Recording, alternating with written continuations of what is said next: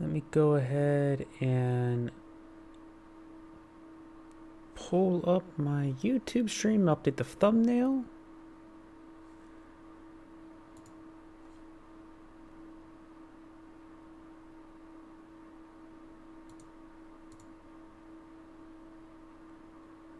There we go. That's pulled up. Edit.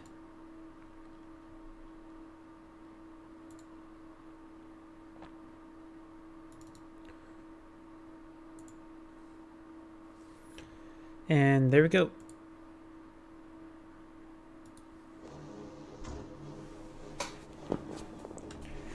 That should be all good. Bitrate is good. No dropped frames. Or no dropped upload, I should say.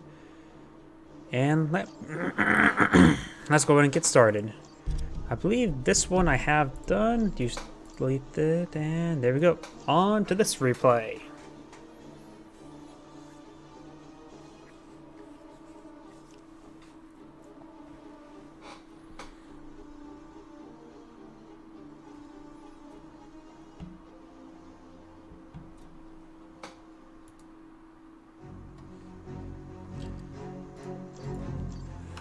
Greetings everyone, and Grade here with another Dawn of War 2 replay. Spawn on the north side as Warspider Exarch, we have Meganium. Spawn on the south side as the Force Commander, we have Siabu. Sesabu? Sesabu? I have no idea. I can view that and see multiple different pronunciations, but I never know which how to actually properly pronounce any sort of name.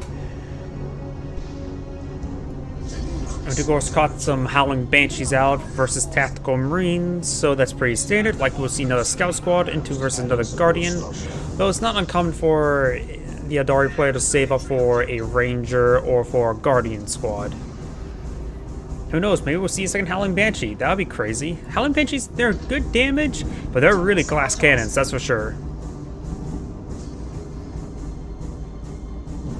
Support structure complete. Guardian Squad is able to capturing up that requisition point here. The Force Commander will interrupt them. Force Commander will get inside the garrison to stop the Guardian Squad getting inside the garrison. Now the Guardian Squad are eyeing this other garrison. You never expect a second garrison now, do you?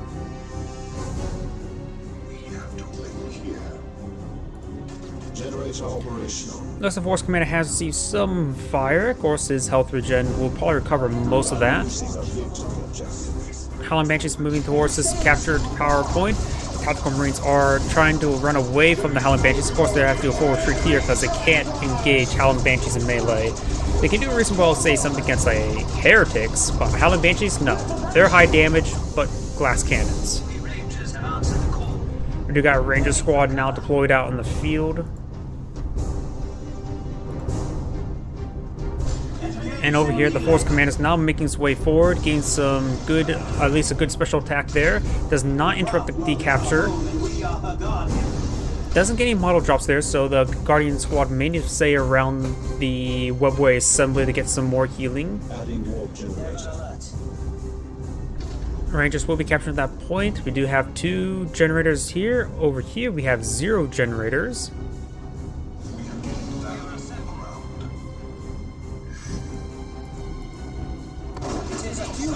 And we've got shotguns loaded up on the scouts now. No, good damage there. The Ranger Squad does get deployed there. Nice knockback there on the Howling Banshees. The Tactical Marine Squads need to start just engaging the Howling Banshees, and the Scout Squads do actually fall back there prematurely, probably. Second Ranger has them deployed on out. That's a bit unusual. To me, Rangers, they do provide some good long-range fire damage, but they don't, in my opinion, they're pretty, not really high damage. It's just they offer extreme range and suppression other abilities like that. But they're also not exactly extremely high damage, at least versus like heroes and things of that sort.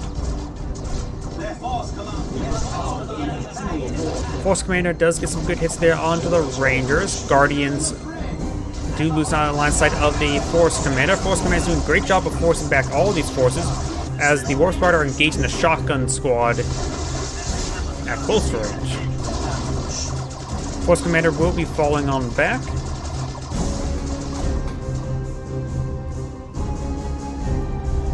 And it looks like this ranger has been reinforced, is a bit wounded, likely to drop the model pretty easily. Howling Banshees are going behind the capture of the central VP. We got this VP being captured up as well. And that's soon to be a triple capture in favor of the Aeldari player. We do got some Assault Marines deployed on out. Looks like they have some sort of skin out to make their jetpacks really, really big, because those almost look like orc jump packs.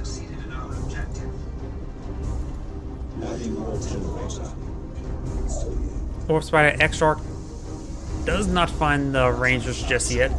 Howling Banshees haven't upgraded the aspect of strength. The Rangers have, at least one of them haven't upgraded Pathfinder gear. Both have been upgraded Pathfinder gear. Does get actually knocked back down the Rangers, but never got reviewed there. The Howling Banshees do shout there, suppressing the Assault Squad. Got the Scout Squad pushing the way forward. May get a Shotgun Blast somewhere. Could perhaps get a Shotgun Blast or no, doesn't have the Sergeant for the grenade to engage those Howling Banshees. Assault Squad. Oh, the Howling Banshees fully gets wiped there. Scout Squad will be falling back. Rangers falling back as well. Losing that Howling Banshees is a bit of a loss. They are a powerful unit. They're a bit of glass candy, but they are relatively expensive as well. Warp Spider Exarch getting some good damage there onto the Force Commander. And it looks like it's going to be ever so annoying with the teleports.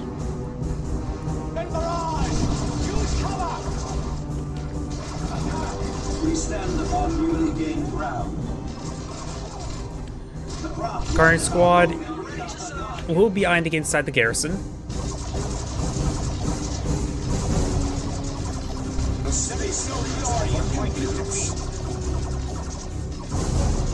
And the Scout Squad will be falling on back. No upgrades on the Warp Spider Exarch. We usually see the heavy gauge Death Spinner, but we haven't seen that just yet. On the Force Commander as well, we don't see any upgrades either. He may be just stalling out for a quick tier 3 to a Force Terminator Force Commander, and I not to get any sort of upgrade in the meantime. Rangers making their advance. One of them is not fully reinforced. You also have 3 generators here versus 3 generators here, so both sides max out their generators. But we do actually have an extra generator here for the Warp Spider Exarch, who's also teching up at the moment. And maybe some stuff researched? Nope. We got, actually we do have a fresh Howling Banshee Squad. He has replaced it and getting an Aspect of Strength as well. Aspect of Strength, that also increases the health by 10%, which is actually pretty important for them. Of course, grants a War Shot and Fleet of Foot. Gives them more durability and speed. And allows the Exarch to get an Executioner weapon. The Scout Squad does have a Sergeant upgrade, does drop a model, however. And the Warp Spider Exarch is here, engaging the flanks. Does teleport away after being engaged in melee. Getting some good damage down those Scouts, and nice knockback there with the Assault Marines. No more Scout models will be dropped. They're pretty wounded, so maybe one eye just full retreat relatively soon. Those are Frag Grenade, completely whiffs the location, but probably wouldn't get the wipe either way.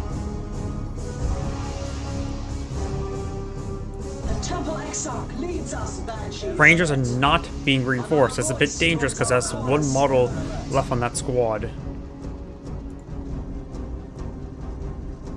The Space Marines are taking one of our resource points.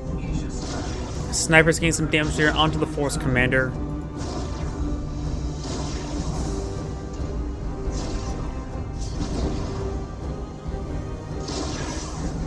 We do have a Wraith Lord being deployed on out. That would be a very effective heavy melee. We may see a Dreadnought in return, but looks like the Force Commander is eyeing to tech up to tier 3, I believe, based on its resource income. Or resources stored up. Howling Banshees have upgraded with the Executioner Blade, or at least the Exarch. And gain some good damage there onto the Tactical Marines. Scout Squad now receiving some fire here. That's actually a fresh Scout Squad, or a second Scout Squad, so you will have access to more suppression, or more grenades. Not grenades. I am completely scatterbrained. I need to drink more of the caffeine I have next to me. Just more regular fire hits. Probably meant for a capping quality repair squad as well. Nothing much, not really meant for combat. Warp Spider Exarch will be falling back. Got the Wraith Lord have been deployed. Not upgraded with a Bright Lance, nor a Shuriken Cannon, nor with Wraithbone.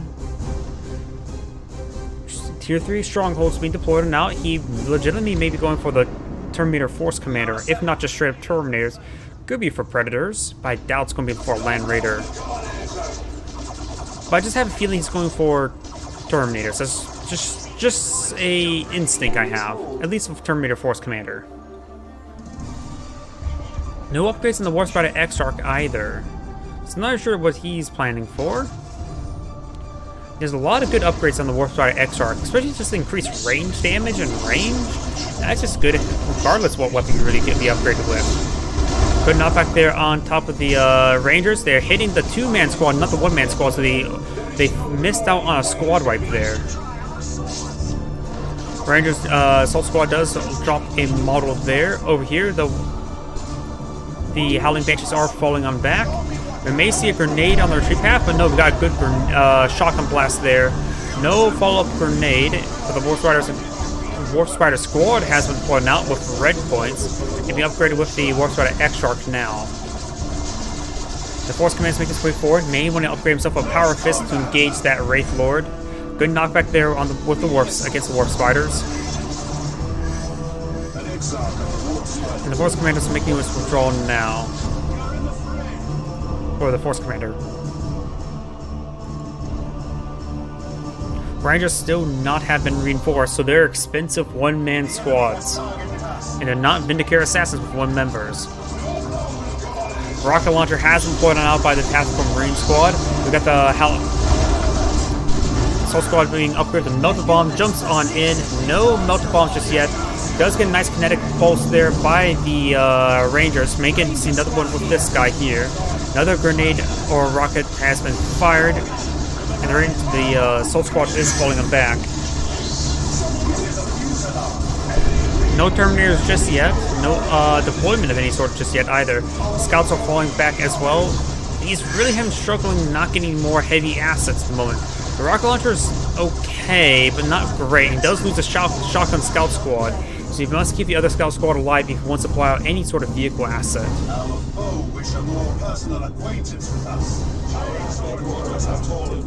Tier 3 being researched by the Warp Spider. We now do have a Predator being deployed now, so it's going straight for a Predator. Force Commander is falling back as well. Tactical Marines do miss with the rocket there. Not like the rocket will be good against the current composition. Submarines are engaging the Warp Spiders, but do get shouted by the Howling Banshees. And the Rocket Squad does get inside of the garrison. Warp Spiders, however, are ranged units to gauge the garrison no problem. Or reasonably no problem.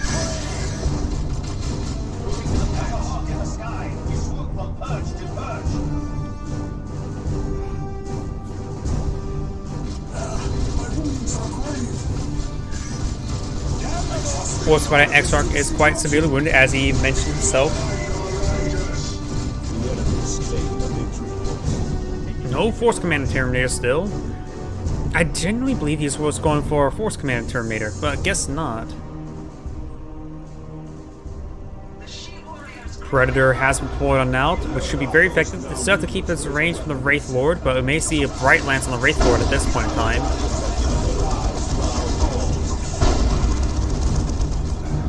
No Bright Lance on the Wraith Lord just yet. We got a Fire Prism being deployed on out. Ranger Squad will likely go down. Yes, it does go down there. Multiple shots there onto the Wraith Lord. We do see a Melted Bomb there on the Wraith Lord as well, so that's the Wraith Lord's going to be as good as dead. Haywire Grenade does connect there by the Warp Spider Exarch, or Warp Spider Squad. The cannon's currently not rotating around. Assault Marines are getting a bit overwhelmed as well. The Predator has seen quite a bit of fire. Been upgraded with the Las Cannon. Best cancel the Fire Prism at that point. Cancel the Fire Prism and get out some Seer Council. Because that is a Predator solely meant to take on other vehicles.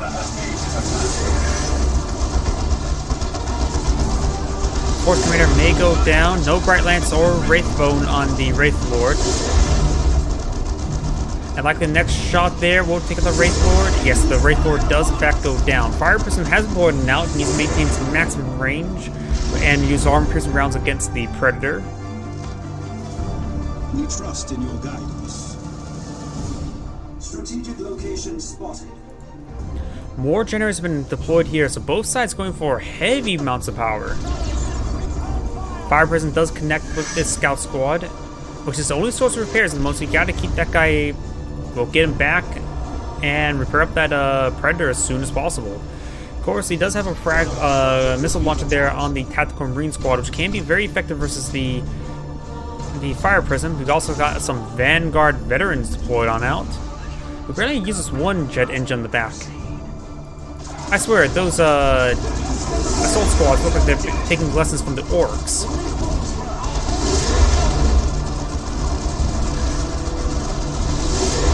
No upgrade on the Warspider Exarch just yet either.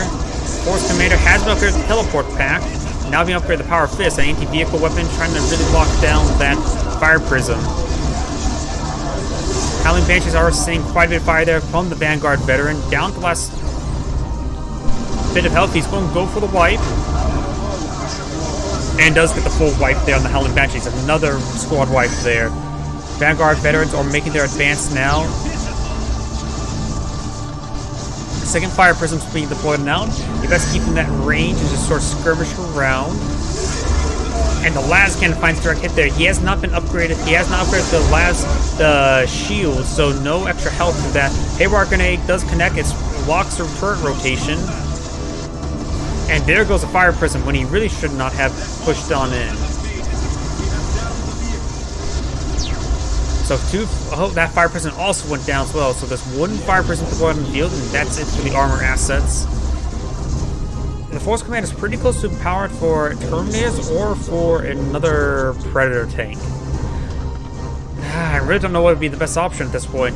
Terminators are probably a bit more my preference, but I can see another Predator to engage the Fire Prism.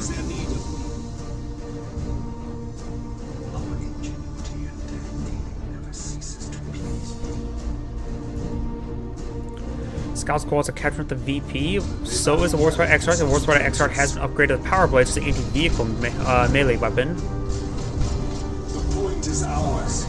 And Tactical Marines are just going to be eyeing to try and tie up the Warspider Exarch in melee.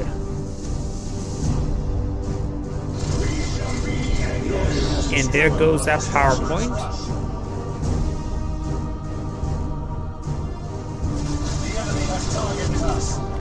Direct hit there by the Fire Prism, high explosive rounds.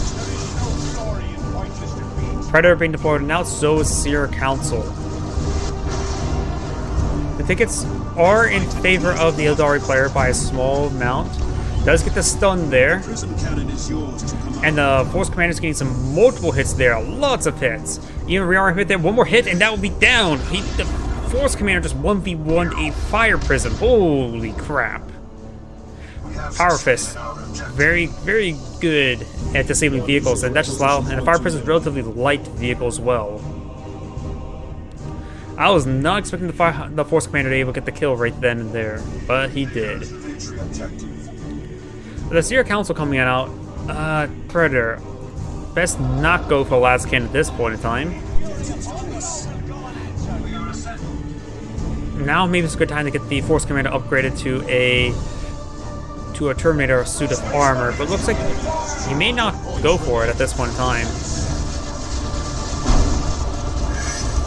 We will see a Haywire Grenade there. He's trying to tie it, hit that Predator with melee hits there. The Warspider needs to start hitting that Predator with melee weapons because it is an anti-vehicle melee.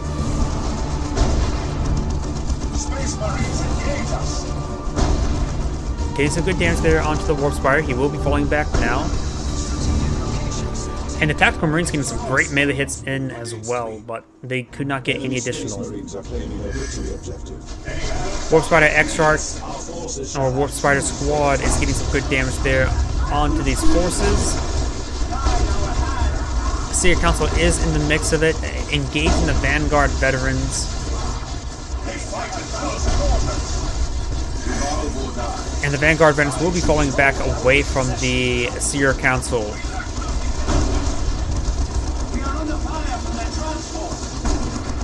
Force Commander does force back the Seer Council as well.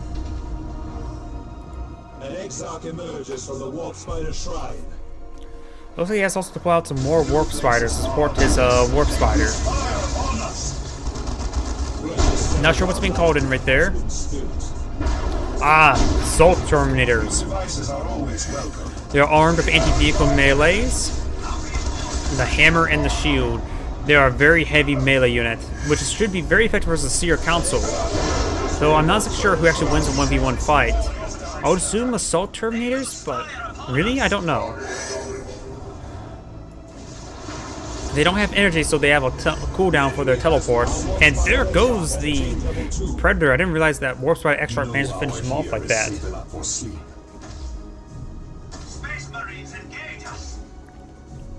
Both sides devolving down to a lot of infantry, so maybe a good idea to get what's it called? Regular Terminators and upgrade the Heavy Flamer. Or Assault Cannon, both would be good. And the Guardian Squad gets thrown away there.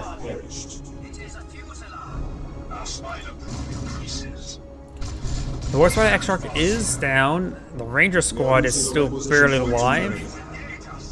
And there goes the Ranger Squad. The Aeldari players losing a lot of forces at this time. Those Terminators have been upgraded with Lightning Claws, which of course are an AoE melee weapon.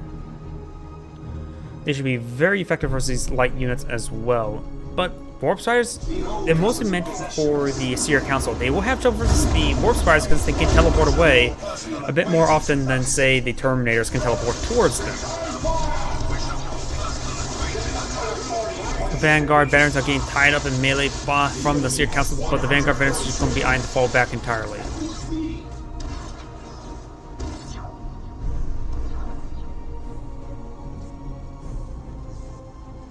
Strategic location spotted. Space Marines engage us.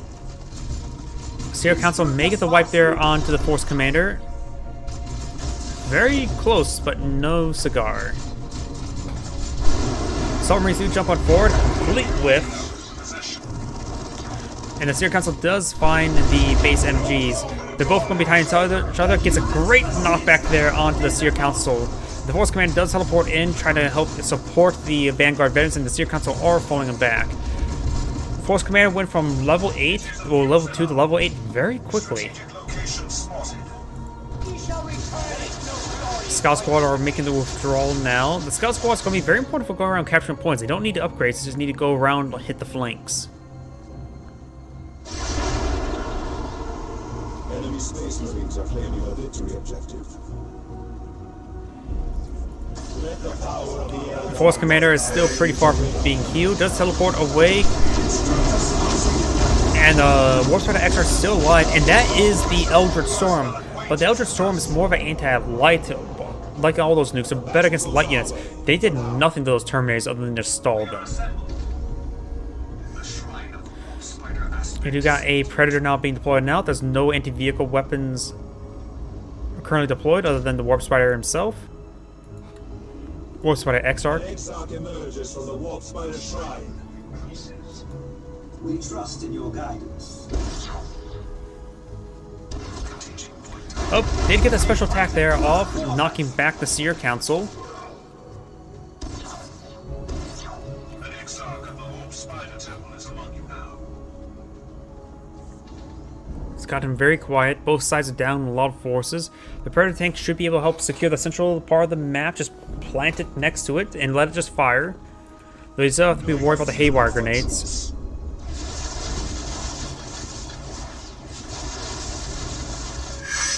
It does teleport away there. Now the Terminators can teleport themselves. Though the energy amount of energy that those Warp Spiders have is quite significant. Scout Squads does get a nice shotgun blast there. Terminators do teleport in, try to type these forces in melee. The Scout Squad can likely get ripped apart. And they will get ripped apart. Scout Squad does go down, so there's no more repairs left for the Force Commander. Warp Spiders are falling back. One of them severely wounded. Gets a direct hit there. Down to it hits the Exarch.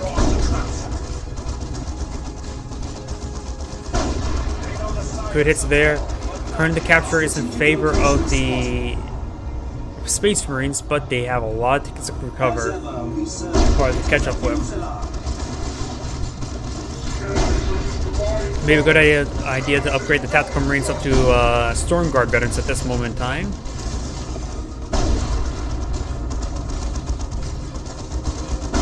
An Exarch emerges from the Warp Spider Shrine. Do not falter, for victory is within reach.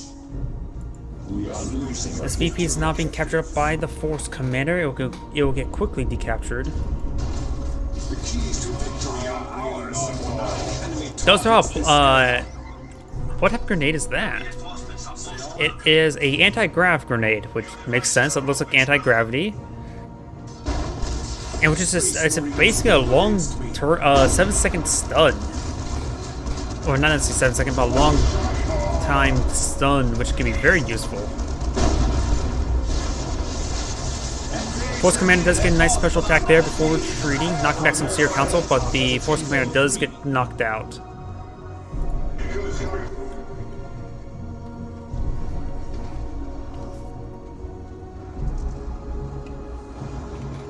Predator and Assault Marines, Assault Terminators making their way forward. Assault Terminators will get some good damage there as they teleport forward at the wrong angle. Predator tank could just perhaps just stay near that point, start picking away the Seer Council. Teleports again. The Terminators are still pretty far away from their own teleport because they just used it. And also the Assault Marines are out of energy. Of course, we've got the Tactical Marines here. We're going to try to tie them up in melee. He does teleport over here as well, making some great use of those teleport abilities. But this Warp Spider does fall back away from the Tactical Marines. Warp Spider Exarch is trying to decapture the rest of the VP. Assault Marines going to try to help tie them up. The Lift Grenade does miss these forces. Good knockback there onto the Warp Spider Exarch. The Warp Spider Exarch does go down. I have hazarded. 100 points remaining. It is time to add to our war panoply. Guide our hands. Seer Council going to try to tie up the Force Commander of Melee. Melee does get a nice knockback there, but it looks like it. There we go. Now he's knocked away from the VP, so the VP is being reverted. Does get a nice special attack there. The Force Commander is severely wounded. Does hop inside the garrison. Does have a plasma pistol, but goes down to the AoE damage. And the Warp Spiders, one needs to get out of there. It's not a good spot for the Warp Spiders. There's only looks like 3 windows there. Predator tank, however, is getting some good damage there onto the structure itself, and the Seer Council is trying to fall back with 2 last models. Over here, the Archtarch is trying to capture up the VP. He should pass an upgrade of fusion gun. The Warp Spider is falling him back. Getting some great damage there onto the Exarch, or Archtarch. Down the last 9 HP, down 10 HP health. Vanguard's veterans are going to at least decapture that point. All points are decaptured. The Space Marine player only has 22 tickets remaining.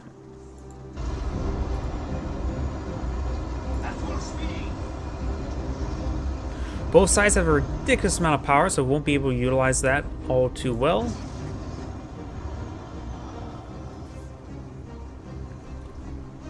Space Marines engage. The foe seeks to deprive us of vital resource points. Terminators is going to try and engage the Seer Council. Archtarch is also in the mix, trying to jump around, trying to get to this VP, trying to stall the capture. Seer Council is down to the last 3 models. He's pushed them forward before they're fully reinforced, trying to get the VPs. The Eldari player just needs to capture these points for a short amount of time. The Archtarch could perhaps stay around a bit of extra time around the Predator tank. Multiple direct hits there, and the Archtarch will go down before capture the point. Goes down to the Force Commander, in fact. So the VP is trying to be decaptured by the Warp Spiders, but not enough really firepower to engage the Assault Marines nor the Assault Terminators. And there goes that Warp Spider squad. Immediately being recaptured, the Space Marine players are running a little below and low in tickets. And does recapture that point entirely. Haywire Grenade does connect. Terminus is going to be eyeing to capture that VP. It sounds like the Adari player has back to the game. This is Angrade saying thank you for watching and have a good night. And on to the next replay.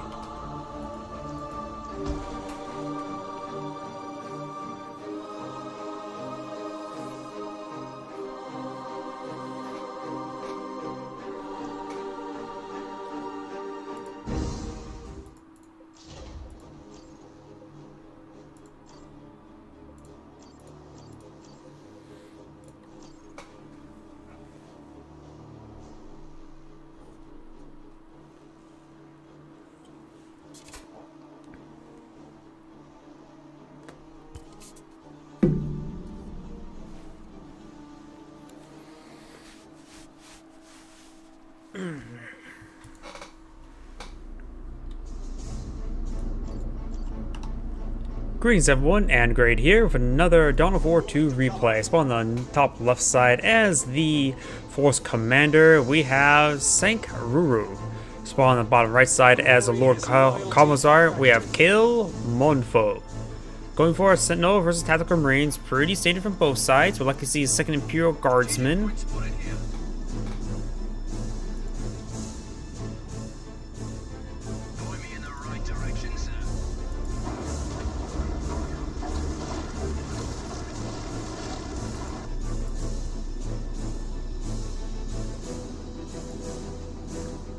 Looks like he's using the Smurf colors. And now we have the second guard squad now being deployed on out. Neither of them probably has been upgraded with sergeants just yet. This point's being activated. He may be eyeing for a bit of power first before getting the sergeants. Scout squad are trying to capture that power point, but they're unsuccessful. This point has been activated as well. Not going for any additional scouts.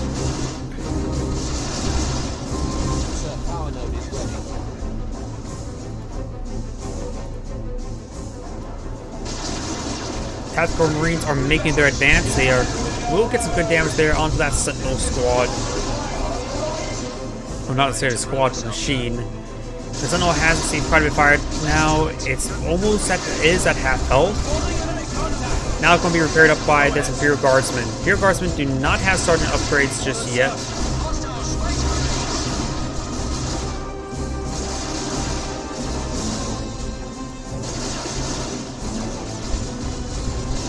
Tactical Marines are behind the light cover, just trying to poke away against that Sentinel. The Scout Squad is going to be eyeing to capture that power point, try to get a bit of extra power. The power point, no more generators just yet. He looks to save up power perhaps for Assault Squad or perhaps for a Devastator Squad. Good damage coming on to the Force Commander here. We also got a Tactical Marine being deployed on out. Got the Stomp upgrade on the Sentinel. And we may see a Stomp there onto the Force Commander. Well, we do see a Stomp, but it was a complete whiff.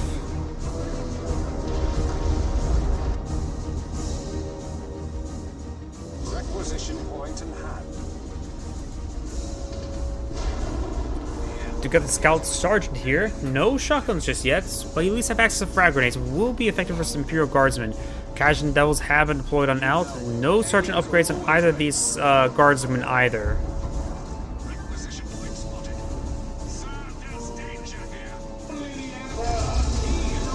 Lord Kalmazar has activated his shield now.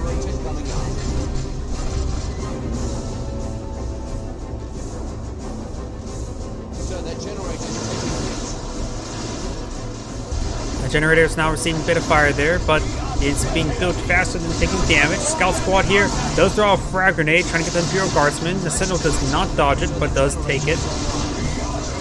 Tactical Marine Squad down to 2 models, severely wounded as well. Kajin Devils making their advance now. We may see a shotgun knockback there onto the Force Commander. Yes, we do.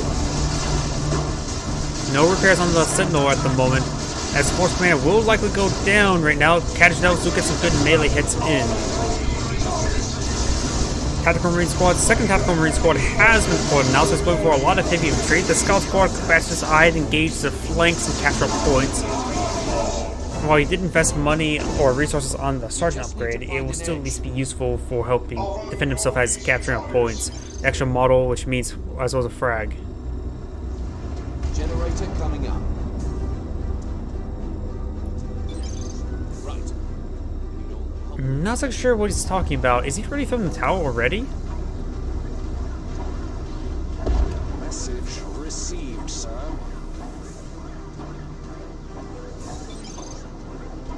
So the generator is on. Yeah, he's throwing the tower in way too early. Now I've got some Sergeant upgrades on these Imperial Guardsmen. I mean, he went for a second Tactical Marine Squad, which takes a bit of time to deploy out. Now he can go for a Flamer upgrade on the engage those Guard Squad, because Flamers will be very effective versus Guardsmen. Now got a multi-las turret being deployed on out. And Tactical Marines are making their advance. Getting some good damage all across the line. Last turret does not get completed there. Scouts on the low ground as well, but we've got Casual Devils trying to tie them up in melee. Force Commander trying to tie the Casual Devils up in melee, and there's the multi-last turret. Neither player has upgraded to tier 2.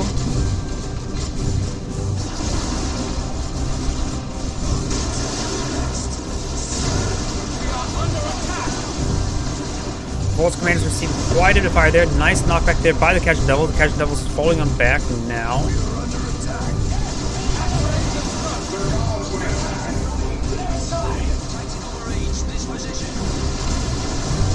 KSU doing a good job of staying the cover, prolonging their fighting capabilities. The Guardsmen are pretty much on open ground, just saying good extra day there.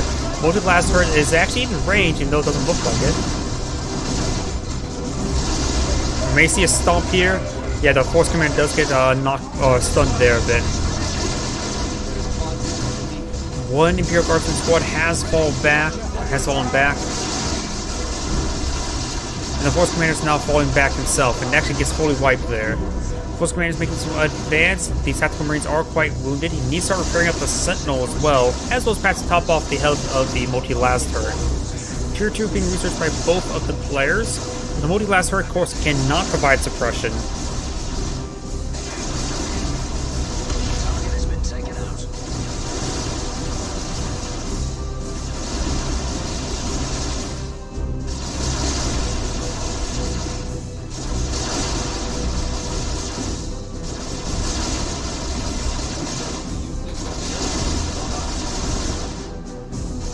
The power generator does go down.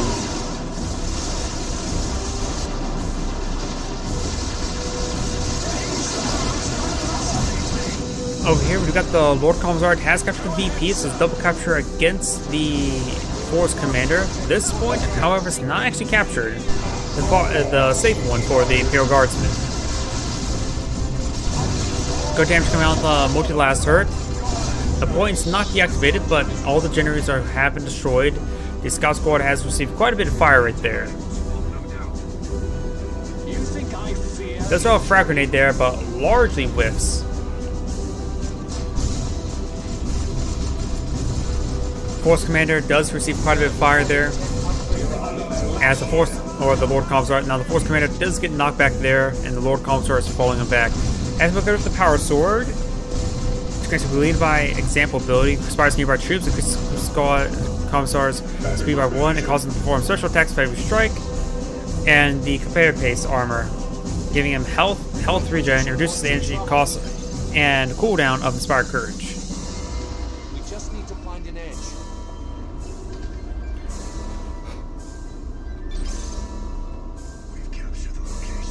He says it's just a bit too early for that.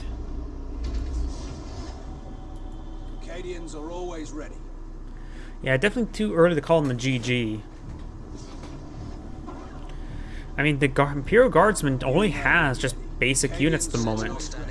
Just losing a power generator doesn't mean the end of the world. Getting out of Razorback, and maybe a good idea to get out some Devastators. Even you don't have to get a Alaskan deal with the Sentinel, just advanced targeting for the Vengeance rounds. Message received.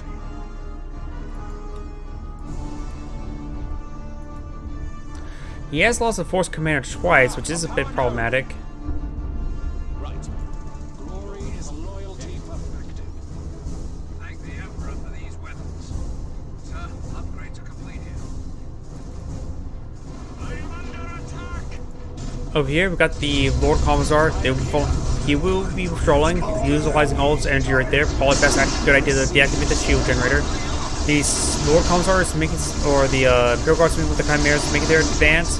The Sentinel is here as well. It has loaded up some squads in here, but both of them tactical marines.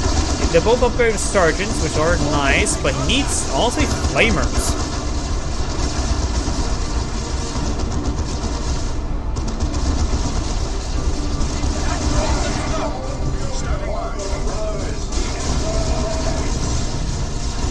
Casual Devils are also in the mix. They could be upgraded with a melta gun there, but it looks like it's not currently upgraded with one. Throws out a frag grenade or a smoke grenade. You actually don't really see the Casual Devils actually throw a grenade all too often. It's usually just a grenade barrage. He's found what he's scouting for and means to put it on. Scouts have been reinforced. He could actually go forward with a scout to throw frag grenades as he gets degarrisons or decrews. Good missile launcher hit there by the Tactical Marine Squad.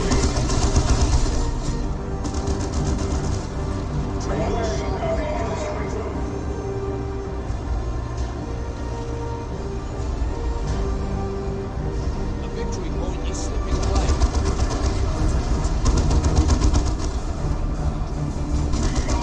Razorbacks making his advance, pitching some damage there onto the Casual Devils. As the Chimera and the Chimera is actually quite wounded. It's starting to repair it up now. The Imperial Guardsmen have been upgraded with plasma guns, which will be effective versus the Tactical Marines, as well as Marines can do some damage with this Razorback, but there goes the Chimera. Imperial Guard squad will be falling back. This one still has plenty of health. Casual Devils are not upgraded with the melta gun, or there may actually maybe one there. There are 7 squad members. I think one of them does have the melta gun, or maybe not. Good grenade launcher barrage there, knocking back those forces, and is camouflaging up right there now. Scout squad, however, can spot it, and does detonate that charge. Stormguard veterans have been deployed on out. That upgrade isn't complete yet. We do have some stormtroopers here upgrading with melta guns. Melta guns, of course, very effective. I do love stormtrooper melta guns. Melta guns, of course, are effective versus everything, shorter range, but the fact they have both melta guns and melta bombs makes them a very deadly assassin squad.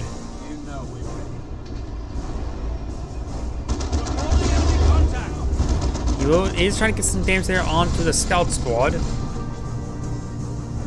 We just need to find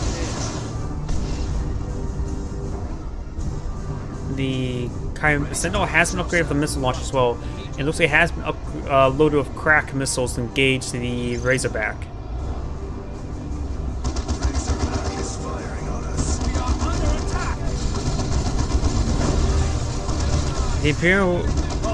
The Force Commander does have more tickets as opponent, so game's far from over. Crack missile does hit, getting a direct hit on the rear armor. Force Commander trying to charge forward, unupgraded it appears to be. No, it does have the armor of Alacrity. While the Force Commander had or the Lord Commissar just activated Stubbornness. There goes the Razorback, largely thanks to the Stormtroopers, but mostly from the Sentinel. Stubbornness, giving him health regen if there's more units nearby. More frag missiles engaging the scout squad, doing some good damage there. Understood. Upgrading tech.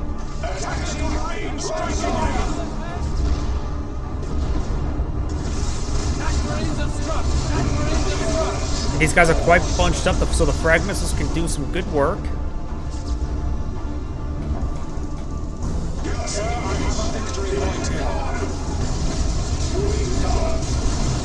Stormguard veterans are behind heavy cover, but he will be tied up in melee by the Lord Commissar. These forces will all be falling on back.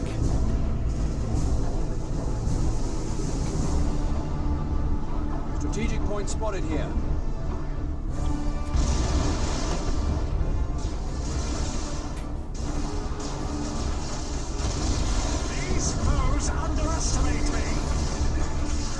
A power node will be taken out there. Sir, we're losing. Spotters reporting power node in sight. Captain target in hand, sir.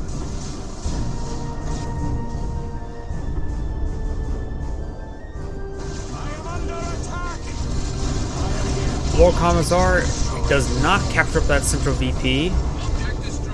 Tactical Marines and Stormguard veterans making their advance. The Sentinel has fallen back, trying to avoid that fire. I hear the Melta guns. Yep, the Melta guns do deactivate that point, but these forces are going to interrupt them. They will be camouflaging away. They don't really need to worry about saving energy for the Melta bombs.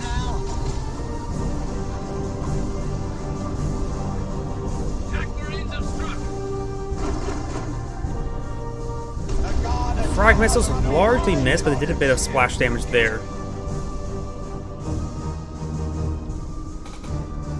And Sentinel still has plenty of health remaining.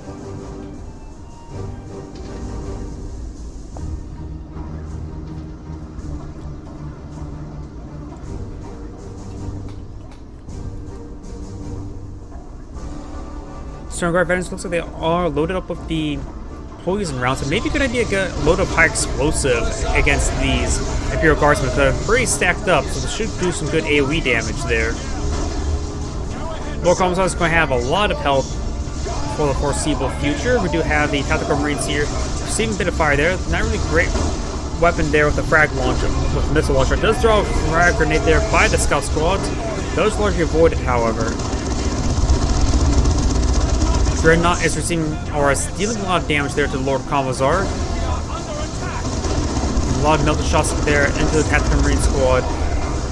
Lord Commissar, ooh, the Cajun Devils gets fully wiped there by the assault barrage, and still no armor piercing crack missiles there from the Sentinel. Big oversight there. The Sentinel does manage to save on out there with 60 health. Lord Commissar does not have the proper melee weapon either. Plasma guns can do some damage there. The Lord Commissar needs to fall back and get his in range of his allies for utilizing stubbornness for more health regen. For those stormtroopers, they need those melta guns up a long time ago.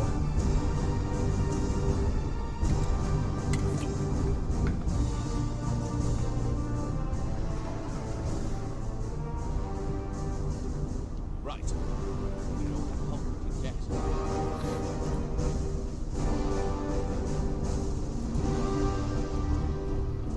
Sir, we found the Something's being deployed on there. Is it Tactical Marines? Yeah, Tactical Marines have been deployed and out. Oh, he lost the Stern Guard veterans in one of those engagements. That's a pretty big loss. He may upgrade this one immediately to Stern Guard veterans. Now we've got a chance. Now we've got a chance. Bulgrin have been deployed and out. The Lord Commissar has gone to tier 3, so these could be upgraded to Bulgrin. Speaking of which, Bulgrins. Bulgrin's going to be on their way out. Oh, sorry, I didn't see your message earlier. Hello.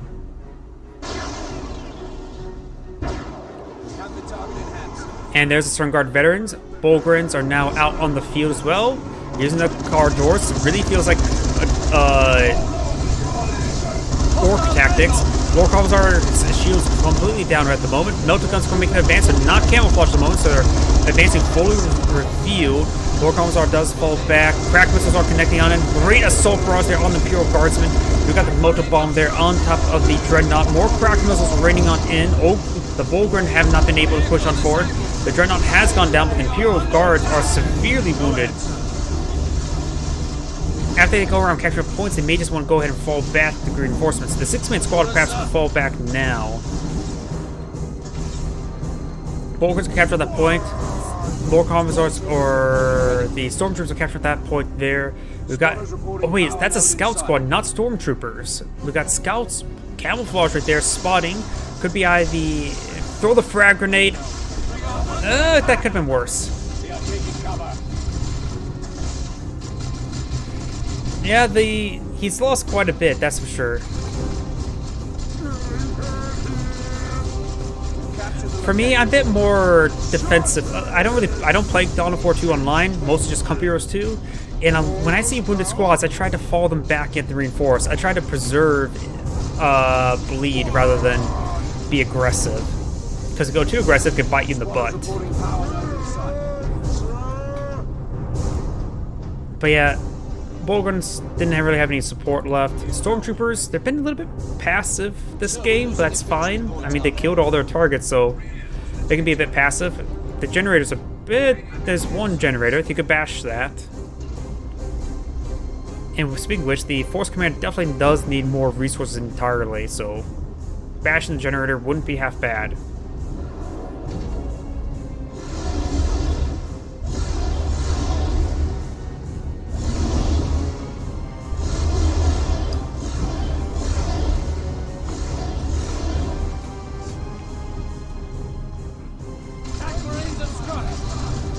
Stormguard veterans are making their advance. Stormtroopers do camouflage, trying to avoid the fire.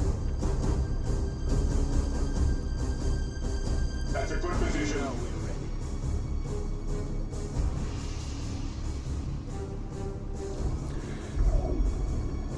So that's one. Let's see. It's Riku and Kale. I see them lost lately, especially on disc. Seen them lots lately, especially on disc. Yeah. Oh, Discord. Got it. I was thinking disc as the CD. Good engagement here. We got the Warhammer there from the Force Commander, fully upgraded. The Iron Halo for more durability. The Force Commander is still at level 2. Thunderhammer's getting some great knockbacks there thanks to the Battle Cry ability. Stormtroopers are capturing the central VP. The Imperial Guardsmen don't really have a whole lot of VPs at the moment. The Volgren are severely wounded. Patch should fall them back, get them healed up. Times you wish you had a medic. But the Force Commander does go down while losing one of the Volgren model. That's a pretty good trade. And the Stormguard veterans are falling back. Tactical Marine squads are upgraded with plasma guns. And now the Imperial Guardsmen can make their advance. Both these squads are fully upgraded. Got plasma guns, commissars, sergeants, everything.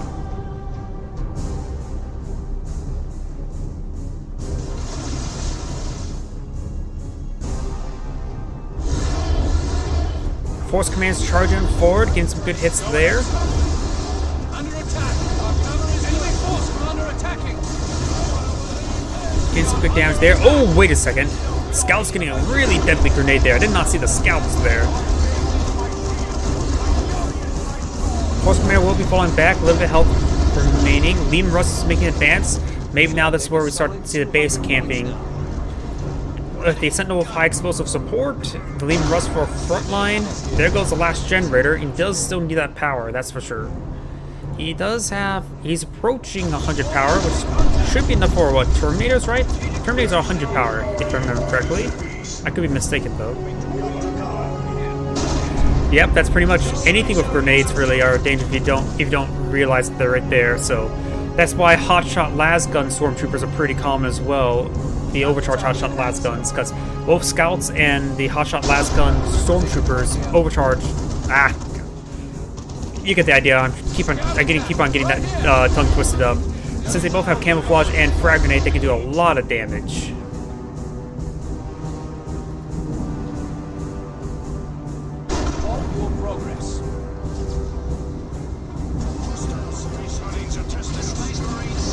Yep. Liam Russ receiving quite a bit of hits there by the Power Pistol. He's changed his weapon again, which is the Power Pistol is going to be very important in dealing with that Liam Russ. You can see he's doing some great work there. Force Commander, or the Lord of Commissar, should just charge forward, protect the Liam Russ. With Stubbornness, he gets plenty of health regen. Armor-piercing rounds will load up with the Stormguard veterans. Volgruns are making their advance as well. Looks like they are casting the GG. Looks like the Force Commander's going to cast GG. He was a bit negative, thinking he was going to lose the game very early on. The game was a bit back and forth. He played the VP game well, but with the 3 VPs now, that's basically the end. Yeah. Well, do note this. What am I saying? The Force Hammer is not an anti-vehicle weapon, isn't it? It's just an anti-infantry weapon.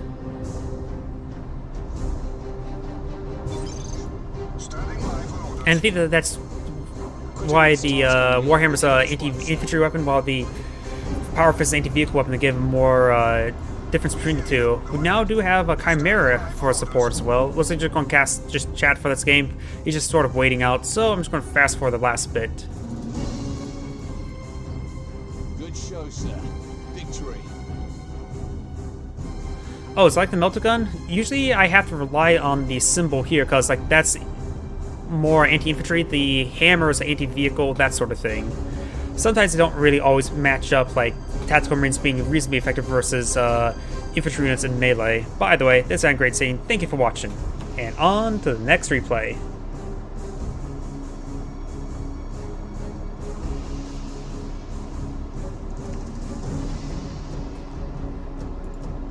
See, so the fist versus all hammer versus infantry, since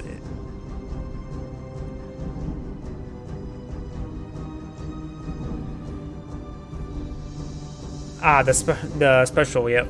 And with the hammer's great against infantry as well. If the battle cry get constant special attacks, it's great for crowd control without being meant for crowd control. On to the next replay.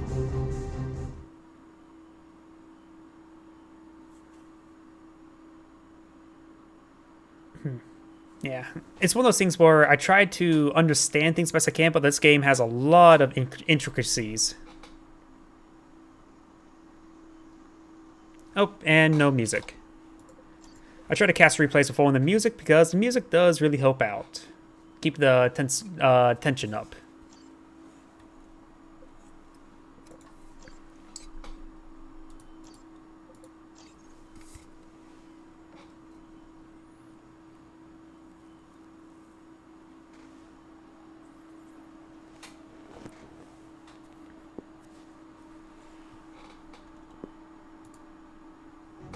There we go, music.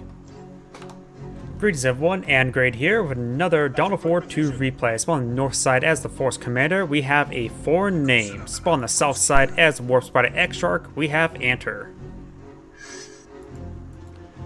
Scouts going straight for the PowerPoint, as the Warp Spider Exarch is going straight for the VP in the center. Not going for resources, not going for harassment.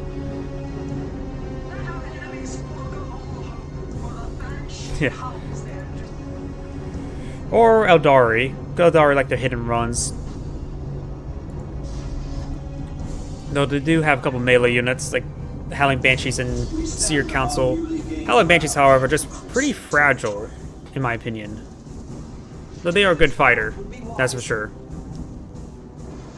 But a lot of the Eldari items are meant for speed rather than strength. Such as the Warp Spider for teleporting around. Guardian squads can get access to Fleet of Foot for shooting, scooting, that sort of thing. So honestly, the Eldari can be good as well.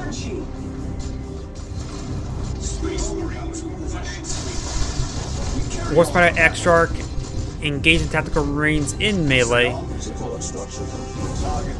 And we do got the Scout Squad here to support as well, so likely the Warp Spider Exarch won't really be able to stay around for all too long with the Scout Squad. But now got Howling Banshees closing on the Scout Squad as well.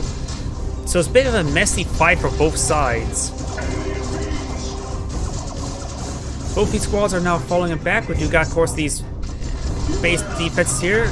Warp Spider Exarch could, of course, teleport away. Probably should teleport away. Two Scout Squads supporting now, two Guardian Squads. Oh, that's a lot of damage.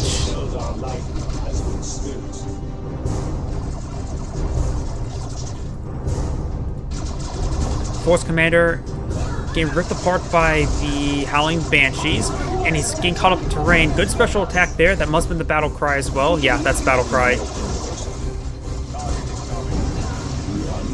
Allowing him to engage those Howling Banshees quite successfully. Now we've got these Scout Squads ripping apart the Howling Banshees. But you got a Sergeant upgrade there, but not enough time for the grenades.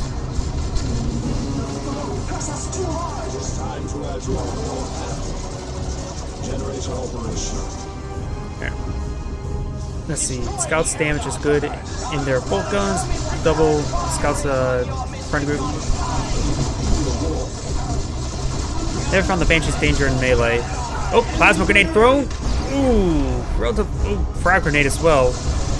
But these Guardian Squad will need to fall back, even though they got a good plasma grenade in. It all depends what...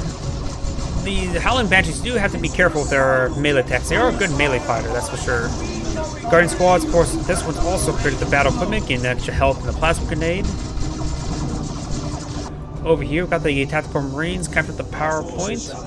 And the Howling Banshees are going to try to tie them up in melee, being upgraded the aspect of fleetness, not an aspect of strength.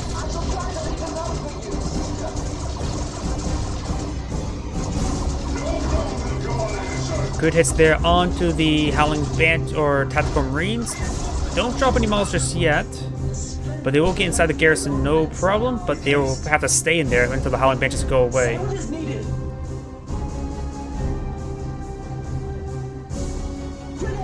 Plasma grenade thrown. Well, sort of walks into that plasma grenade, and they're seeing lots of fire there. They're going to go fully down. They're going to get fully wiped in there. The Guardian Squads can finish them off. They don't have a whole lot of health in there. The Force Command is trying to tie up the melee, but they're getting tied up the Howling Banshees melee, while the Guardian Squads can finish off the Tactical Marines inside the garrison. Oh, down to one last model. And that Guardian Squad goes down. He wasn't paying attention when he lost it. Tactical Marine still has 25 health, but the Howling Banshees do finish him off, and the Howling Banshees now falling on back. So both sides dropped a squad, which is a bit problematic, but the Tactical Marine Squad going down is a bigger prize. Assault Marines being deployed on out. Marines are taking over our resource points.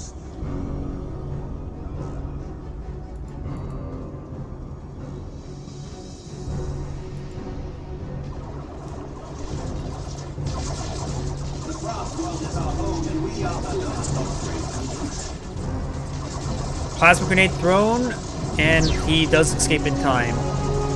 Let's see. Don't think so. Cars were upgraded, and that so much bleed from the Banshees was actually worth it.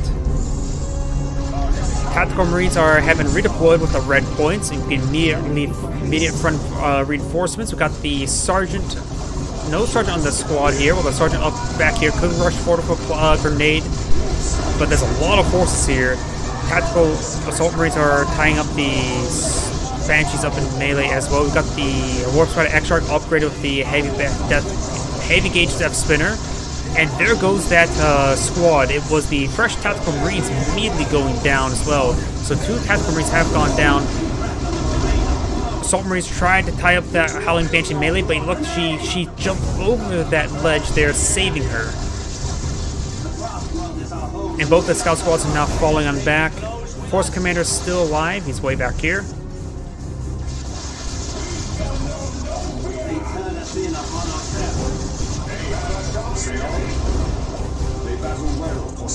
Force Commander trying to tie up the Warp Spider Exarch in melee. Good stuns there by the heavy gauge Death Spinner. Guardian Squad is still to try and maintain their range. And the Guardian Squad will be falling back. Those drop a model there. They may drop a second one. And the Warp Spider Exarch is way down here. No additional squads have been deployed out by the Warp Spider. So losing that Guardian Squad, it has been a bit problematic, but losing 2 Tactical Marines is also a bit more troublesome. Overall, there's more points captured by the Space Marines. So the Space Marine is having better income. It does need it for losing more squads. Howling Banshees charging forward. They need to fall back. They're way, way too forward.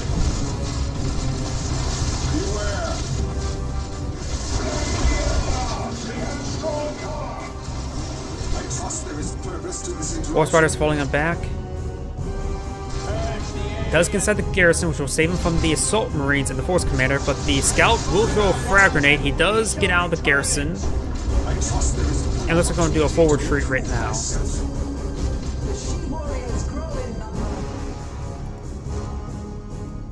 We will stand against any enemy.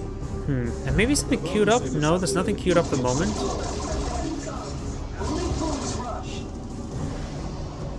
You will need to use a Guardian Squad to flush out that garrison. Overall, great field control there by the Space Marine player, almost getting every point on the map. The fact that having one more squad does help out that. Howling Banshees will be tying up the Force Commander up in melee. Guardians are going to be behind the light cover there.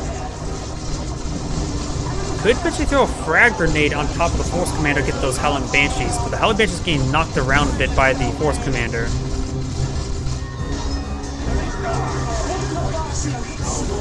The Howling Banshees will need to fall back. They're severely wounded.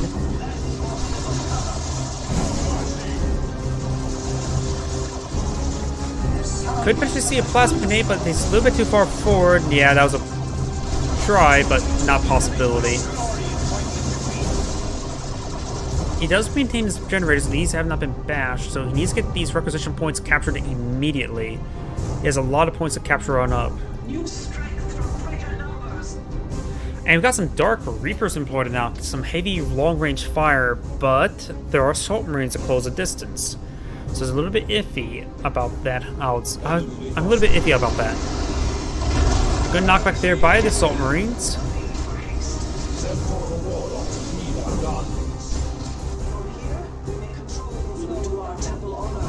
Yep, Razorback has been deployed on out. I was really not sure what the Dark Reapers can be upgraded with. Do they have an anti-vehicle upgrade? I generally don't know. Guardian Squad has been upgraded with the Warlock Leader.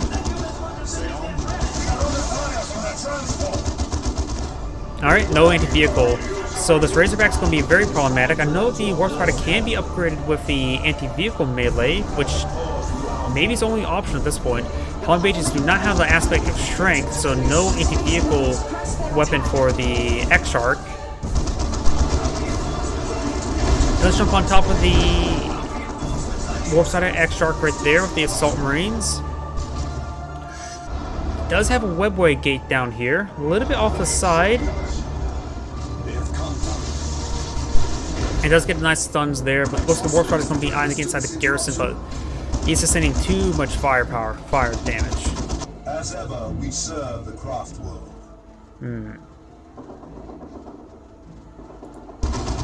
He needs to have some blood dragons at this point, or fire dragons. I keep on going to say blood dragon after war game blood dragon. But you may need to get out some fire dragons to help deal with this Razorback at the current rate. Or right, okay, he's getting out a Falcon. Falcon's a good skimmer, but that's about it. Something to be called on there, so we're going to be more Tactical Marines. Yep, more Tactical Marines have been deployed on out, which probably should upgrade them to Stern Guard veterans. Guardian Squad, Dark Reapers and Howling Banshees are falling on back. The Guardian Squad is actually already back here.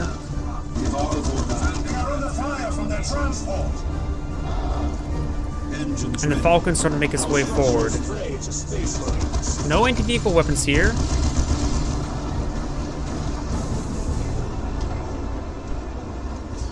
No, he can't really enter in the base MGs. Hit the resource points. Play it safe, don't play too progressive, or else you'll be put on the back foot. Falcon's getting some good damage there onto the Razorback. We got some extra armor being researched for the Razorback. Does draw a smoke grenade there, very nice.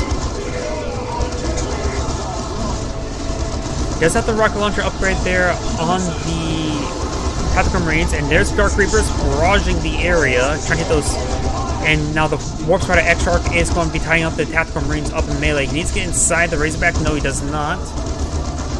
But he does manage to repair the Razorback all the way, or nearly all the way. The Warp Spider Exarch does go down there. Wasn't really paying attention to it. Falcon's in pursuit now, utilizing its whatever is considered Eldari version of an autocannon. Gives some good damage there onto the Razorback. Smoke has been thrown out there. Yeah, the Razorback doesn't grant any abilities, just grants health. Assault Marines jumping on in, trying to deal with these Dark Reapers, get them knocked back. You really don't like Eldari, do you? Howling Banshees are capturing up the VP. We are losing our victory objective. The Adari is starting to get back footing in the game. The Adari player still has more VPs. It's still effective versus light vehicles. I cast a lot of games, so I use different words sometimes.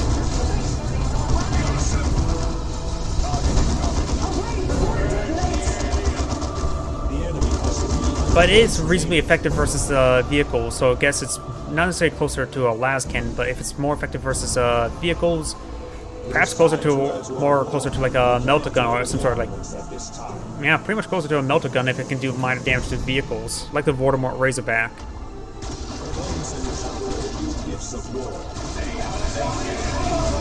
We do have the Artificer armor upgrade there on the Force Commander.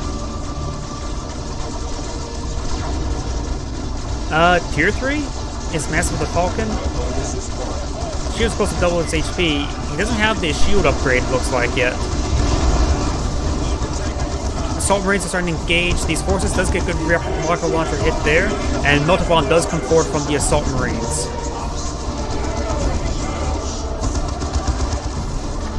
And the Falcon's almost down. A little bit of fire, it will go down there. Probably next rocket launcher hit. Yep, rocket launcher fires. So there goes the Falcon.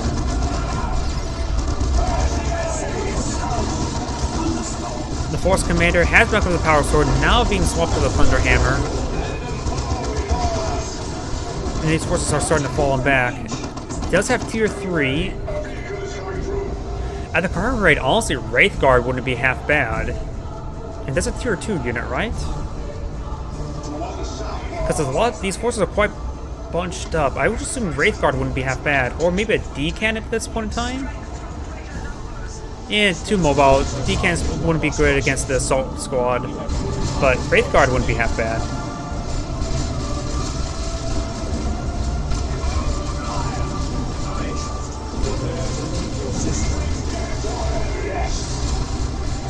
Yeah, Force. Yeah, both of them are chunks. So yeah, D-Can's not a good idea. Even then, yeah. As well with the, what's it called? Wraithguard will be tied up in melee as well. Maybe just Fire Dragons. They are pretty mobile on their feet. Good suppression there coming in by the Dark Reapers. Finally getting a good hit there with them. Howling Banshees are getting ripped apart. And the Assault Squad is falling back. Throws out a smoke grenade there. Very nice. Howling Banshees will make their distance. Yep.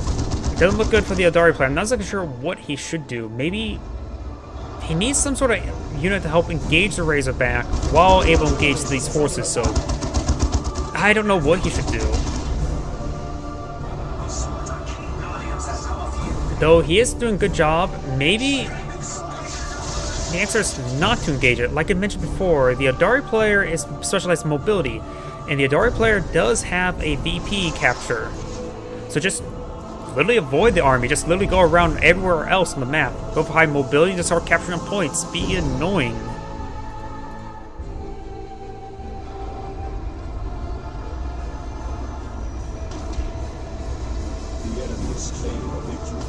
I'm not really a big fan of the Avatar. It seems like not really worth the cost.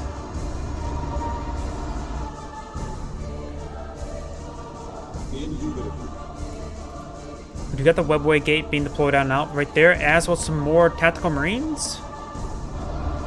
No, Assault Terminators. Might see some Terminators soon, and you said that as they start being deployed out. Does fall the Webway Gate, the Webway Gate will go down.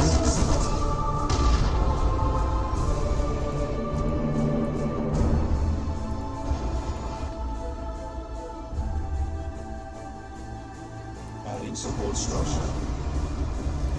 Yeah. Sometimes the factions are designed around mobility, like in Command Conquer Generals, the GLA just specialize in tunnels and just go around everywhere in the map.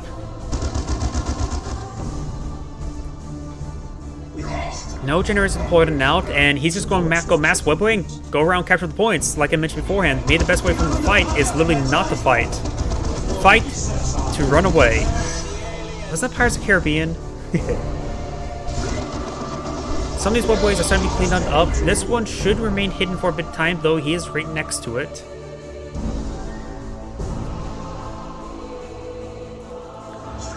And of course, the Warp Spider Exar is also good in mobility with teleports. And perhaps maybe... Oh, Force Commander does come forward. Does miss the Webway gate there with a missile. And got another special attack there. And does try to hop inside the Webway. The Webway gate does get revealed. And perhaps maybe head down south? Oh wait, why are the Terminators right there? I didn't realize there's Terminators right there. They're focusing on through the Shuriken base cannon. Looks like the Terminator's not necessarily good against buildings. Dark Reaper's able to get consistent damage there. He's being upgraded with Lightning Claws, but this may be a bit too deep for the Terminators, because we got also health regen for the Howling Banshees since they're next to the Webway Assembly. Submarines do jump on in as well. Terminators are pretty close to death, actually. Smoke Grenade was thrown. Terminators do fully get wiped. Assault Marines are still engaging. And it's going to be a triple capture fail the Ardari player. The Force Commander may actually lose if he continues this assault, because, like I said, just hit the flanks and not engage. Sure, he's force engaged here, but his opponents now is going to be losing a lot of tickets. Triple capture against him, he's going to be down 50 tickets before he even decaptures one.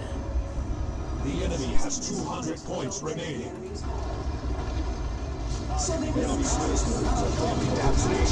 That point does, that drop pod does get destroyed right there. Guardians and Howling Banshees will probably wipe out these scouts. And losing those scouts will not mean the end of his repairs. Looks like the scouts do manage to escape out anyways. But the Force Commander needs to start trying to capture that point, but there's just too many forces nearby.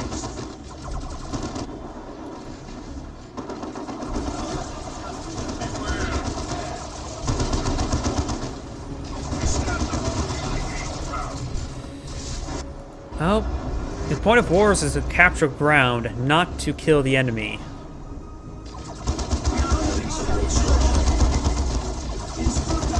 Razorbacks are now receiving quite a bit of fire there from the Fire Prison. The Fire Prison was able to easily hunt down that Razorback, no problem.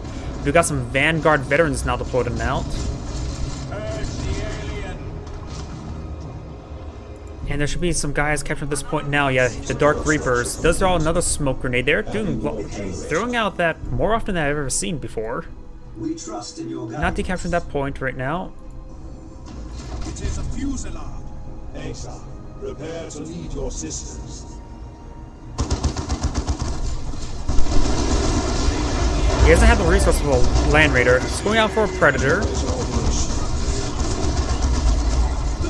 And the Razorback is now getting hit. And there goes the Razorback. The Fire Prison is receiving quite a bit of fire there. And Howling Banshees will shout, and they will save the Fire Prison there. The Fire Prison doesn't have the shield upgrade just yet. Probably should I getting that up sooner rather than later.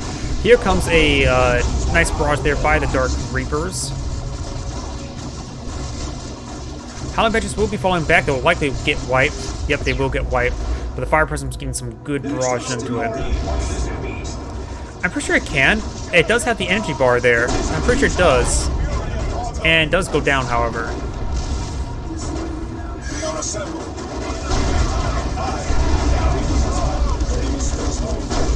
They think it was moving lead? And then perhaps they should remove the energy bar there. I could have sworn the Fire Prison has access to the shield. It's already a pretty fragile unit, so the shield would... Ooh, annihilated by those Dark Reapers who've been upgraded with the aspect of the Reaper. Increases the squad's range damage to 25%. Just straight damage.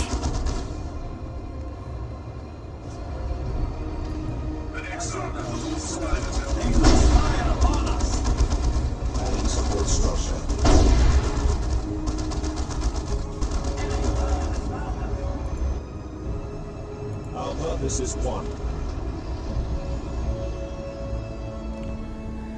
Yep. Yeah, it's designed for hit and runs, like most of the Eldari stuff. Support structure complete.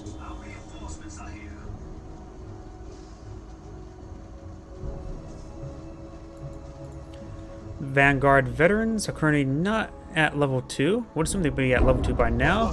We got these two VPs being captured there. The Force Commander is almost out of VPs, down to 30.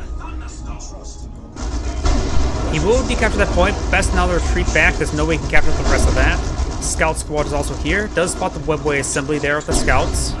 The Guardian Squad potentially could go down here. There's 3 models remaining. Warp Spider X is also taking the points, so now all points are deactivated, and so as this point gets captured, there's going to be some tickets drops there, but the right point is being captured on up. Force Commanders receiving a bit of fire there. The Tactical Marine is severely wounded. Make sure to retarget towards the Tactical Marine to wipe it out, but does not. Our reinforcements are here. Just had energy? I could have sworn it had a shield ability. Our structure is prey to Space Marines.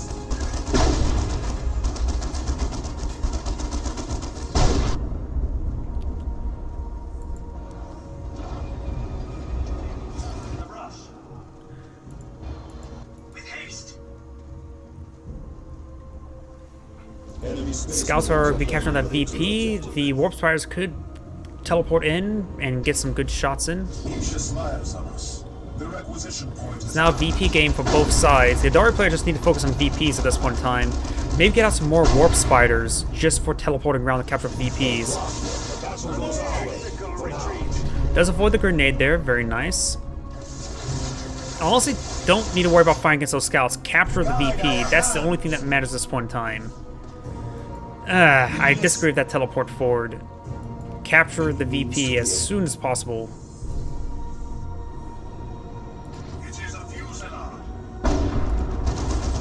Nope, the War Spiders are now engaged on the high ground. And now going to be going for a Haywire Grenade there, but he's out of energy.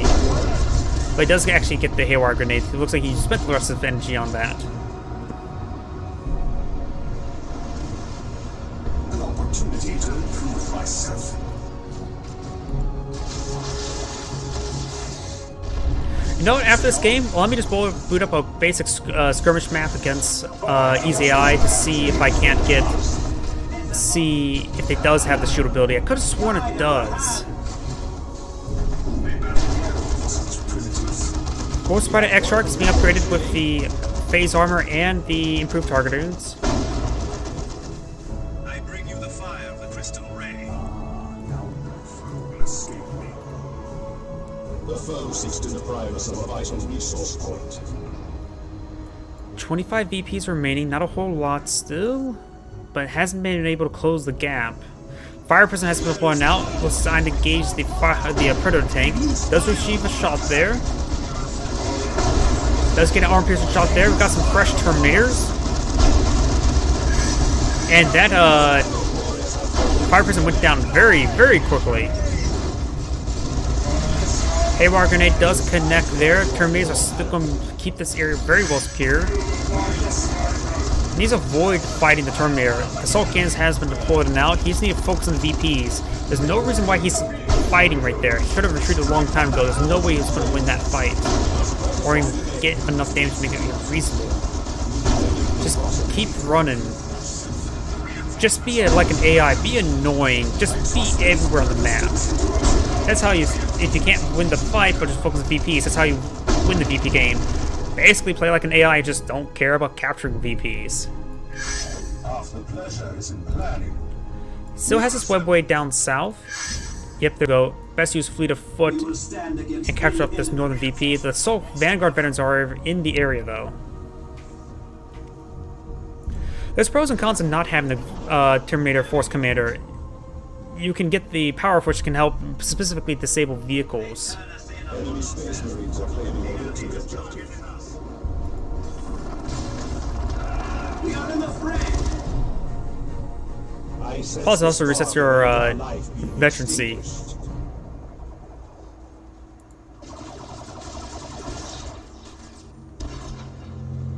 Well, as the Force Commander, you get the Storm Shield and Chainsword. Strategic location spotted. The Sword and Shield you can get as the Force Commander. He's starting to capture this point. The VPs are heavily against the Eldari player, so that's likely going to be game. However, couldn't play out the VP game. And that's the end of this replay. This is Angry saying thank you for watching. And let's take a quick look. I could have sworn the Eldari can get a shield generator on the fire prisms.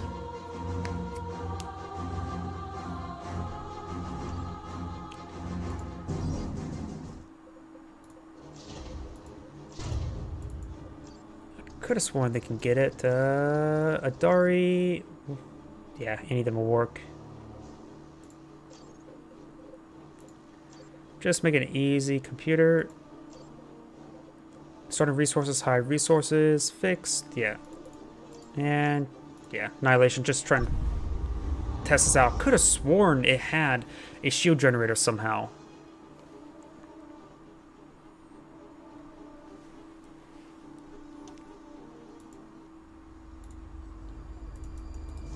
It seems there is a need for me. We cannot have too many. We will stand against any enemy. We will capture it. I walk in the witch path, and it leads to war. I agree. We must control this point.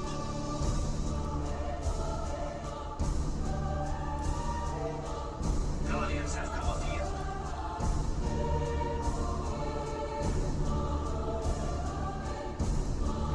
Oh yeah, high resources. I actually have enough for... I forgot how much high resource actually gave you.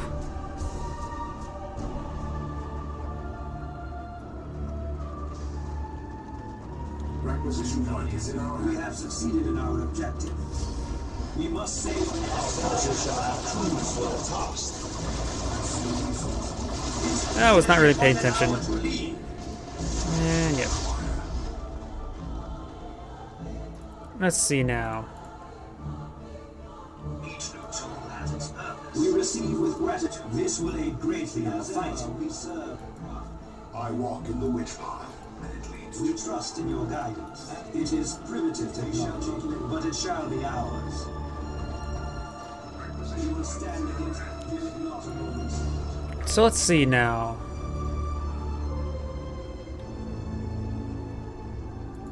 What do you require?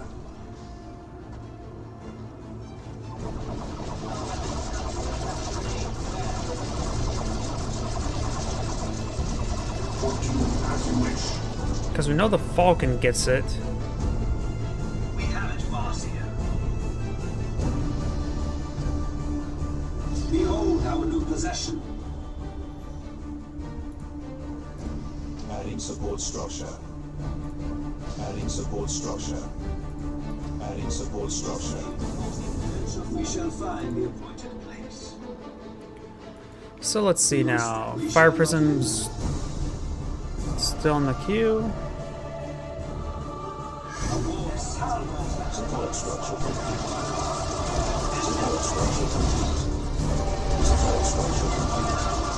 I might as well throw a plasma grenade myself. Grenades are airborne.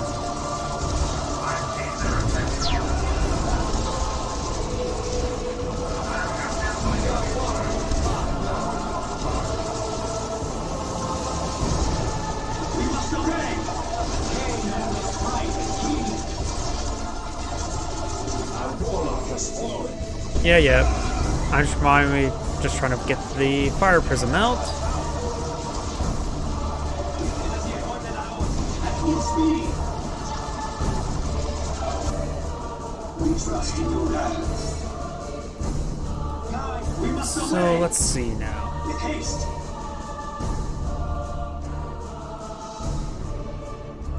We require more resources. Yep. The bone singer Even though it's like highlighted up, it looks like you can get it, but you can't. Doesn't grade it out like in Company Heroes 2.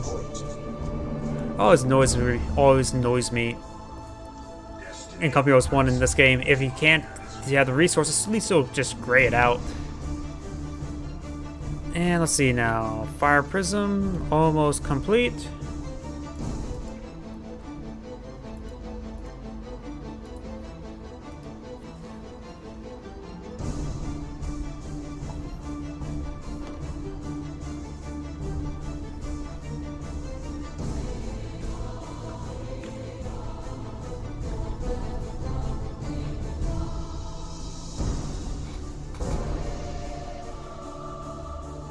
I bring you the fire of the crystal ray. I guess there is. Yeah, looks like it has no way to use the energy. Could have sworn they had a shield generator. It may have been... I don't know. It's so weird it has the energy bar there, but no way to use the energy. Oh well. Oh, that's the way it's... But the rest... I could have sworn at one point in time it did. It may have been not an elite mod. Maybe that's something the elite mod makers can just go ahead and remove. And it didn't have a shield at base. Yeah, because it didn't have that shield effect on it, so I don't know. Oh. This replay can go. Yeah. Yeah, I think before no elite. Oh. Not sure about... no thanks. Yeah, I'm gonna be right back. I just need to use the restroom. Should be 1 moment.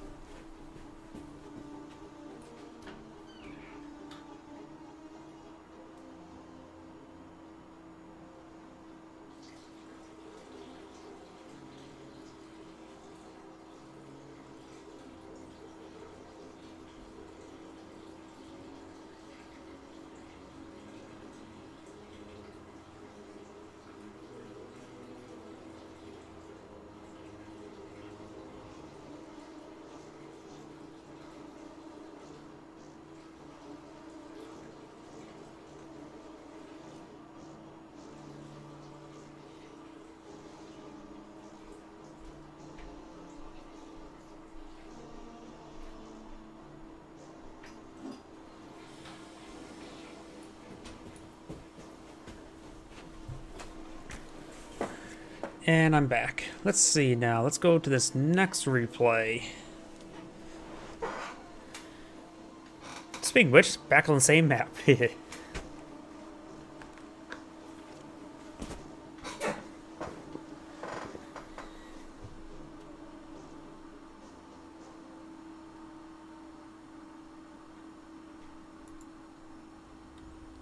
I'm not really sure. Never really looked into the multiplayer for non-Chaos Rising, non-Retribution, so I really do not know. Oh, either way, greetings everyone, and Grade here with another Dawn of War 2 replay. Spawn on the bottom right side as the Apothecary. We have the 31st of October is my birthday. Spawn on the top left side as the war boss. We have Fathom. Can't fathom how he's the biggest and the strongest. Nope, that was a horrible joke.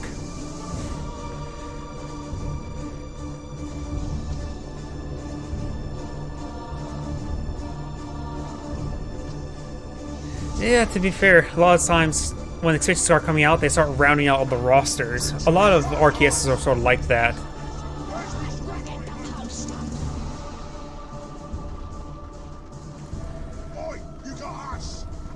It's sort of weird how some units can or cannot level up.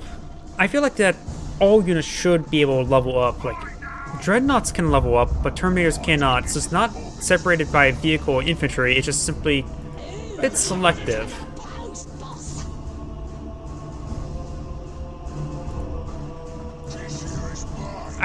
Sometimes some stuff just has to be standardized.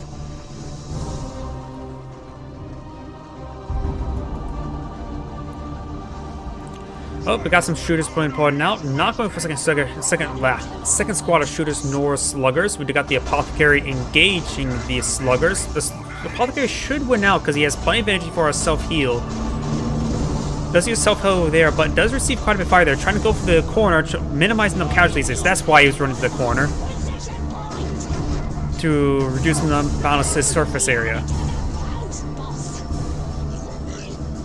War boss is capturing the requisition point. This requisition point is being captured by the Space Marines. And this point has been activated, so the shotguns are going to take a long time to deal with it. Now we've got some Storm Boys being deployed on out.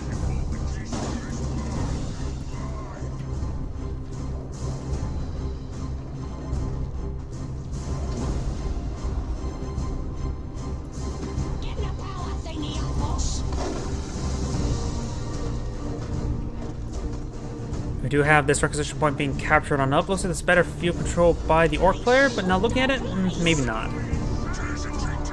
It's just a bit weird, the current field control by both sides, because it's a mix of everything. Border Gore in Dawn of War 2. We do have the Tactical Marines getting ripped apart by these sluggers. Storm Boys now charge on in. Of course, they don't have the Nob Leaders, so they can't get any stun lands. We will see a shotgun blast there. It does get most of those sluggers, as well as a bit of the Storm Boys themselves. Both squads now falling back to the sluggers and Storm Boys. Shooters are going to be supporting the war boss in engaging these generators, showing that generator who is boss, the war boss.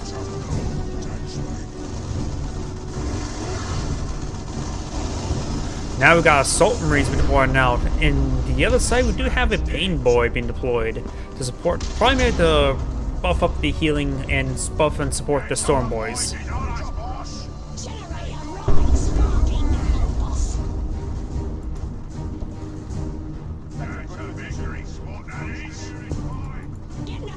Ooh, what's that? Light Grenade? Purification Vials.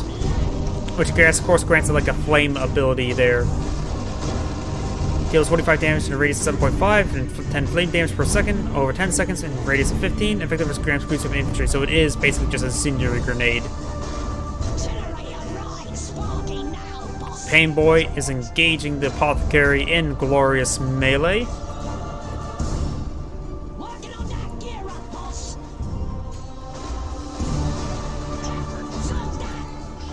Tactical Marines making their advance. The Apothecary is perhaps just stalling out so he can heal himself.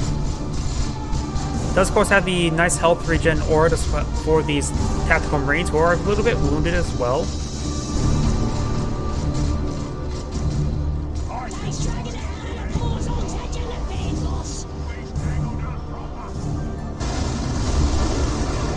Yeah, the base offenses in this game is not really super effective on comparison, like say Company Heroes 2 ones. The Assault Marines are getting quite wounded, and they will be falling back now. The War Boss have been upgraded with the Big Bang Hammer and being upgraded the Cyborg implants. Over here we got the scouts running past the Pain Boy. He does get a nice shotgun knockback there on the sluggers.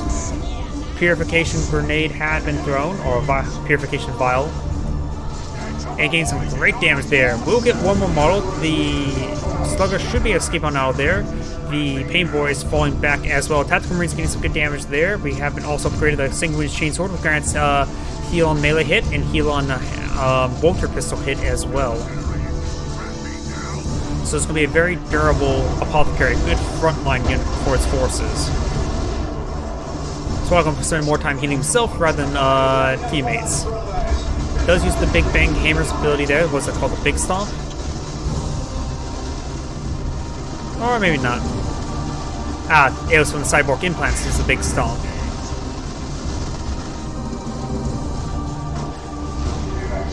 Another generator does go down to for the Space Marines. And we also have more generators going down here. But look at the mini-map. Almost every single point is captured up by the Space Marines. So the Space Marines are going to have a lot of resource income. The Orc player needs to start capturing points immediately. Perhaps try to deal with these forces so these guys can capture up some points.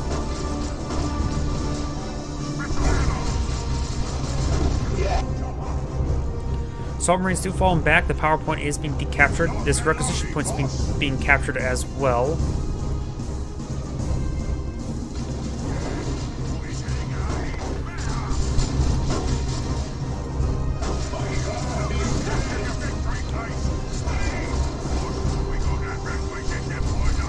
Scout Squad has a sergeant upgrade, so now I can throw out some frag grenades there. The power point does get deactivated.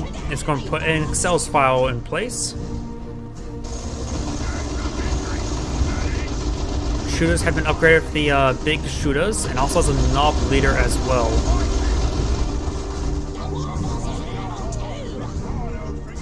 Level 2 War Boss, the Apothecary is already at level 2. Down south we do have these forces captured the point, the Sluggers and the Pain Boy. The Apothecary is trying to interrupt them. The requisition point only has been decaptured. This requisition point has been fully captured. Storm Boy is charging forward, trying to tie up the Assault Marines up in melee.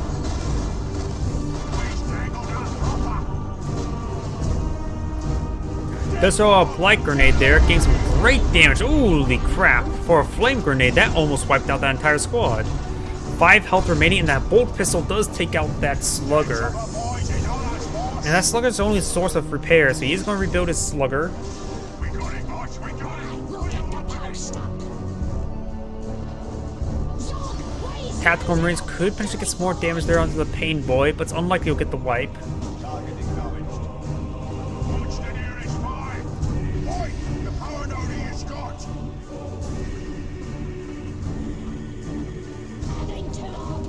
Deactivating the PowerPoint now, we do have a sergeant upgrade on the assault squad. Blah, I can't speak. And good knockback there on top of the shooters there, but he does tie up the apothecary in melee as well. Good special attack there coming out by the Assault Marines. Good knockback there on the War Boss as well. The apothecary does get a nice heal himself, does use a blight grenade as well, but that apothecary may go down, does go down. Does fall back, trying to avoid that additional fire damage.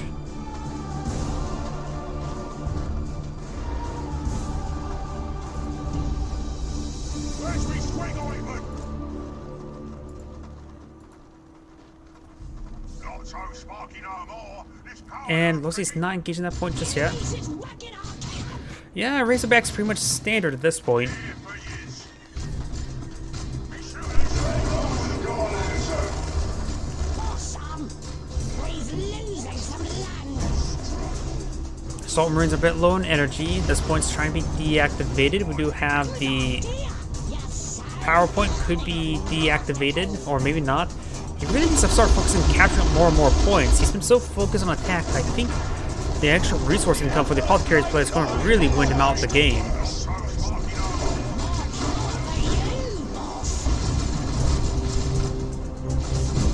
True. It's sometimes hard to tell when they go up to tier 2. Not really any massive indication.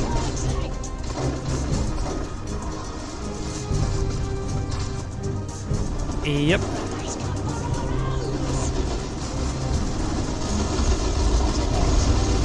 Power generators now. Wait, there's actually generators right there. Okay, there's generators right there. Assault Marines do jump on in, getting some good damage there onto the Assault Marines, knock them back. And we do have the Storm Boys now trying to engage the Assault Marines. Looks like the Storm Boys should win now, but we've got the Blight Grenade thrown right there. Where's the Apothecary? It's sometimes really hard to see the Apothecary since it went down before. And now the icon's just not above his head.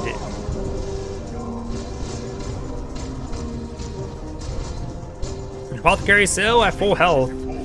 So the Storm Boys will manage to escape on out of there. We'll see some more bolt pistol shots there. Be shooting ready, boss. Here for years. The VPs are in favor of the Orc player at the time being, at least for capturing wise. Ticket wise, not so much. Burners have been deployed.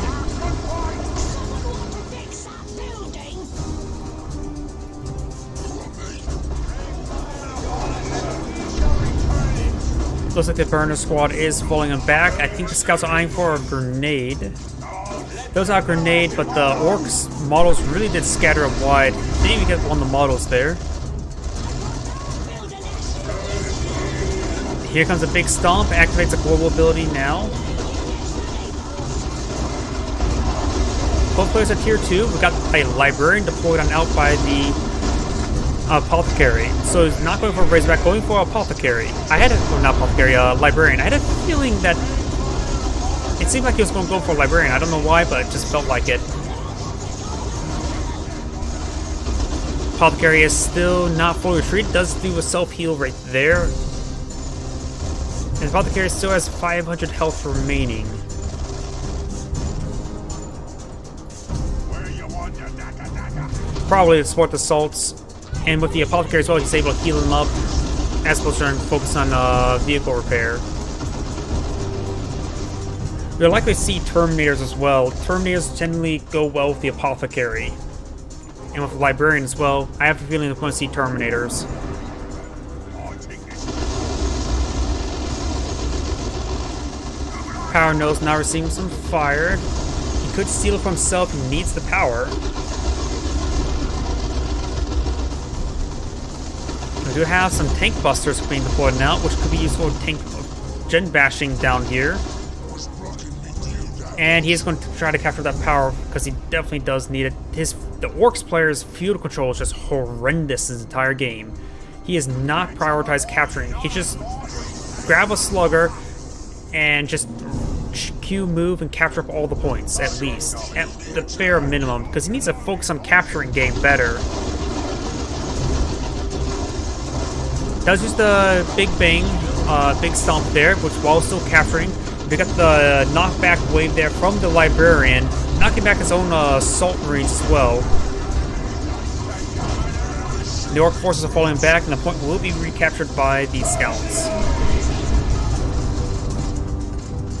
Tank busters, of course, have been deployed.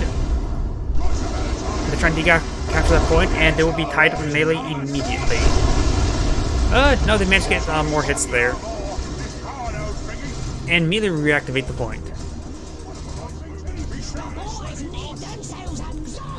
Those tank busters, he's fighting against Apothecary. He should really wait to deploy out anti-vehicle assets unless he knows his opponent has a vehicle out on the field. Because right now, those tank busters are a complete waste. Sure, they can help clear out these generators, but that's about it, which could be useful. But he also has burners.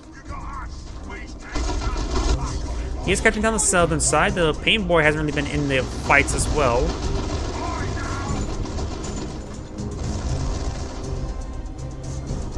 Over here, we do got the Storm Boys. They do jump away. They will just full retreat right there.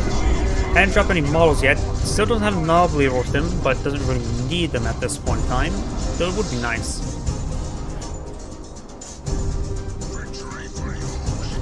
Grants the health and force spirit ability that we saw earlier.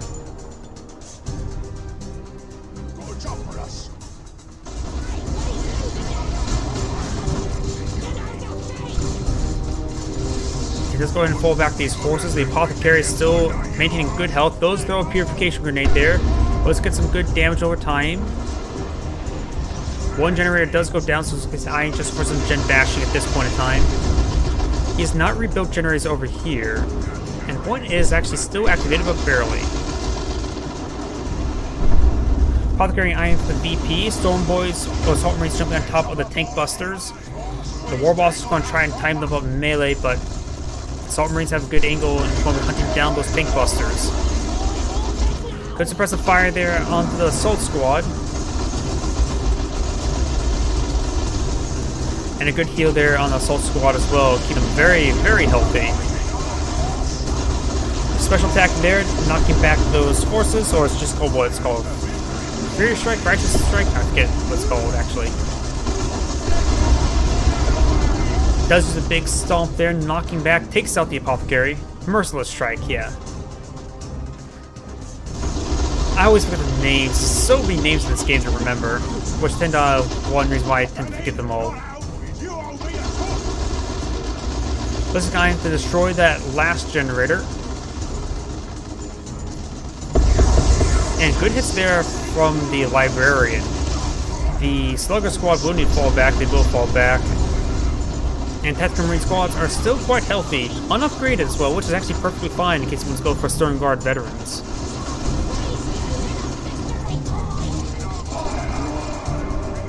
Storm Boys do jump on in, trying to get that VP. So far, the Orc players are playing VP game and not been maintaining good field control whatsoever, even though it has more squads.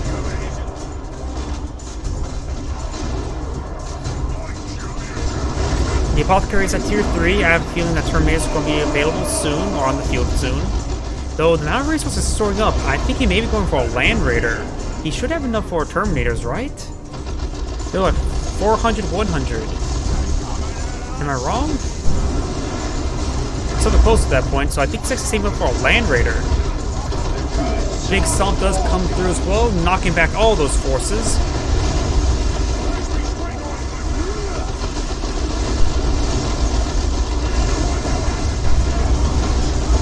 Ooh, great Blight Grenade there, getting some good damage. And Storm Boys are falling back. They do have the Nob Leader.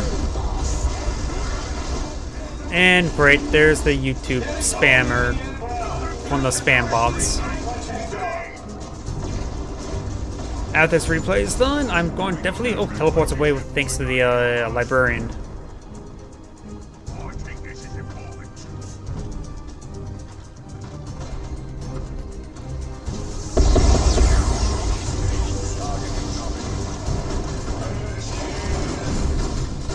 It does lose the knob right there. The sluggers are falling back. But also, while Twitch may be #1, a lot of big streamers are really eyeing YouTube right now because of the change in the monetization policy. And with Rumble growing as well, Twitch is going to be facing stiff competition relatively soon.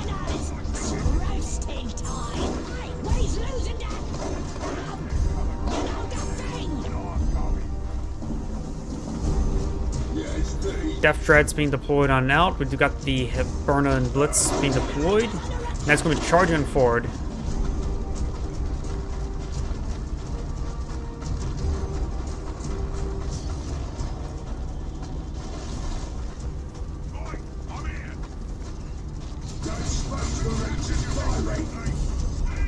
Tactical Marines, of course, are going to avoid Death Dread because nothing much they can do against it at the moment. And here comes Land Raider Redeemer. Something you really don't see very often, the Land Raider Redeemer, but it will be out very shortly. More generators being bashed. The Scout Squad is receiving some fire, but not a whole lot. Tactical Marines here. And so no Stern Guard veteran. Maybe it's going to try to wait for reinforcements as it replenishes the squad as well. Good damage there. And Librarian does get a special attack there. Does knock back the Scout Squad there.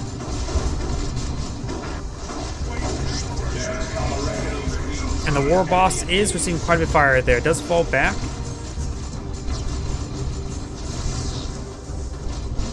I do have a YouTube channel. If you look at my Twitch channel, there's a link both to my Rumble and YouTube. Do note that all the videos there are still left over before my avatar, so you'll see my actual face. But once those videos start being used up, then you'll start seeing all the videos of casting for YouTube as well. Down south, we do have the Death Dread. Does spot the Land Raider Redeemer. Nothing much Death Dread. Oh, the Death Dread could type engage the Land Raider Redeemer, but he's going to be very outmatched. Apothecary engaging the Pain Boy.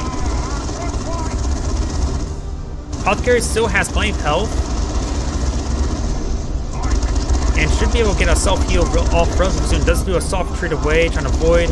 And now he's getting some good healing by smashing that Pain Boy. Trying to recapture that point as soon as possible.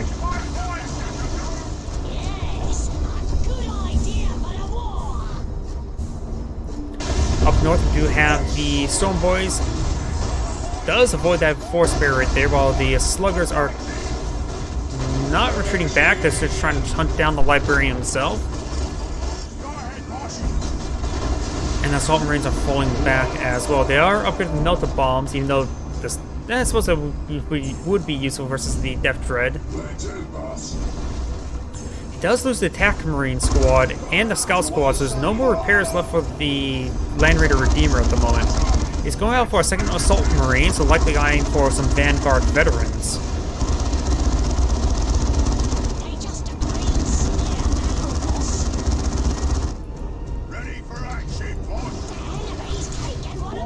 Melta Bomb has been thrown. And gained some great hits there onto the Apothecary. Being upgraded with the improved medical equipment. It increases not health or health regen or anything like that. It increases energy and energy regen. They really should change that to the purple model rather than the green model. The purple picture. Death Dread's receiving quite a bit of fire there. Tank Busters, 2 Tank Busters are just raining shots onto the Land Raider Redeemer. Assault Marine still tying up the Death Dread in melee. And he decides to jump on top of those Tank Busters, getting some great knockback there. Decides to do a full retreat. And the Death Dread will likely go down if the Land Raider does pursue it.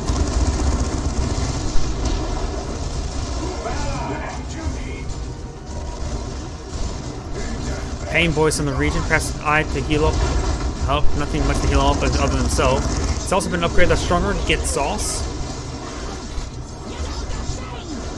And the Assault Marines are trying to deal with that Death Dread, but the Death Dread is, of course, armor and they're anti-infantry weapons. I take the Apothecary's build or the Orc player's build. Probably the Apothecary's build. But multiple tank busters hitting the Land Raider in the rear armor. Lots of damage there. And there goes the Land Raider Redeemer. He just didn't have enough support infantry. He lost all of his supporting infantry, so nothing could just sort of stick with it and fight.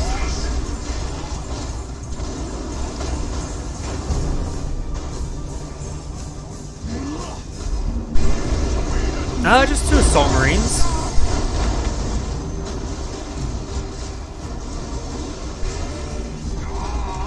The Librarian is receiving quite a bit of fire. The Librarian will need to fall back. May need to try to use the Force Wave, but there goes the Librarian. The Force Command, the Apothecary player is just throwing this away. True, but sometimes people get them replaced.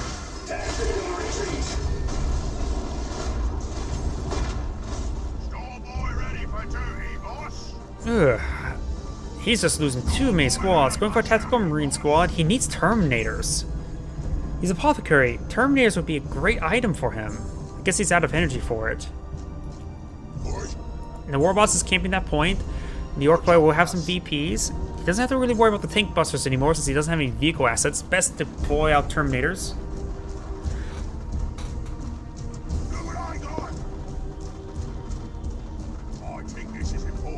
I thought you could deploy Terminators out from the from the stronghold itself.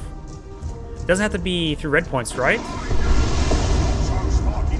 I could have sworn you could build them. Nope, only okay. Yeah.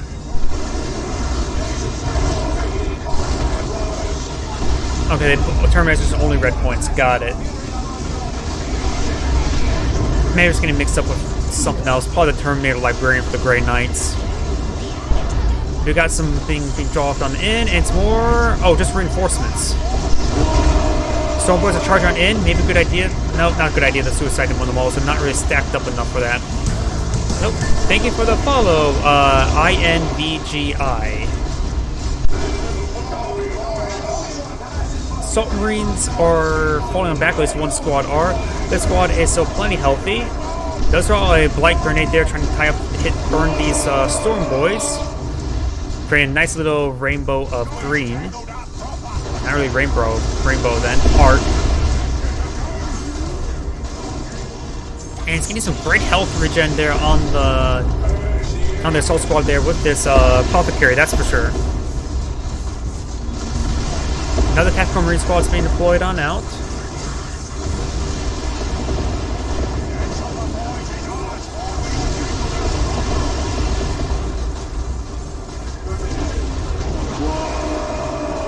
Does jump away, trying to engage that Apothecary. The Apothecary still has 200 health remaining, so I don't think he'll be wiped.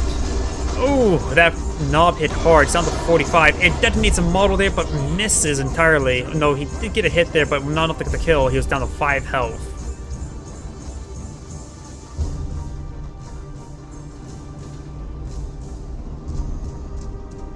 Now we've got some Vanguard veterans. He's upgrading this squad right here.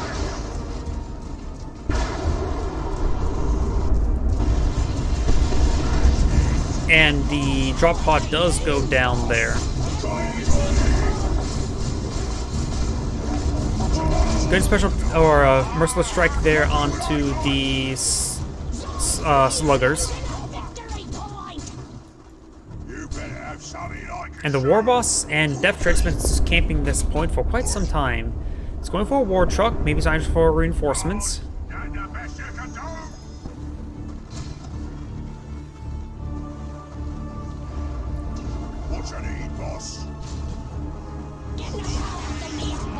Here comes the war truck. Here comes a rocket, or mortar barrage, really. Does knock back the Apothecary by a significant amount. He still has the Pain Boy here as well.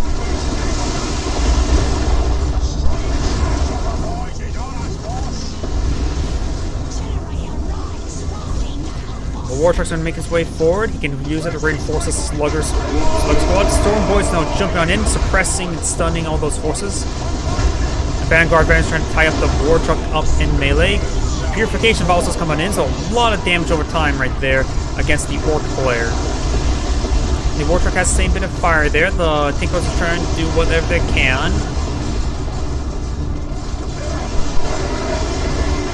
Assault Marines do jump away.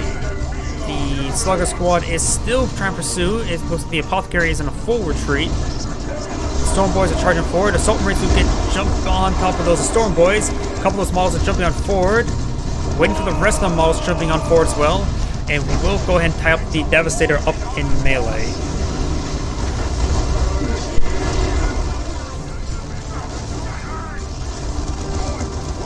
These Storm Boys will need to fall back relatively soon. Need to jump away at this point. He's severely wounded. Those are going to sacrifice him because the tickets are heavily against the Apothecary. The War Boss is going to use the big stomp there, knocking back all those forces, trying to stop the VP from being decaptured. So far, the point has been fully reverted.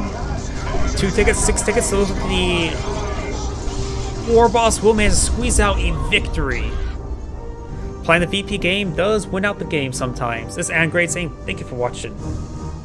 And on to the next replay.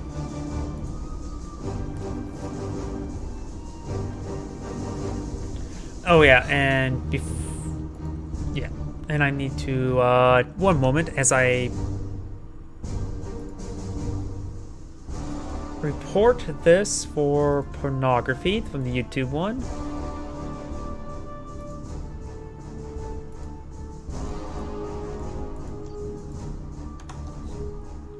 Yep, so it'll be minimized since there's no window borderless mode.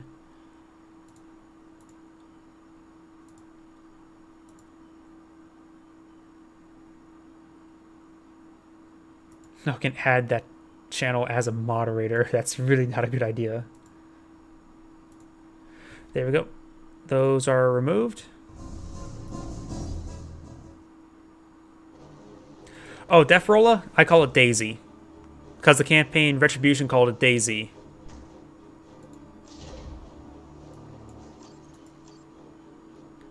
Yeah, it's called the Orc Battle Wagon, if I remember correctly.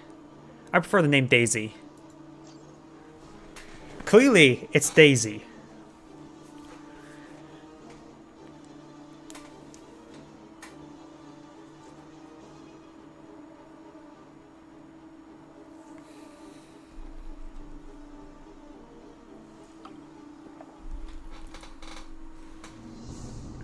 And here we go. That's a good position.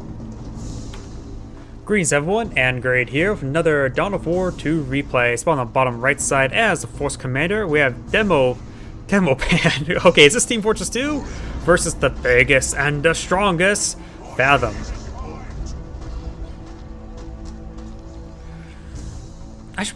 TF2 is one of those games that you can always just have a bit of fun with it if you know what you're doing. But honestly, even just goofing around is always an option in TF2.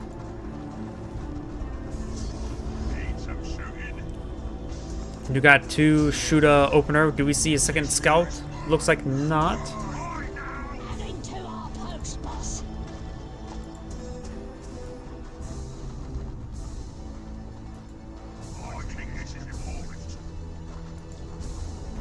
You think it's important? What isn't important?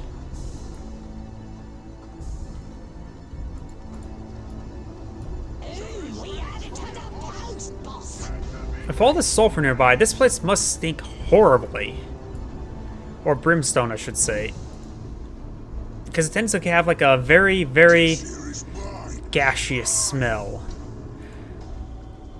If you ever go to, if you recommend you at one point in time, perhaps try to go to vacation or visit Yellowstone. Yellowstone's a great place to visit, where you can actually see this sort of thing, not necessarily like more closer to this rather than this, in real life.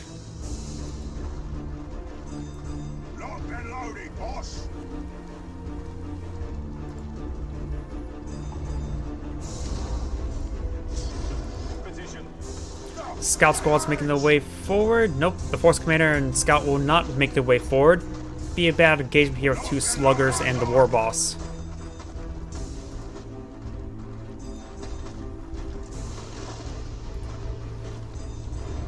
Pain Boy being deployed. It's the Doc. Run. He's going to put you more green juice in there. In you. It's a double attack. Scout. Oh, wait. Oh, yeah, it's another double attack Marines. I wasn't really paying attention. Most times I just assume it's going to be double scouts. Why am I seeing double attack so often? I got 2 attacks deployed on out with the Force Commander. It's going to go aggressive, that's for sure. Eye for some early fuel control. This is definitely a different game because from the last one, because it's a Force Commander, not the Apothecary, though that's the same war boss. And the war boss doesn't have any fancy hats like all the other war bosses.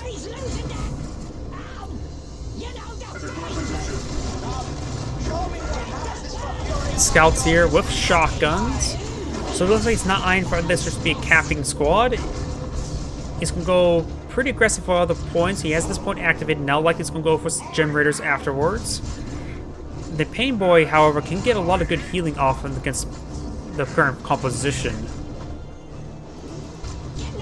Power Node is receiving quite a bit of fire.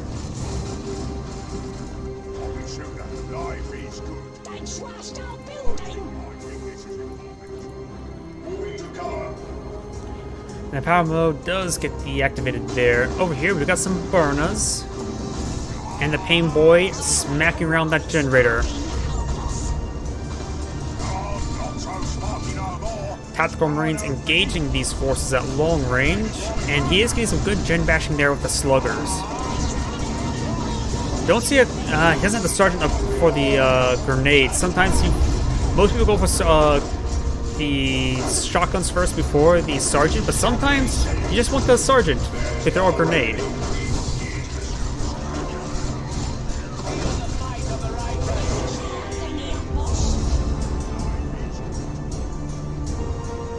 Not eyeing to engage these forces just yet. We got some 2 squads of shooters. The scouts could run forward with a shotgun. He's going to let the tactical marines be the front line, which is a good idea.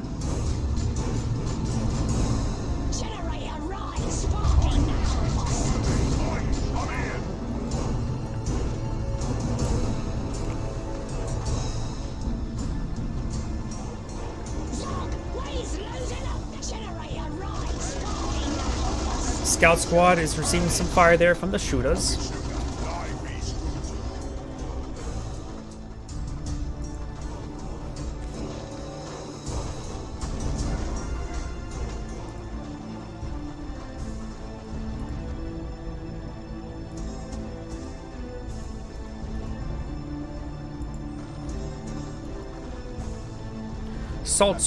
Assault Marines are being deployed now. No generators just yet. Not even activated the point. Oh wait, no, that point was deactivated. Got 3 generators over there. It was deactivated by the Flamers. War Boss charging forward. We got the Big Bang Hammer on the War Boss. Shooters are starting to make their way forward. No sluggers, no knobs just yet. Great knockback there on the War Boss. The Force Commander will be forcing back these forces. And yep, the Tactical Marines has sustained minimal damage right there. Generally, when I sort of play these sort of games, I want to get capping squads and sort of like what I call assault squads, kill squads. Use the kill squads and actually engage opponents, while the capping squads just go around like crazy, capturing points, not necessarily to fight. Not sure why these guys are right here. They have a weird position for them. Maybe he misclicked and meant to click on minimap to go over here.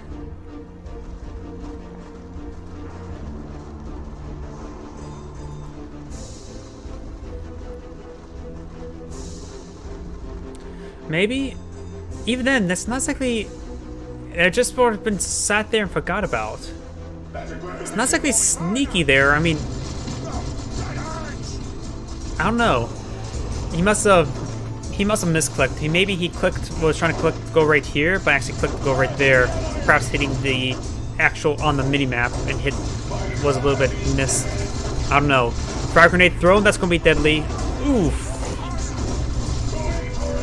Good frag grenade there.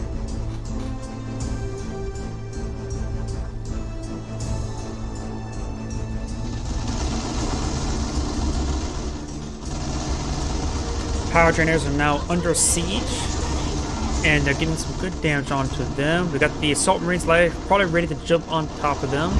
One generator does go down. Jump, and great knockback there.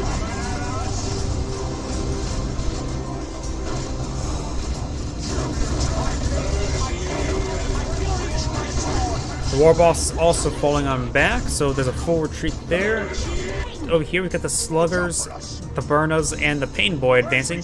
We got some Tank Busters here. Tank Busters, I would rather not see the Tank Busters until there is actually a vehicle out in the field.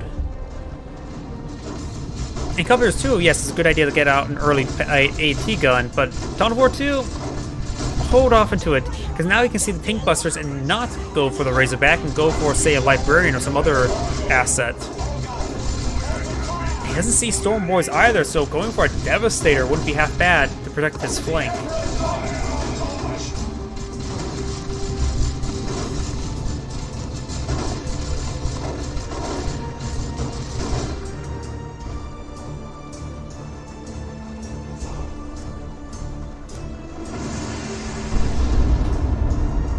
So he's gonna get some good Jin bashing with it, that's for sure. Or deactivate that point. That's about it. Let's activate the barrage. Gets the crew no problem there. He does fall back with all these forces, thanks to flanking Assault Marines. We do have a Weird Boy to point out. He's very weird. He upgraded with the Warpath. I'm not so sure what that exactly does at this moment.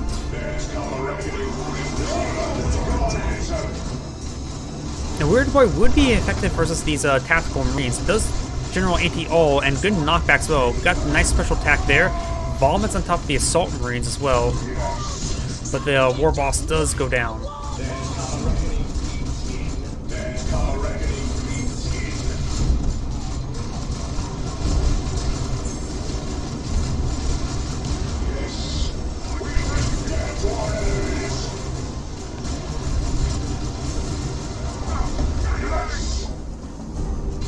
Over here, we got the Pain Boy decapturing this point, and got the Burners flaming those, burning those generators.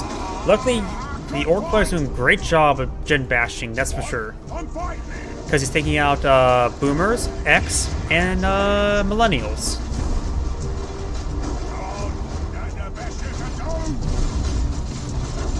The Pain Boy may go down. There's going to be a lot of melee hits there. No, plenty of health remaining.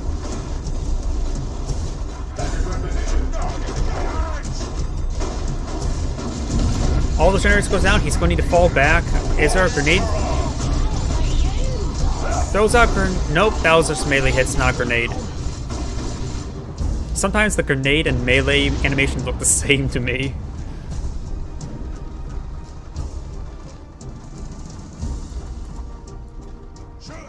Again, this sort of weird movement. He's just probably clicking the mini-map, not really paying attention to them. Let's see the Warpath. It delays the death explosion, so I think that's when he goes out of control and fly around like crazy. Increases the health by 25%.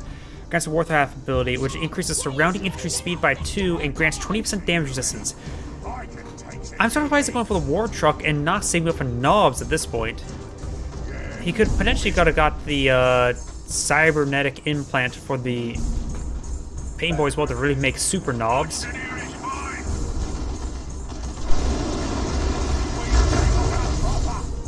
And these boys do fall back. He's deactivating this point. The Orc player does have better VPs at the moment.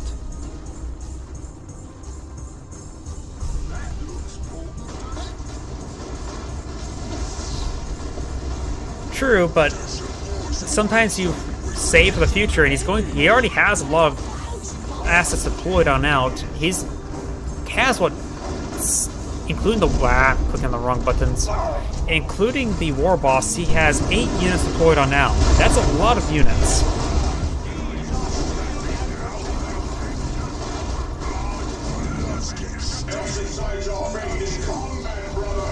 Because I would assume with how his Weird Boys are upgraded, I would assume he's going to just try and go for knobs, rush for knobs, but I guess not.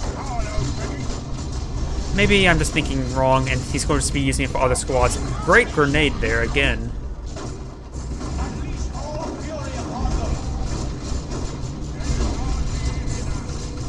Purge the alien. Dogs ready in for surgery. War truck has been upgraded with the reinforced plating. Also grants the boom gun ability. True. It's one of those things where my playstyle is different than other people, especially when it comes. Granted, I don't play Dawn of War 2. I mostly play Company Heroes 2 and other like just single player games for the time being. So my playstyle is different than other people's, and I think differently. I can see I've known that for sure. And try to see, like, if you're going to go for a lot of buffs, try to buff one unit to a ridiculous degree. True. But that's also one of the nice things about the Weird Boy's ability, damage resistance. Increases speed as well.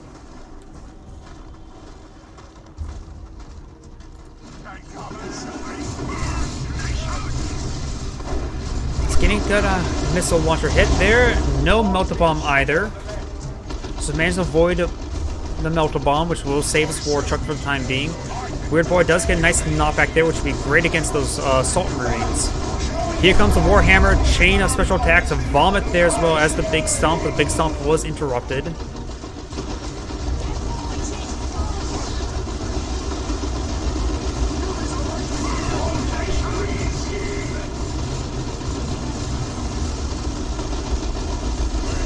Shooters. Oh, got the melta bomb there on the war truck. Tactical Marines of rocket launchers or missile launchers making their way forward now. These what's going to eye for a forward retreat. The war truck may go down, but there's a line of sight blocker here, so it'll be a bit of time for the missile launcher to fire a shot. It may allow the melta bomb to wear off. Oh, that was a miss.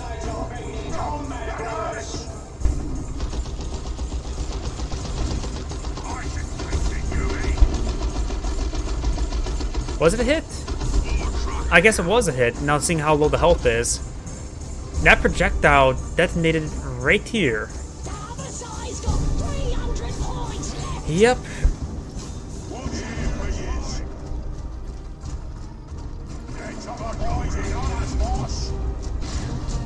Yep, that was just weird quirk, I guess. I followed the projectile, not necessarily let's look at the health bar.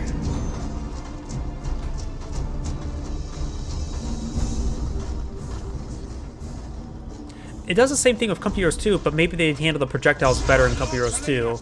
If it calculate the projectile as a hit, it will hit it, but it does a bit better if the projectile actually hitting the target. Then again, Company Heroes 2 doesn't exactly have giant walls like this. So maybe that's also been a design philosophy, they're avoiding giant walls. Sure, buildings are existing, but usually it does a good job of passing through the building. While this actually looks like just terrain pushed upwards in the map editor, rather than a structure or item or entity to be placed on the field.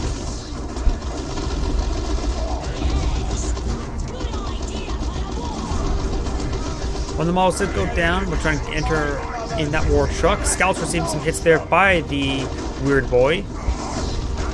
Good hits there. The scouts are almost fully wiped. Gets vomited on, and the war truck's going to run forward and run down those scouts. You have a librarian to engage that Weird Boy in psychic combat.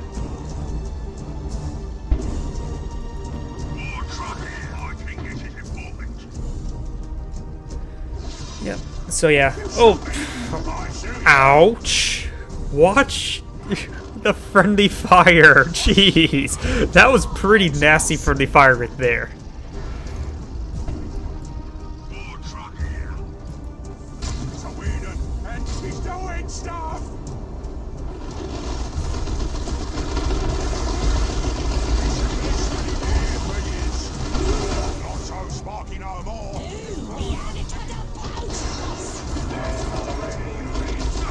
Force Commander is getting some good hits there.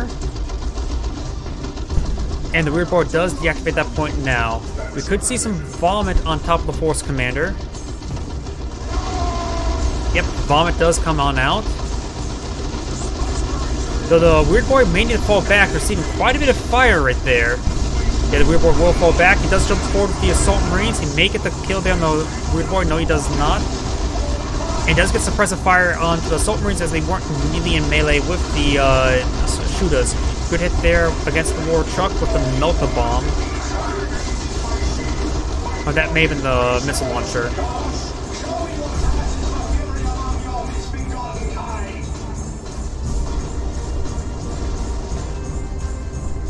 I can take a look at it. I need to check and see what's my replay queue, but once this maps game's done, I'll let you choose the next replay, whatever I've saved up. I don't think I may have some Tyranids. Good special attack there from the Battle Cry, knocking back those shooters. You don't need to fall back with those shooters. He does lose those models there, down to one last model.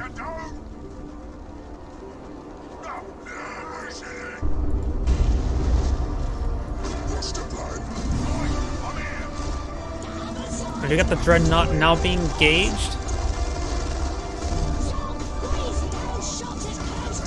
Does knock back the Pain Boy there.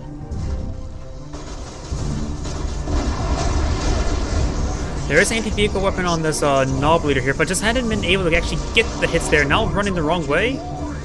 And the War Boss is upgraded the Power Claw as well. It's good anti-vehicle weapon as well, so he should be able to take out this Dreadnought. Though the Storm Warriors are receiving quite a bit of fire there. The War Boss should be able to win out. And what's the War Boss doing? It feels like the model's been derping out. Assault Marines have charged on in. Does largely miss, however. Good knockback there.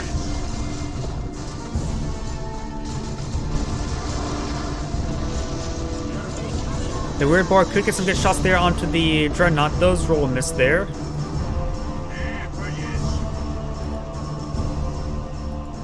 And the Force Commander is captured at this point.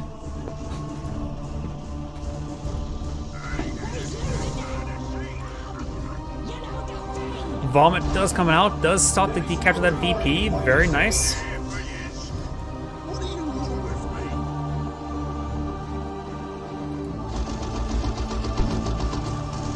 And here comes the Sluggers on their retreat path. The Force Commander should be able to retreat out, but oh no, it's really close.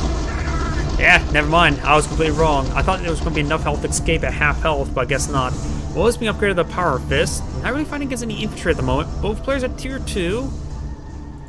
We've also got some extra scouts here, just purely meant for repairs for the Dreadnought.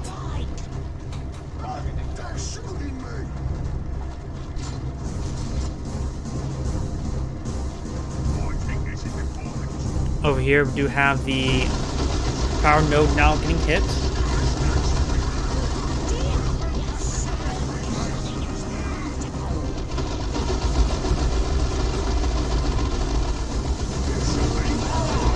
Scout Squad does get some shots on the War Truck, but not a lot of damage. Librarian has not been upgraded either. Could see Melta grenades there from the Assault Squad if they get close enough, of course. And over here we do got Assault. Assault Marines do Charger 4, does get behind the War Truck, so Melta Bomb is guaranteed. We've got the Assault Cannon here from the Dreadnought. Takes good damage there, good rocket launcher hit as well. Maybe a good idea to get the Assault Barrage now. No Assault Barrage there. So the War Truck does go down. We've got another War Truck being deployed now. I mean, that last one went down pretty quickly. Maybe it's not a good idea to get out another War Truck, but he must want the mobility. Weird Boys captured at this point here. The Storm Boys and the War Boss is still in this region as well. And does not get a special attack there to knock back the Weird Boy. The Weird Boy needs to fall back or get some vomit in. Ooh, that's a lot of damage.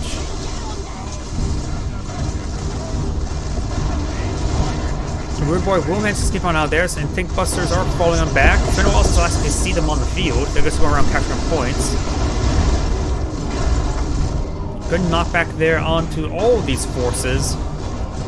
Librarian will manage to escape on out of there. The War Boss and the Storm Boys can be eyeing for the Missile Launcher Squad next. Though the Assault Marines do pose a threat to the melee, so does the Force Commander. Force Commander is now at level 4. The Storm Boys are falling on back.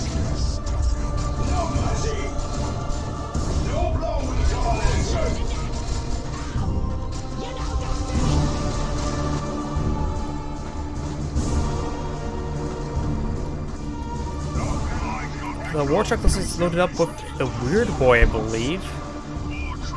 No, yeah, the Weird Boy's in the truck. I think the Pain Boy may be in there as well. I'm not sure that's the Weird Boy or Pain Boy's little thing there. That's probably the Weird Boy. And here comes the Force Commander with the Power Fist. Teleports in, try to get the ability off, but was unsuccessful. Dreadnoughts make his way forward. Need the Tank Busters push his way forward, which they are actually inside the war truck.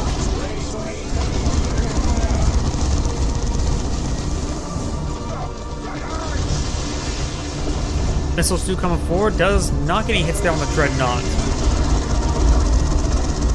Stormboys may be eyeing for a jump on top of the Dreadnought of the knob weapon, but nope, just jumping on top of the Tactical Marines, tying up the plasma guns up in melee. Tank Buster still is not engaged the Dreadnought. Weird Boy could bomb out some of these forces. The Force Commander does go down. The Storm Boys are falling back, leaving just remaining the knob. Great hits there by the Weird Boy. They're really bunched up there. Now he's going to go for the Big Bang Stomp. Nope, he's not. Sluggers, however, going in deep, trying to engage those Assault Marines. Scout Squad's getting overwhelmed as well. We may see the Assault Cannon barrage there. Librarians in the southern region. Does get some good damage there with the Assault Cannon. Warboss charging on forward with the Slugger. The Librarian does in fact go down. These forces are falling back as well. The Dreadnought is going to receive some fire. Sluggers are trying to get some of these guys upon retreat, but they do fall back themselves. Fun fact, the ability can miss. Learned it from the hard way. I talked about like the... Sorry, I wasn't really paying attention. Was that the Power Fist ability?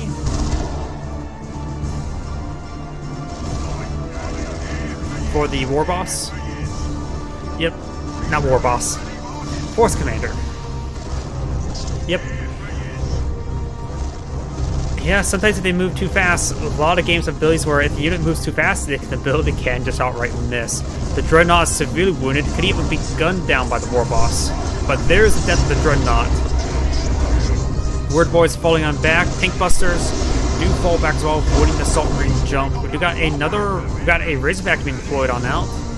Both sides are just content with heavy tier 2. Though, honestly, the Force Commander could eye tier 3. He has a lot of red points, so an Orbital Strike could annihilate his opponent's forces. Because the Orbital Strike is effective versus the Shooters and Sluggers. Oh, and there we go. We got the Cyborg implants. One-time install to permanently upgrade a unit. And that's why I usually think that's great with knobs. Oh, and that war truck does receive a Melter Bomb. That Melter Bomb, the missile launcher does take it out.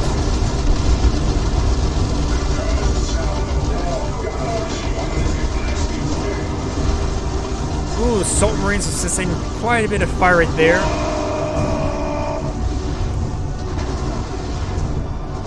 And Assault Marine Squad will escape on out there. Nope, he's suiciding one of the models there. Does get a hit there, but not enough. Actually, did he get a hit? Either way, he does manage to escape on out there. Could potentially go for Vanguard Veterans. No, he doesn't have enough requisition for that.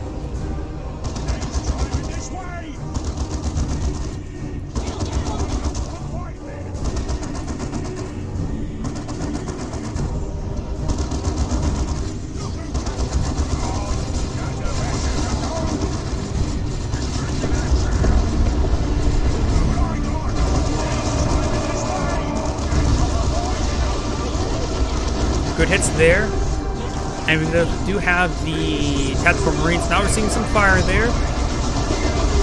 And that Plasma Gun Squad will need to fall back.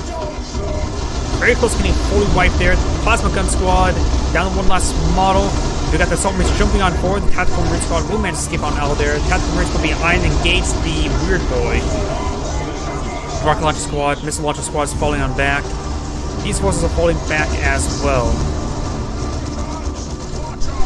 And the Weird Boy does go out of control.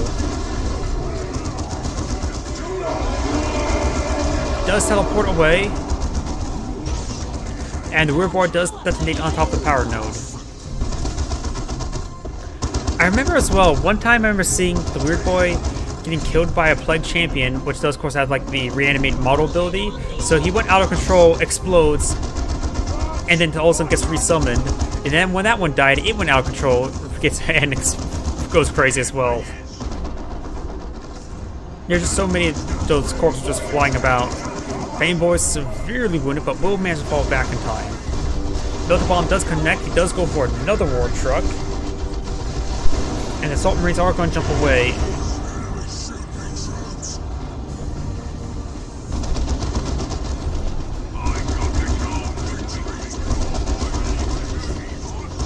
The War Boss is severely wounded. And good hits there, but down and to 0 health. And the War Boss does go down. The Force Commander is down to the last 15 tickets.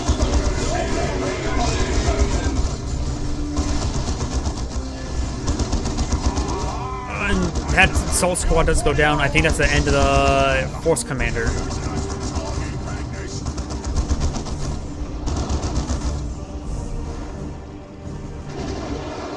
Oh, he managed to solve the tickets. But with these amount of forces here, there's no way he can be able to capture at this point. Missile Launcher does connect with the War Truck. Miles just suicide units at this point. Storm Boys are now moving to capture that VP, so they're moving a little bit slow. And these forces are getting tied up by the big shooters, getting constant reinforcements from the War Truck as well. This point's now deactivated and soon to be captured. Once it gets captured, that's going to be game. This shooter squad here can suppress some of these squads. Not going to decapture that point. And it looks like the Storm Boys do actually get interrupted by the Force Commander.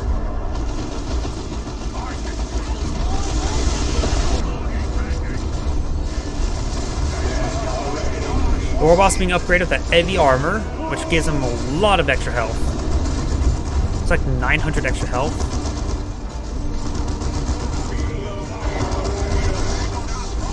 Yep, heavy armor gives him 9 extra health and a little bit of extra health regen. Now the War Boss is up to 1900 health. Looks like the Force Commander has backed out of the game with that voice line. This is Angry saying thank you for watching, and on to the next replay. Yep, Force Commander forfeited because I heard the corrections saying another fine day, something like that.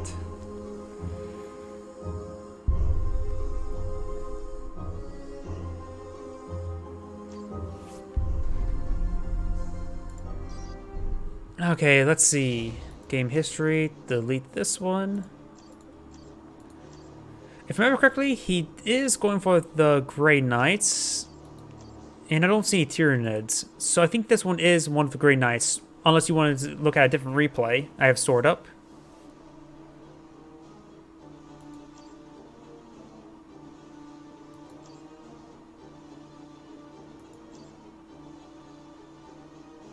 Yep, I'm slowly going through them. Got an Orc versus Chaos. Imperial Guard versus something Space Marine. Could be Grey Knight. But I believe this one is Grey Knight. I think that's the Daemon Hunter. Nope, that didn't help out. Sure. I try to find good long replays. It's hard to find long replays for 2v2s. There's not a whole lot of them. I could look at the 3v3s.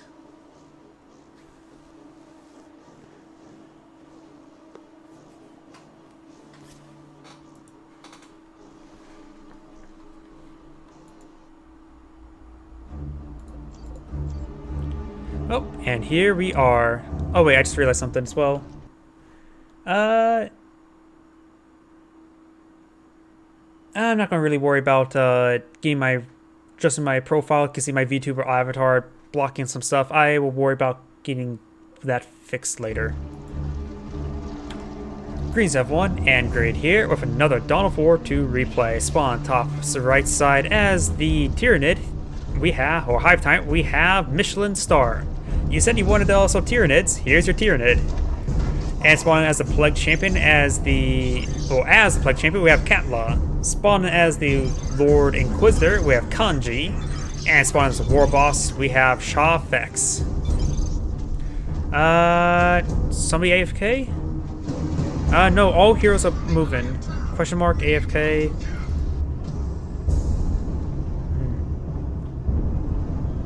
Nope. I guess there was some sort of indication maybe one of them was AFK, one of them wasn't moving immediately. We do got a Hormagaunt and 2 Termagants. We do got a Chaos Heretic and the Chaos Marine, pretty standard there. Slugger Shudas, and 2 Second Shooter, that's pretty standard. And Imperial Guardsman, Sentinel, Imperial Guardsman, pretty standard as well. So, and I should mention this as well, double Termagant's pretty standard as well.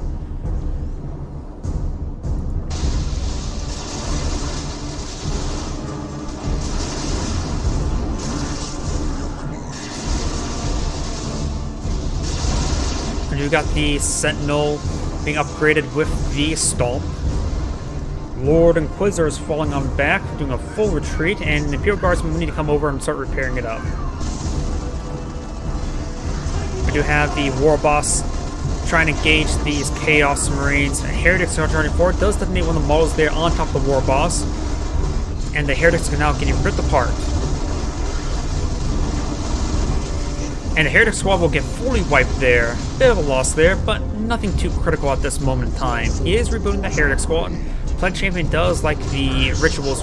I like the rituals best for the Plague Champion. The extra health regen is very nice. Up here, we do got the Tyranids moving way forward. One of them has been upgraded to Toxic Sacks, which is give them extra damage, health, and a nice little snare ability. Power generator being deployed on out. Keeping the Heretics overrated. Did he? Oh yeah, he's just mentioning how he lost his Heretic Squad. Well, Heretics' jobs are to die. And if I were to quote General Patton, you don't win a war by dying for your country. You win a war by making the other poor dumb bastard die for his country.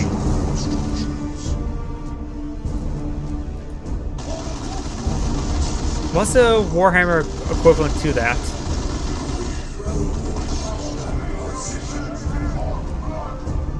Shooters on get past behind this heavy cover. We've got some big shooters here, which will be useful to try to slow down one of these squads. We've got Sluggers now advancing here.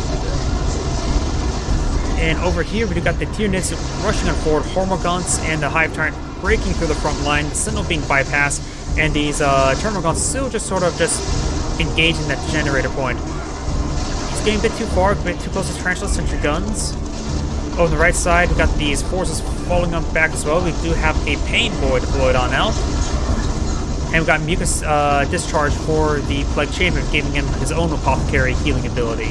A nice AoE one. Chaos Marines may just need to fall back at this point. The Plague Champion's falling back as well.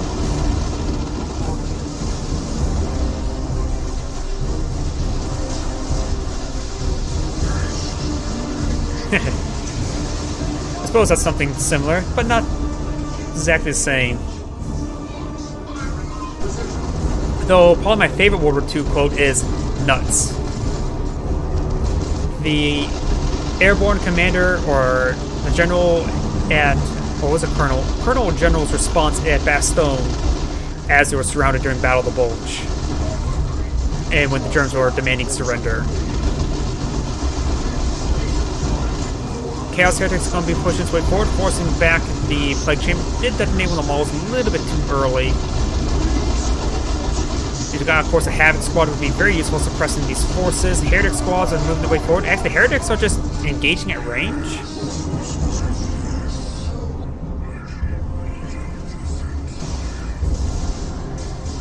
Warrior Brood makes its advance. Have an upgrade, the Barb Strangler upgrade. It's definitely one of my favorite upgrades in the game, along with the grenade launcher upgrade. Oh, I just realized something as well.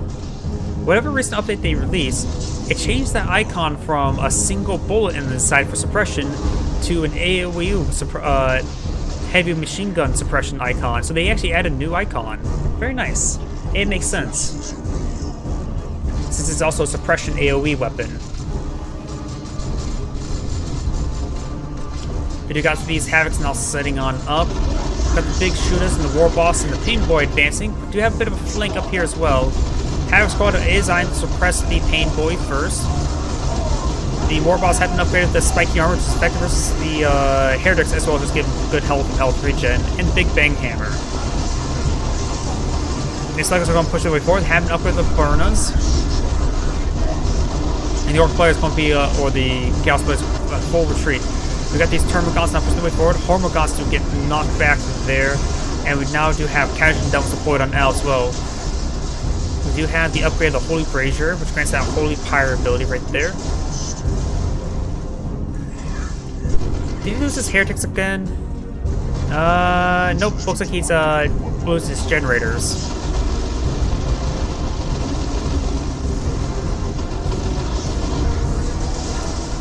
The Barb Strangler weapon is also good against buildings, so if he breaks through these forces, he's able to get some good damage in, but plus the Lord Inquisitor managed to take out the Hive Tyrant.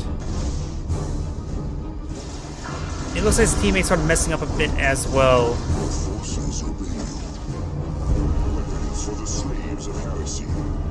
Tier 2 being researched by the Hive Tyrant, so is the War Boss.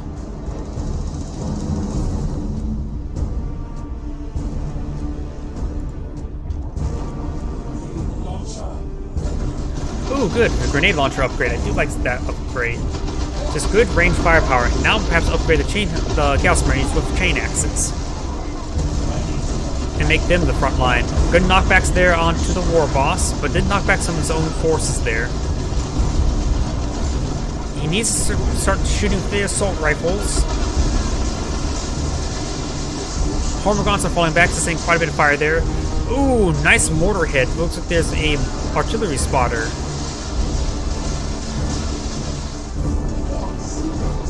And we've got a nice little snare there on the Lord Inquisitor. And these forces are falling back now. We've got the Warrior Brood being deployed on out. The Hive Tyrant's still down. Looks like the Plague Chief's trying to revive them. Or maybe not. Oh, it's been also good with Plague Sword, which got on some zombies. Wait.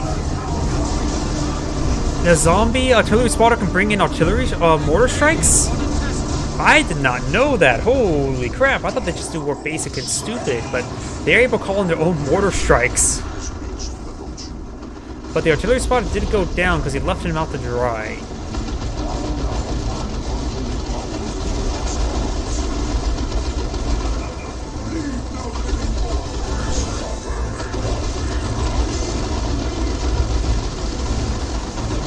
Well, these forces are starting to make their way down south. The Orc play is going to be a little bit unsupported, fighting against too many people right now. Yeah. That could be very handy with the assault infantry. Ooh, Casual Devils do use a nice grenade launcher barrage, knock back all those forces. Sluggers are falling on back. They are upgraded the Burnas. The Plague Chief is engaging the War Boss. We may see a mass AoE heal from Mucus Discharge relatively soon. We do have a Zonothrope. Wait, a Zonothrope or this early? Jeez. Plasma guns are pushing their way forward, getting some good damage all across this line.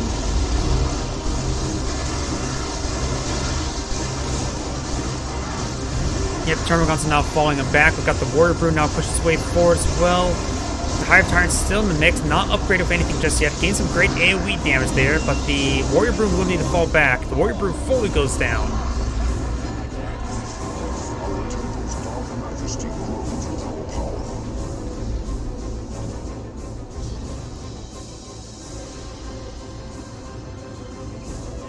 You got the Death Dread being torn out by the War Boss. Another Zonothrope. This Hive Tyrant player is going for a lot of AoE weapons. He probably should not have The Barb String upgraded much alike. He needs a bit more of a front line, something a bit more durable. Yep, a lot of AoE weapons are good against Imperial Guardsmen, because it's a lot of extra damage there. But he's getting overran, though, a lot of times. Flag Champion has been fully upgraded. We've got Armor Pestilence as well.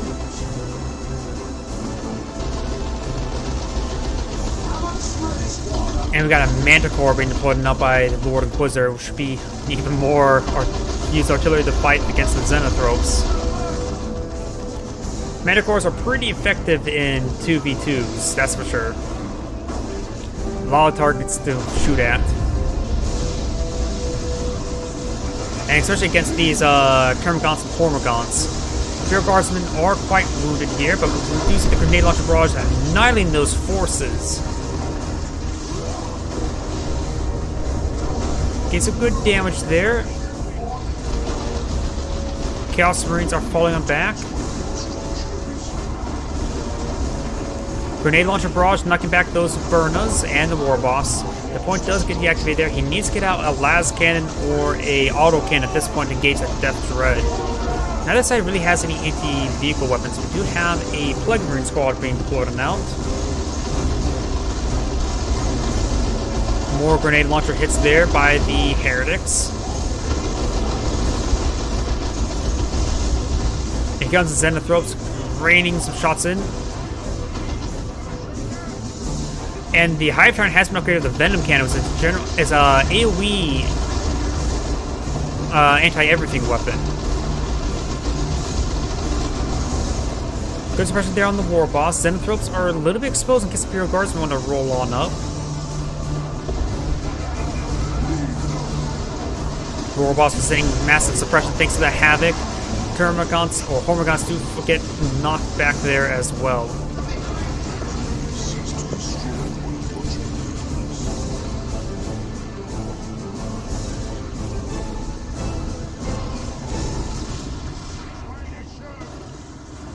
Shooters now receiving some fire. And here comes the Manticore.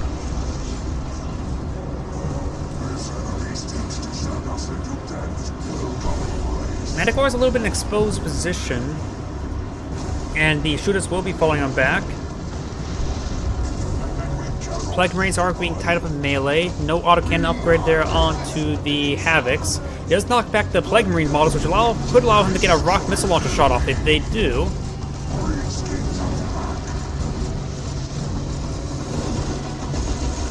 Plague Champion just sort of standing there menacingly, absorbing some shots. Does spot the the Manticore. Could potentially use the Assault Rifle's grenades to hit that Death Dread. That Death Dread is severely wounded. Here comes the... Oh, Xenothropes do manage to kill off that Death Dread for him. Here comes grenades, regular grenades. And Havoc Squad is getting some good suppression there. Regular got some knockback grenades in the group as well.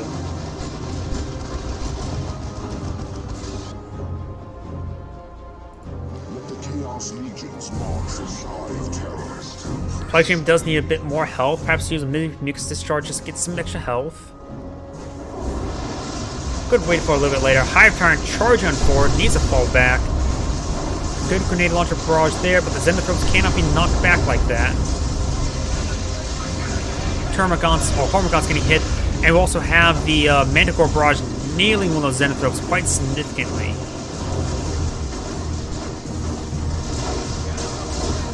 Imperial Guardsmen getting a bit wounded. And the Hormagaunts will escape on out of there, but barely. Tier 3 being researched by the Plague Champion and by the War Boss.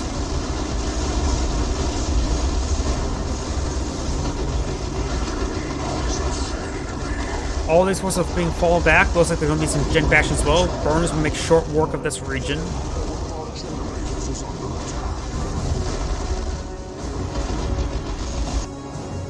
These forces are fully healed and reinforced. Got a Venom Brood also deployed on now as well. Perhaps Venom Brood should go for a flank and hit that Manticore.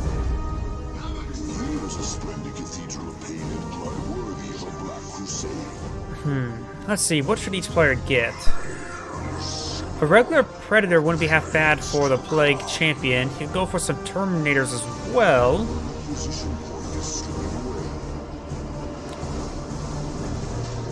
Let's see, what type of Predator would be good? Probably Mark of Corn. Zidge is not needed. And there's not any anti-vehicle melees for him to engage with, so probably the Corn Predator tank would be pretty good. These forces are making their way forward because you knockback grenades. Knockback grenades do get knocked back. Xenothropes are engaging these long range over here. Manticore Barrage raining on in, and was pretty deadly there. The Heretic Squad got annihilated. So no more possible rituals or repairs, so probably it's best to go for a Terminator Squad at this moment in time, and perhaps get on some Heretics for some rituals just for healing. Terminators have been deployed on out.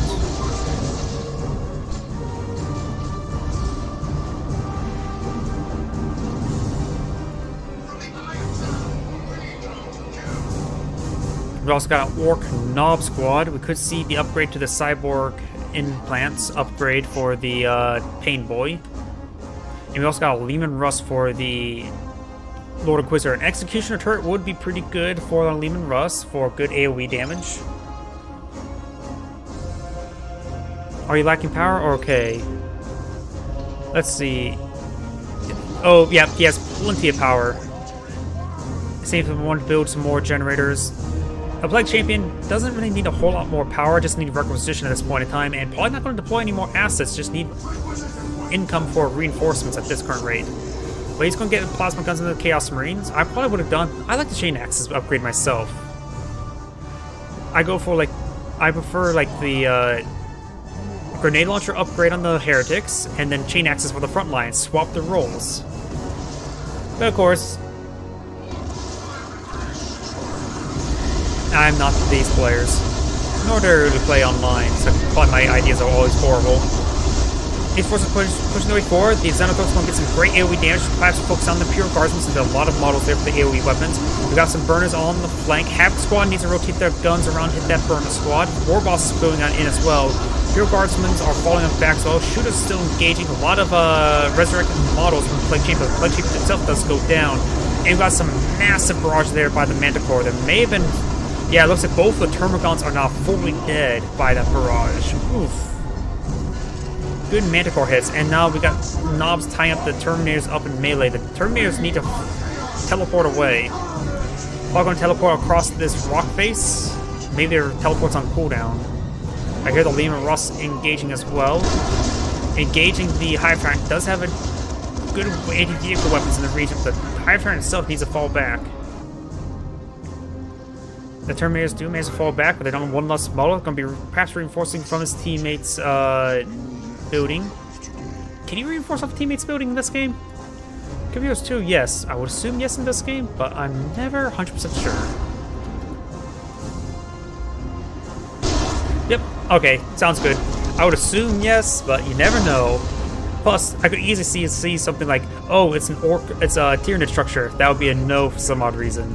Or for lore reasons. Though, to be fair, lore reasons, there should be no reason why anybody be supporting the Tyranids.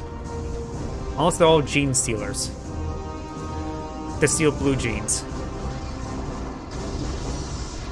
Which makes some of those super units that have field reinforcements be very effective, like the Stormlord, the Land Raider Redeemer, things that sort.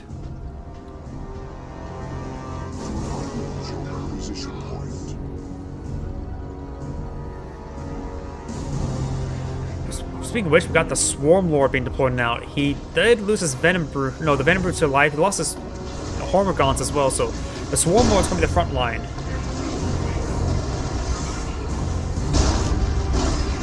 Oh, guess what? We'll find that shortly. Swarm Lord. It's sort of weird that Swarm Lord is also a reinforcement point. I don't really view it as like a reinforcement unit. But that may be just me. I feel like a really, really heavy infantry gun. I don't even really consider it a vehicle. Yep, that Lord Inquisitor is not in a really great position right there. We do have the Vanquisher cannon there on the Lehman Russ. And Lord Inquisitor is falling on back. And she does spot the Swarm Lord chasing her. It's like a T-Rex, but with more sharp arms and actual arms, unlike a T-Rex. These forces are starting to get suppressed by the Havoc. These rotate the gun, or at least retarget towards the other forces. The War Bosses get suppressed. Knobs now charging forward. He does fall back to Havocs. The Venom Brood and the Hive Tyrant trying to engage that Leman Russ. The Hive Tyrant severely wounded, does fall back there. Swarm Lord and Xenothroats are charging on forward. The Xenothroats should have been at longer range, should have been just a move forward. But the Swarm Lord can just start chopping away. Let's show him. The Swarm Lord's going to show him what choppers mean. Swarm Lord is receiving not a whole lot of fire at the moment. Plague Chain charging on forward as well. Max gained some free resurrection as well. Lightning Claws will pour down on the Terminators as the Xenothroats are just engaged in the Leman Russ apparently. The Swarm Lord, as severely wounded, is going to be falling back to HQ. As these Terminators and the Plague Chain pursuing the pursuers of the Swarm Lord.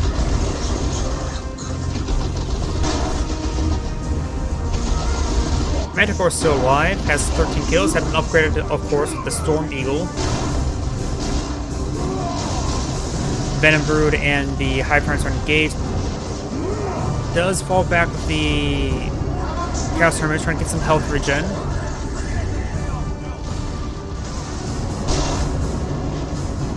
And Havoc's doing a good job suppressing these Imperial Guardsmen. Swarm Lord's pushing his way forward once again. I haven't seen any capillary towers, have we? In fact, there's 900 red points here. There could be a Tyrannoformation. Why did we see a Tyrannoformation in that last engagement? There was a lot of densely packed units.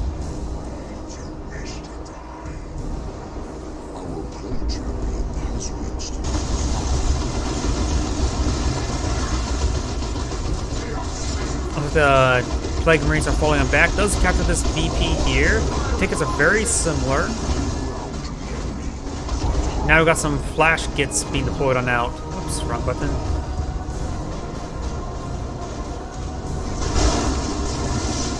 Leman Russ severely wounded. The Venom Brood does get one more shot up there. Doesn't get the kill there on the Leman Russ. Firing some shots there. I've been able to run them down. They're trying to sprint forward, but no, they do not get the Leman Russ. Leman Russ will escape out with 9 health. Xenothroats still constantly firing away. They have been upgraded with the Symbiosis. Increases healing allied to your missile up to 25% of their max health over 10 seconds. Which... can that be applied to the Swarm Lord?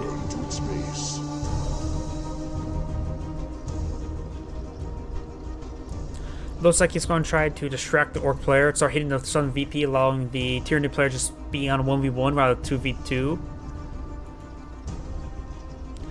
Yeah, probably can't be affected by the Hive Tyrant Guard either. Probably not towards the quote-unquote vehicles for the Tyranids.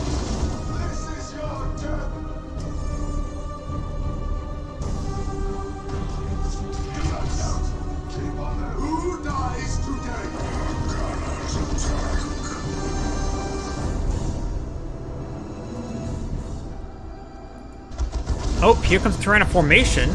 A little bit of weird timing. But now there's a bunch of capillary towers there. He does have a lot of red points still. He probably has enough. Yeah, he's pushing enough for another Tyrannoformation, so he probably has to use that to start using his red points. Flash gets a long range support coming for support.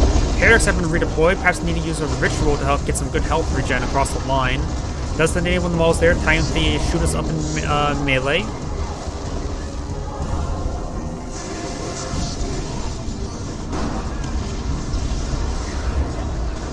Imperial Guard's getting ripped apart by those Xenothrops.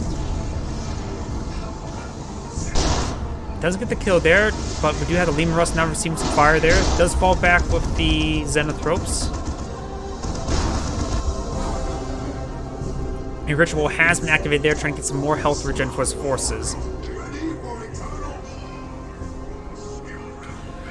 I'm so surprised we haven't seen any of Blastmasters. Noise Marine Blastmasters are pretty much a staple in 2v2s, aren't they? But we do see a Land Raider Phobos. Oh no, that's Chaos Predator. Never mind. Get the icons mixed up.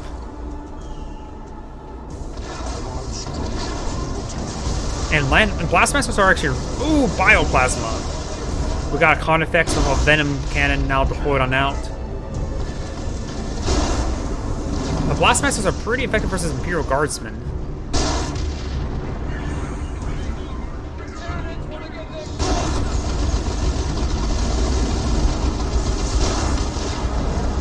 No, it's not exactly fighting against Imperial Guardsmen, he's fighting against the Orc player, which Blast Masters are not half bad versus them either. Good damage there. And here comes the Manticore Barrage engaging these forces. We've got the Venom Brood now falling back. Mass retreat coming out by these forces, while the Carnifex and the Swarm Lord are making a soft retreat as well. Down south, we've got the Chaos player pushes his way forward. We've got Chaos Predator, not upgraded anything just yet. Great hits there. Imperial Guardsmen, the Sergeant and the Lord of Commissar are still alive. We also got the Heavy Bolter there from the Manticore, but the Manticore will go down to the Chaos Predator and the Missile Plague Marines. Good hit there, hitting the Leman Russ with the Chaos Predator and the Plague Marines. Just killing off all that armor. Wait, did that Manticore just turn into a Predator model? Or maybe that's just already there.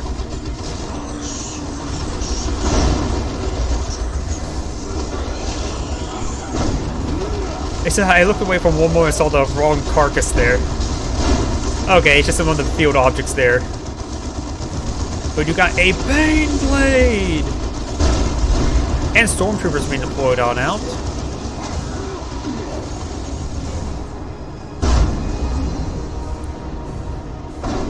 The Bane Blade is going to be under siege by a lot of forces, but there are some orcs here. Knobs are pretty good. This seems like a really good spot for Demolisher Cannon.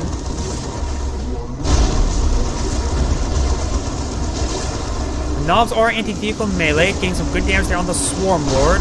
The Swarm Lord will need to fall back. Saying too much fire there. Xenothropes are still engaging the Knobs, but the Swarm Lord does in fact go down. So there was another Tyrannoformation here. And the Hive Tyrant did go down there. We do have the Zinch Predator, so that is a last cannon Predator deployed on out.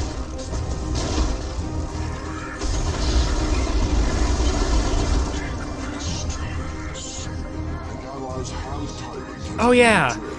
Oh wait, no, that's just the Chaos Heretic. I forget as well that the Plague Champion can repair vehicles. I sort of disagree the fact that the Plague Champion can just repair vehicles. Like, that makes no sense to me. I know it's supposed to be a counterpart to, say, the Tech Marine, but still. Not a huge fan of the fact that Plague Marines can just repair. It just doesn't feel right. It's also not biological.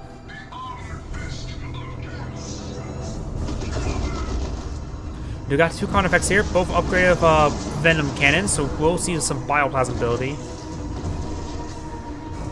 And why is the Plague Marine the Buildy Boy? It's not really...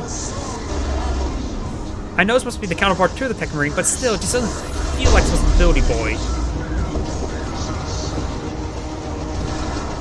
Carnifexes need to start hitting that Bane Blade. Tries to use some Bioplasma and some other things. Got the Xenoprobe still here for artillery support.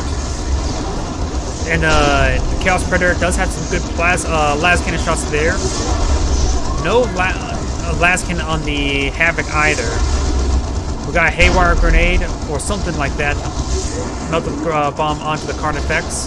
They've been from the Stormtroopers or the Melt the Bomb variant or Melt the Gun variant. Plague Marines now making their advance. Getting some good damage there. We've got the Knob Squad trying to engage the Terminators.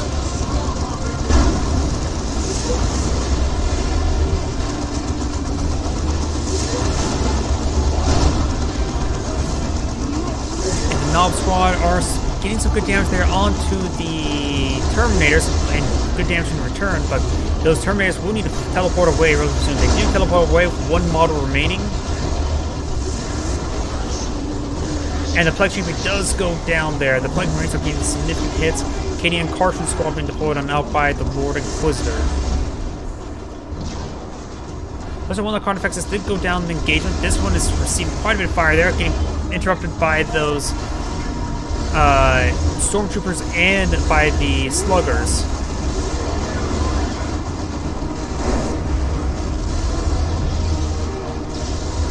And the Carnifex is probably going to go down. Yes, the Carnifex does go down there.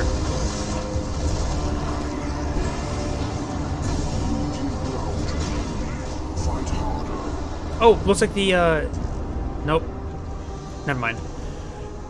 Because why not? Well, to be fair, Nurgle's supposed to be like death and decay and basically nature, while Zinch is supposed to be knowledge and understanding. It would make sense that he would be the technology one, such as like structures, repairs, things of that sort.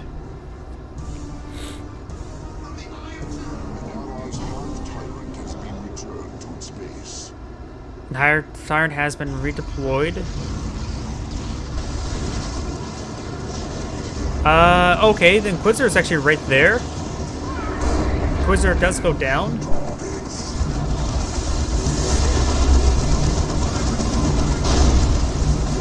The Baneblade is still in the region, constantly firing. And the Plague Marine squad do not decapture that point. And we do have 9 red points for the Lord Inquisitor, so we can see Valkyrie runs. And we do have enough red points here for rocks for the War Boss. Oh wait, never mind, the game's over. Well, this is Angrade saying thank you for watching, and signing off. And on to the next replay.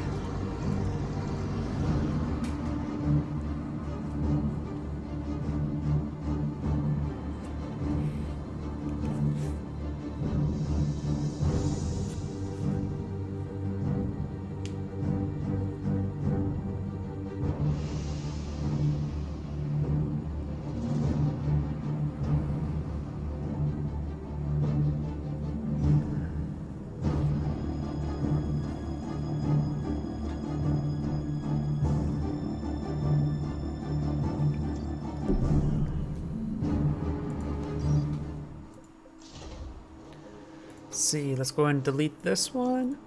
Got a handful of replays left. You said beforehand you want... Oops. I actually double click on that one. Oh, I guess I'm casting this one. I was going to switch to that one that was a Daemon Hunter for you, but... You said it was OM for short, right? I always call them Grey Knights. What's OM stand for? I can't... Something Marines. Ordo Malleus, got it. I don't know why I'm bad with acronyms sometimes. Probably because I have to memorize acronyms for like too many games. Greetings everyone, Angrade here with another Dawn of War 2 replay. It's on the north side as the Apothecary. We have Gul'dan, or that's the south side. Spawn on the north side as the Eversor Assassin. We have Cromwell, or C. Armwell. Romwell. C. Romwell. Yep. Sometimes the acronyms just don't click in my mind. Sometimes. We claim this in the Emperor's name. This requisition point is in Space Marine hands now. For chapter and Heavy lies the key to victory. Your brothers. Tactical Marines are pushing the way forward, perhaps eyeing this requisition point. Power point has been secured, and it's generally capturing in all directions by both players. Strike Squad versus Tactical Marines. The Strike Squad probably would win out in melee, but since they were capturing, they were able to get the bolter damage in as well. And we've got those Tactical Marines now falling back. Strike Squad will get an early victory and claim this requisition point. Well, this requisition point will be claimed as well. On the left side, we've got the Eversor Assassin capturing up the power point, and the Apothecary is going to capture up this requisition point. So overall, good field control coming out by the Eversor Assassin.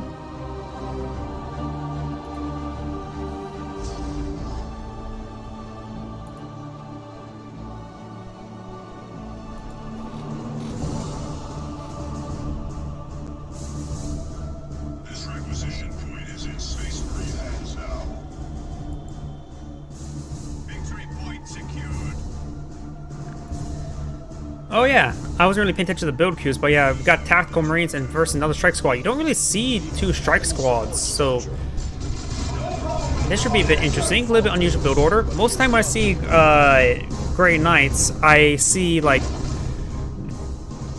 2 or 3 Inquisitorial stormtroopers and perhaps into Inquisitorial operatives, we really don't really see too many strike squads. Support structure complete. Apothecary does get a nice heal there on the Tactical Marine, while the Eversor Assassin's getting some good damage in return. So probably gonna need to get another heal on that Tactical Marine squad as soon as possible. This Tactical Marine squad is still engaging as well, getting some great damage there on the Eversor Assassin. Apothecary does get one more melee hit there, but not enough to wipe him out. That Tactical Marine squad will fall back, as this one start engaging Strike Squad in melee, but the Apothecary is also here, and perhaps could get a good heal there onto the Tactical Marines. He does.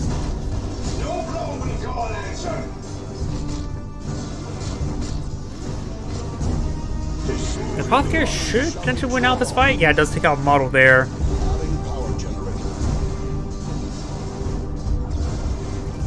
Over here, we do got the power point being decaptured, and this VP and requisition point being captured for the other side.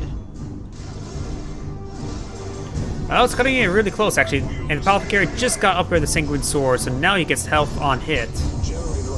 And I think he would have won that fight. I think he fell back too soon, but he will be able to escape out of there, no problem. The enemy is destroying a key structure. Strike Squad, we're seeing. Oh, that Strike Squad's going to get wiped. He was not paying attention. Claimed one of our battle brothers. Scouts are falling back as well. We got the Superior Stormtroopers pushing their way forward. Losing that Strike Squad is a big investment down. It's like 450 requisition, maybe 500. They're expensive. 450? Alright. I feel like they're better than Tax in every single way. Like, the Strike Squads still have really good range attacks, while being even better than melee. I think they're, compared to Tax, they're just significantly better. But that's just my opinion. They have offer good range fire and melee attacks. Tactical Marines do have decent melee attacks, but I feel like the Tactical Strike Squad is just overall just better.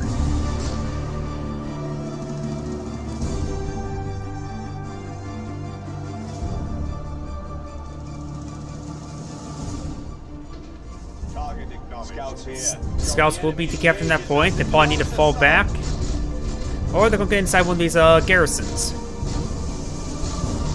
All 3 models managed to make it there, so we'll be able to get some good protection.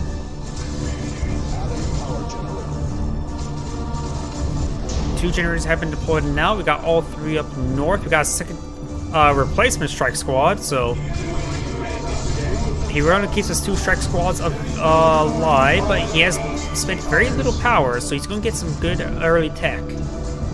Maybe we do actually have an upgrade there on the Eversor Assassin.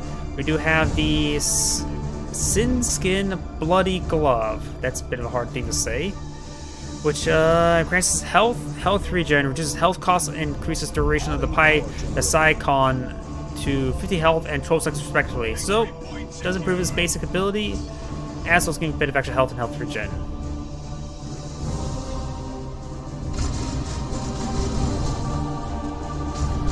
Good damage coming out on the power generator. And we got also Assault Marines helping that gen bashing as well.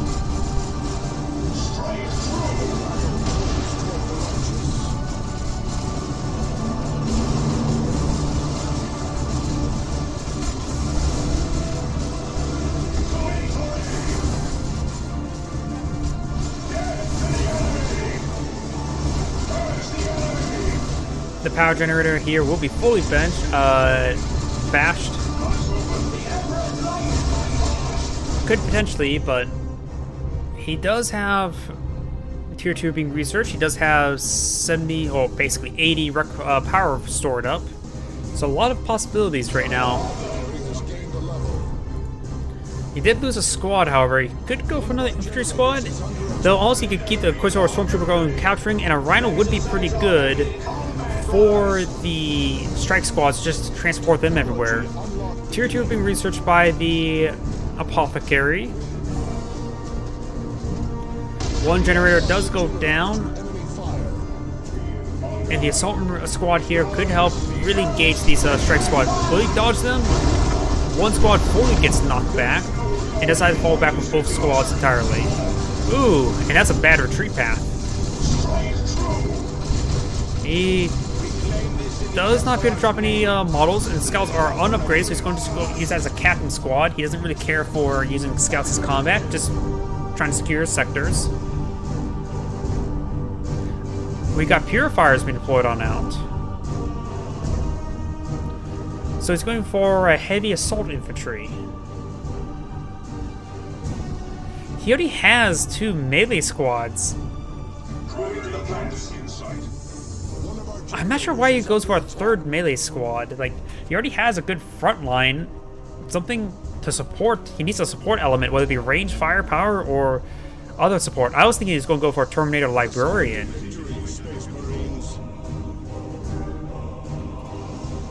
He has gone for Onslaught Injectors. Increases his charge range by 3. Every tier increases speed and melee skill. And now being upgraded with the Neural Gauntlet.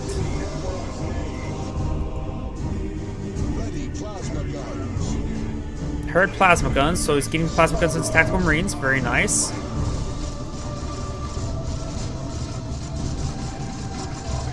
So purifiers have been deployed.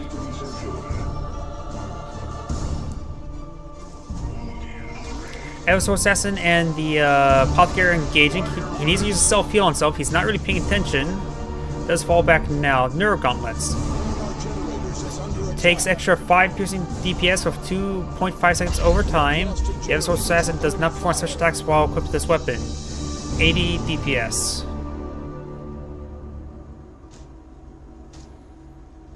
Deploying war gear. The amount of melee weapons here. And that could easily be controlled.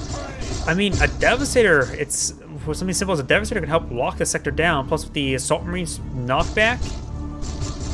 Hell, a melee Dreadnought with its big Smashdown ability could be quite good as well. So I think the plasma guns were a bit of a... Oh, there goes that scout squad. So probably not a good idea to go for the Dreadnought now, since you need to rebuild a repair squad. So maybe the plasma guns were a bad idea rather than deploy out another asset. We do have the improved medical equipment being deployed on now. Got a big charge here by all these melee forces. The Assault Marines need to jump up and jump down right on top of them to knock back these forces. The Assault Marines are about to get wiped out. They're just... Oh! Yep, that does get wiped out. That was very poor positioning. He had an excellent counter to all those forces jumping on in, but he did not. They have minimum range, yeah, true. But really should have gauged with a jump. That force was vulnerable to a jump.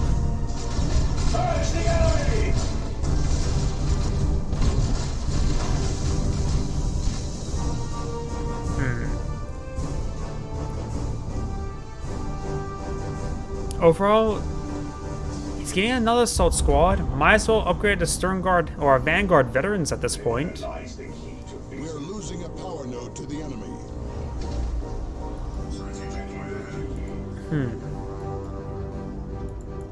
Down south, we got the Inquisitor Stormtroopers. Forgot about them. Trying to take out some of these power generators.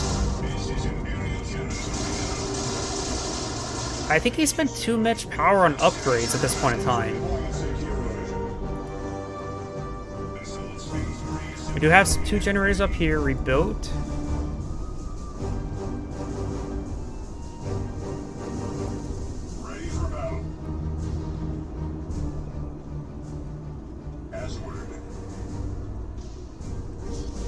Well, he's probably not doing a good job of capping as well. Episode Assassin pushes his way forward. He's fully kitted.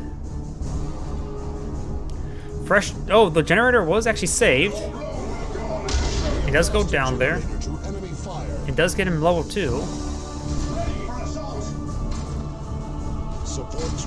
Let's go and be eyeing to avoid combat. It's probably a good idea. The Codex Astartes guides us to victory. Apothecary is a good front line. Did he just self-heal himself right there? Or nope, that's a different ability. That was just the bolt pistol self-heal effect.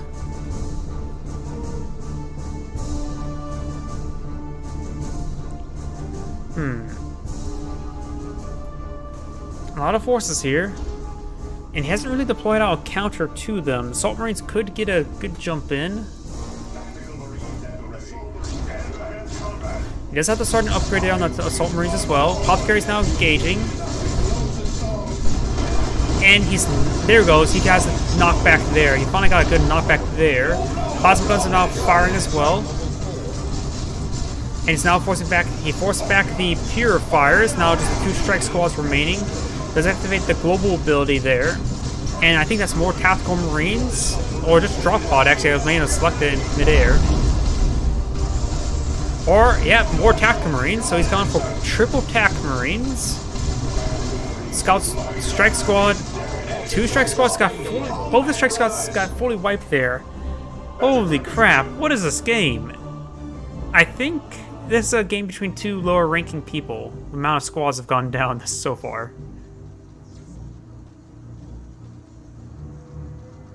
I could be mistaken, though. No, these are 2 names I recognized before, and I think these 2 are experienced.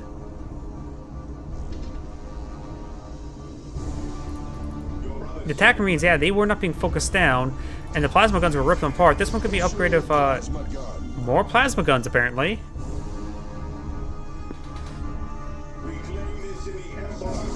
I thought he was going to turn this into Storm Guard veterans, but I guess not.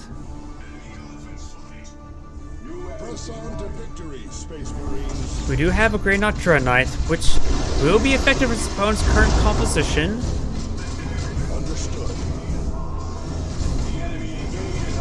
Evasaur Assassin will need to fall back relatively soon, as in a long time ago. The Evasaur Assassin does go down.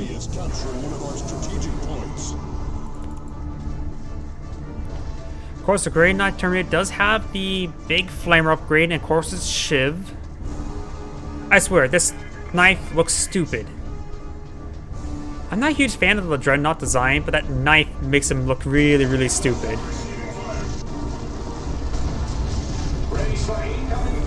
Flamer's getting some good work in. He does not have a Melta upgrade, and that's just that's a reinforcement model there. Need to fall back. I heard rearming. Is there a missile? No, I'm not too sure what's being upgraded then.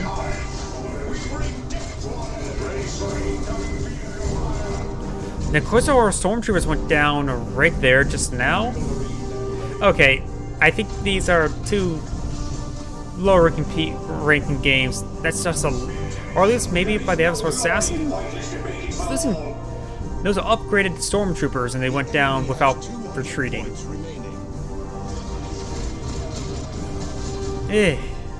Maybe they're one person's drunk or high? I don't know.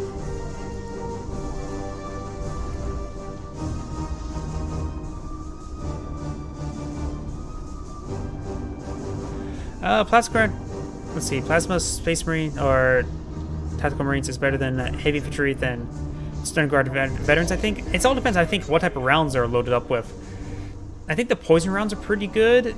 Plus, you also have some other options, such as, in this case, he could load up with the armor-piercing rounds and engage the Grey Knot Dread Knight.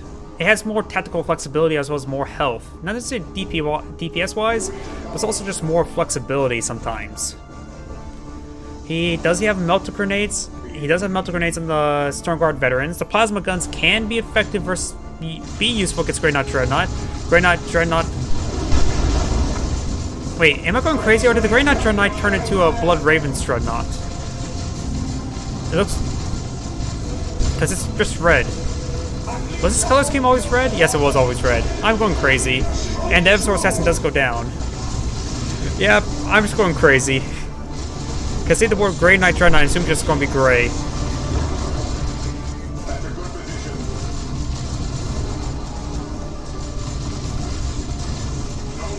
And this fight's going strange, to say the least.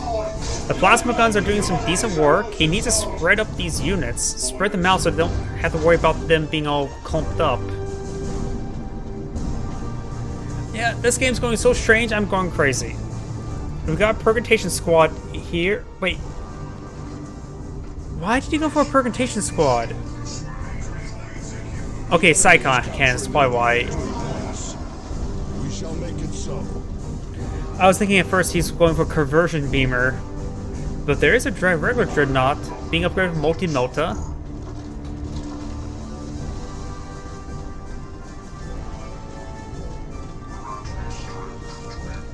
The Multi-Melta will be able to take out the Great Dreadnought no problem. And the Dreadnought's going to be tied up in melee, so a lot of good that Melta Gun does.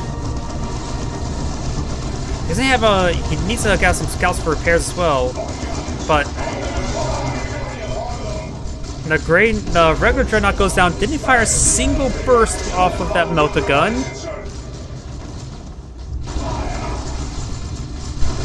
Does throw a Melta Bomb there on top of the Dreadnought. And getting some great damage there. Does get a nice heal onto his own Tactical Marines as well. Purgation Squad went fully down there as well. I was not paying attention to that, but it went fully down. What is going on here? Am I wrong thinking that these are two Research underway. inexperienced players? Am I wrong to think about this? Maybe they're drunk or high. Late night game? I'm just trying to understand some of these games sometimes. One of our generators is under Got another 9 minutes of Lessons replay. Purifiers have been deployed on out. Assault Marines do jump on top of those Purifiers, stopping the destruction of that power generator. Luckily, does not need to worry about rebuilding the Scout for repairs now.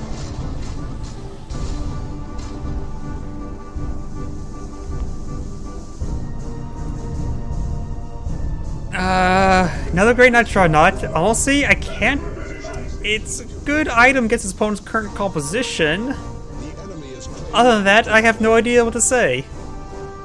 I generally don't know what I would do in either player's shoes.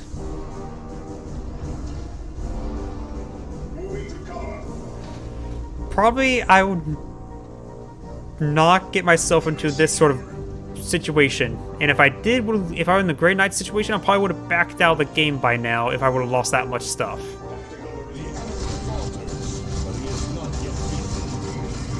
Purifiers are making their way forward. The power generator does go down. And this power generator will also go down, and he does need that energy still. Good merciless strike there. Okay. So it's a fitting match. Even fair fight. I'm going to leave it at that. Honestly, I can't tell if the heavy flavor or the power core would be better in this situation. Both wouldn't be half bad. Because the rate that those guys are grouped up, the heavy flame will get a lot of AoE damage. But I suppose if he ties them up in melee, the plasma guns won't be as effective to him. Because that's the thing he has to worry about most right now. Melta Bomb does connect.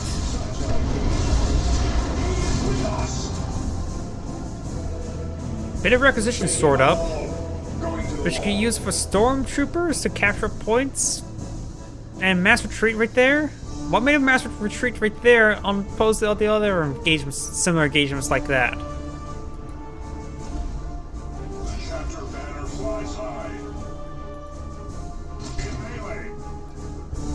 Avatar Assassin versus Apothecary.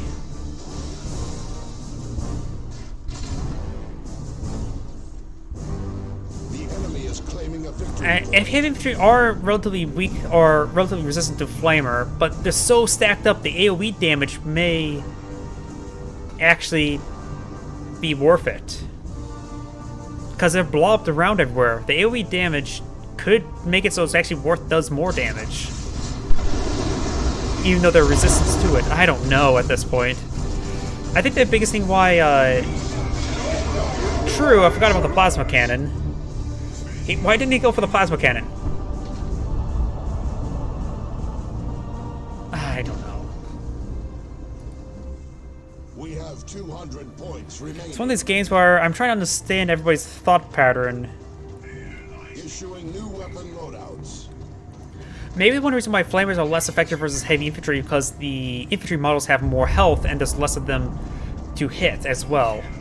So they may actually do equal same damage to each of those squads. It's just that there's simply less targets for it to hit. Lost a generator to enemy fire. It's hard to say sometimes, because that's the one thing about AoE weapons. AoE weapons, of course, rely on hitting multiple targets, so the squads that have more models will get sustain more damage from it.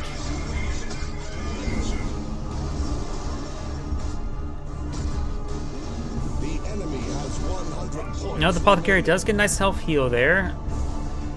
And we do have a last cannon, Devastator last cannon, which is a good counter. He'll be able to destroy that Great Dreadnought's dead. It's just straight up dead. There's no way that Great Dreadnought can escape out of that arc, because that arc is large. And he should have backed away, perhaps this way, and then run around. But we've also got the Melter Bomb. Yeah, Dreadnought's down. And that's, with the Melter Bomb there, it slows it down to a halt.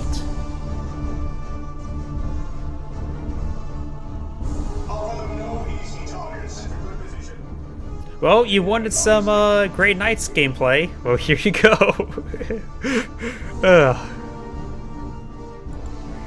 Don the armor of the Apothecarian. Armor of the Apothecarian. It's hard. I can't remember what that does off the top of my head. Apothecary is probably the least played of all the Space Marine heroes, which is sort of surprising to me. The Apothecary seems like one of the better ones. It feels like because just have on-field healing makes your heavy infantry even better. It improves the core units of that fact of Space Marines of just heavy infantry. Our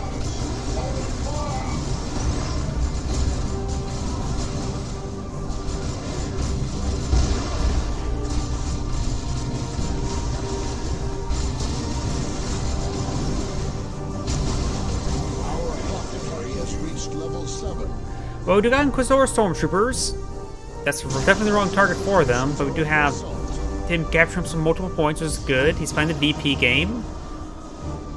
I gotta say, what do you think is the least played hero in the entire game? I'm trying to think what would be the least played heroes. Probably Tyranid, probably Lictor Alpha or Ravener Alpha. Those two are probably least played, along with the Hive Tyrant.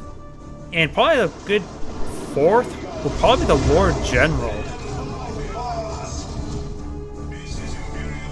Yeah, probably the Grey Knights aren't really well played either.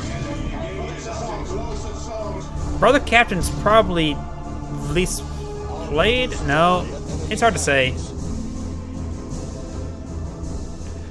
There's a lot of heroes that like you don't really see them all too much.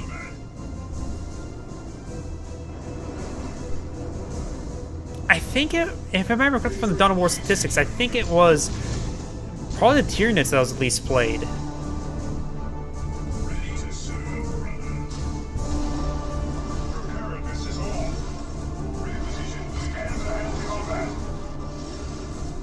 I think the most played is Chaos. I may be wrong about that. Eversword Assassin's not even down half health. The Apothecary hasn't got a self-heal on himself, and he was not really paying attention.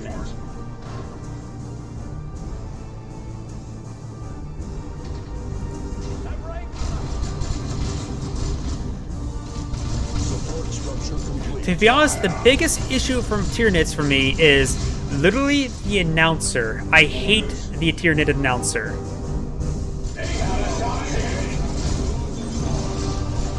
Space Marines almost played, that makes sense. Chaos and Space Marines are both solid factions. But the biggest problem I have with Tyranids is the announcer. I absolutely hate the announcer. And dead. One more minute left of this replay.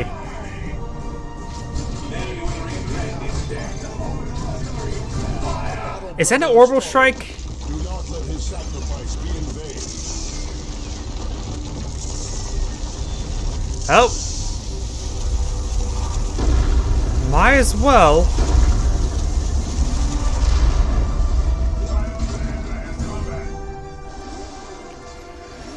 The episode says at level 9 as well, which is actually quite impressive. Your orders.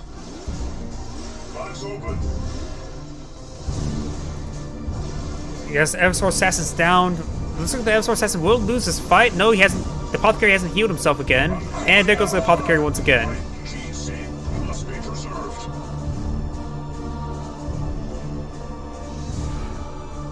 I just don't like it. It just sort of like, it annoys me. The tiered announcer, voice announcer just annoys the crap out of me. And there goes the Eversor Assassin, and that's the end of the game. This is Anna Great saying thank you for watching this strange replay, and have a good day. And on to the next replay. While my game's loading, I need to use Rush 2 once more. I'll be right back. Drinking a bit too much fluids.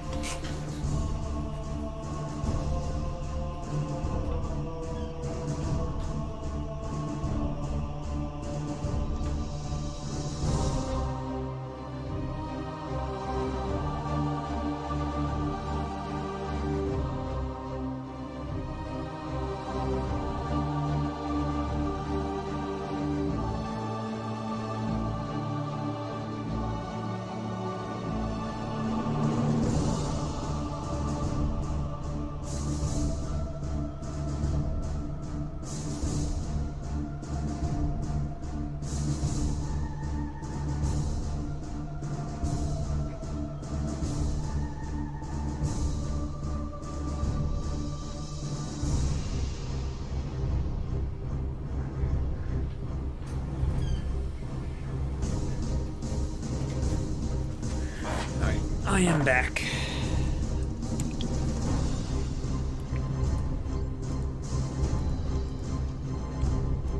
Did I actually click on another replay to play? Okay, it looks like I'm doing this replay. I was trying to get the other replay and delete it, but I actually double clicked on this one as well. Oh, here we go.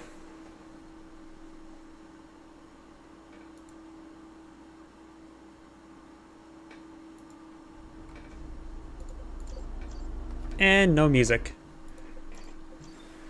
There's no music. I restart.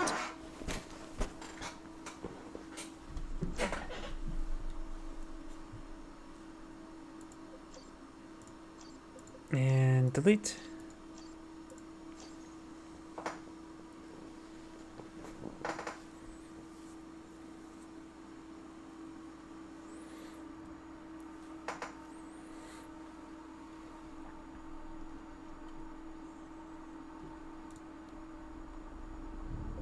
And there's the music.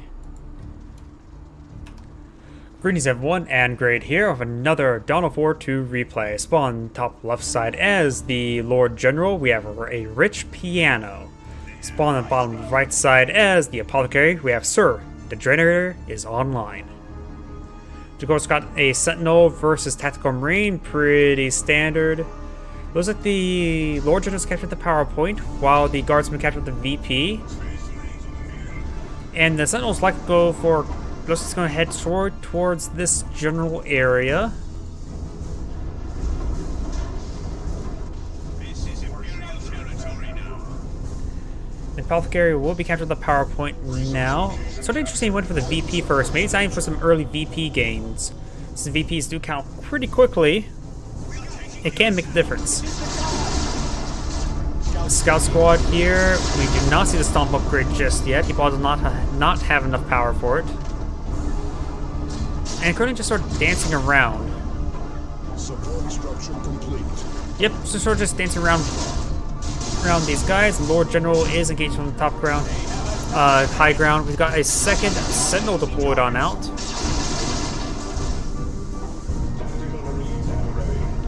Tactical Marines are making their advance now. Second Sentinel has been deployed.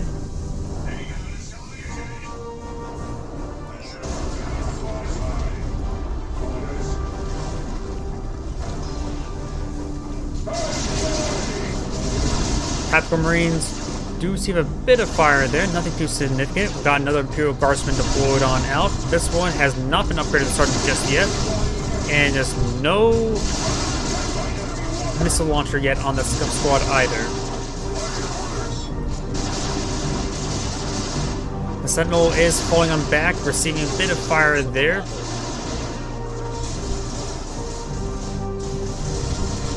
Apothecary does get a nice self-heal there. The Lord General's making his withdrawal now. May lose from the Stormtrooper models. And now we've got the Sentinels pushing the way forward as well. The Sentinels are quite wounded. The Imperial Guardsmen are not reinforced or upgraded just yet either. Apothecary does have enough energy, will have enough energy for another heal on himself. And that Sentinel may actually go down, getting focused down quite significantly. Apothecary's trying to charge him forward. No stomp upgrade. So Apothecary's being upgraded the custom Storm Bolter. And both of Sentinels are getting repaired on up. This one is still quite wounded. Best to keep it back. And we got the Lord General making his way forward, trying to tie up some of these units in melee. He's lost all of his bodyguards. Now he has another Stormtrooper. Adding support structure.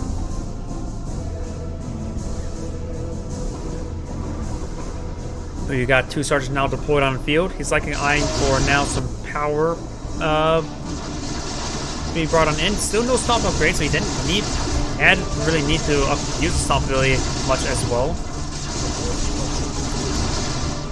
Oh, nice bluff there. Though I think he was trying to crush the heavy cover rather than trying to stomp on him, or bluff that he has a stomp.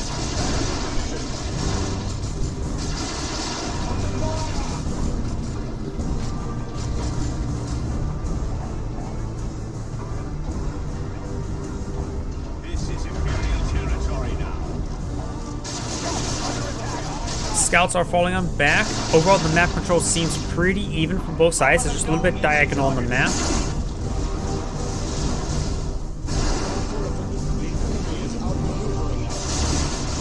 We do have the Devastator Marines being deployed on out, which would be a good suppression squad. Likely going to be upgraded with the advanced targeting. It allows some good armor-piercing rounds, vengeance rounds to be utilized on top of these Sentinels. Imperial Guardsmen are receiving a bit of fire.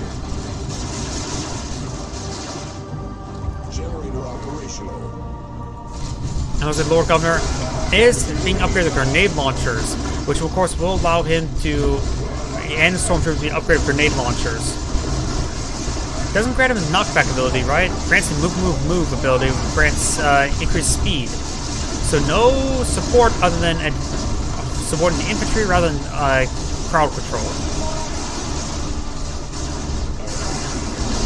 There's a move ability. It's trying to sprint away forward. That Imperial Guardsman is severely wounded, but they will fall back in time. Tactical Marines are falling back. He has to fly out a second Tactical Marine squad rather than second Scout squad as well. Sentinel not being repaired up, but does get taken out there.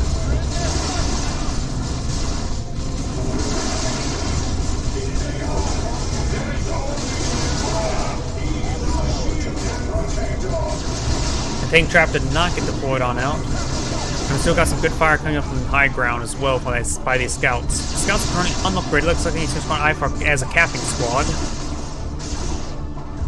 Heavy weapons seem deployed on out to help suppress his opponent. Generator operational. Devastator sitting on up, and the Lord General was unable to close the distance. He's severely wounded, but him and his bodyguards will be falling on back.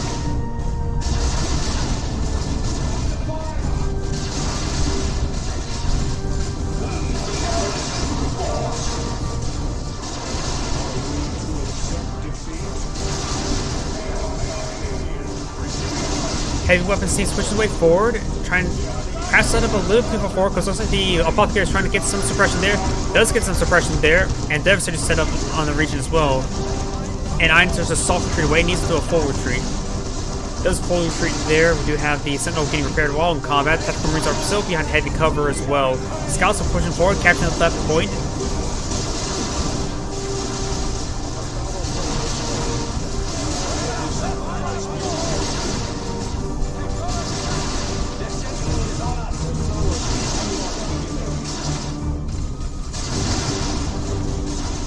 Devastators are setting on up, getting some good damage there. Looks like the Lord General does have a significant amount of range. There's the Vengeance rounds. Not getting as much damage as I actually imagined. Tactical Marines being upgraded with Flamer. Very nice. It's eyeing for some gen bashing. Good grenade damage coming out to the Tactical Marine squad.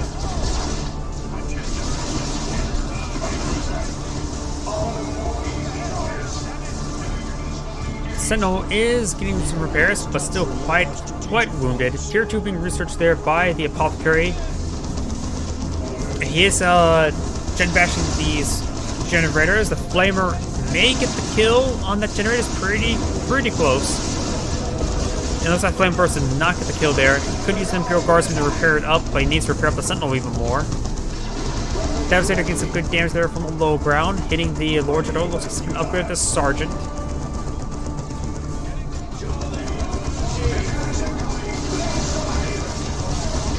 It looks like a generator does go down to the Apothecary.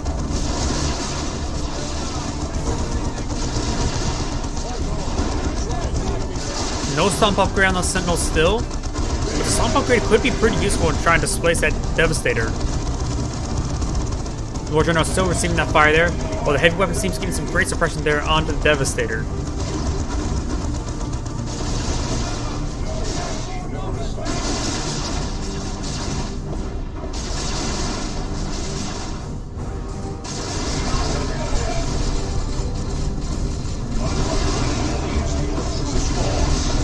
Getting some good damage there. Imperial Guardsmen unaffected by any sort of damage so far as well. They actually about to heal themselves up the full. Got a Master Treat coming out by the Apothecary. The Apothecary himself is quite wounded. Passion going to stick around to heal himself. You have a Chimera now to float him out. And now here comes the Frag Missile upgrade. It'll help siege these units with a slight artillery effect. Though he's hitting the terrain quite a bit. Flame is pushing its way forward, which will be very effective for some Imperial Guardsmen.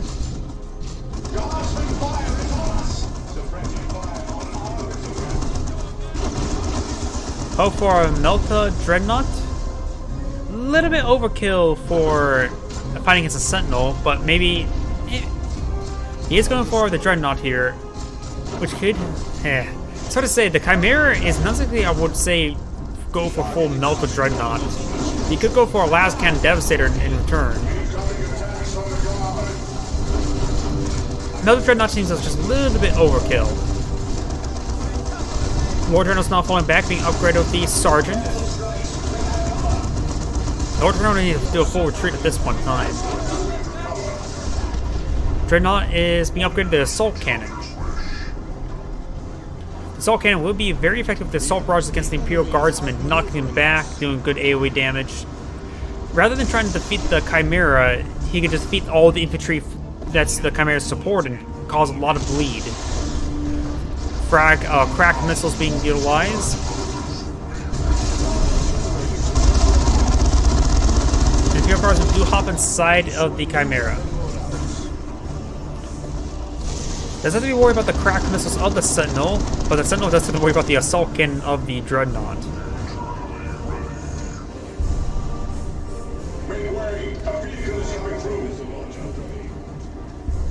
Another heavy weapon squad being deployed now, likely for a Las Cannon, but we could upgrade this one to Las Cannon as well. Adding power generator.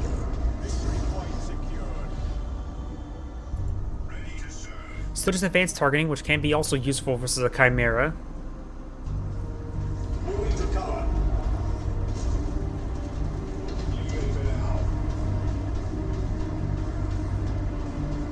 Generator operational. Sentinel's making his advance, but that's...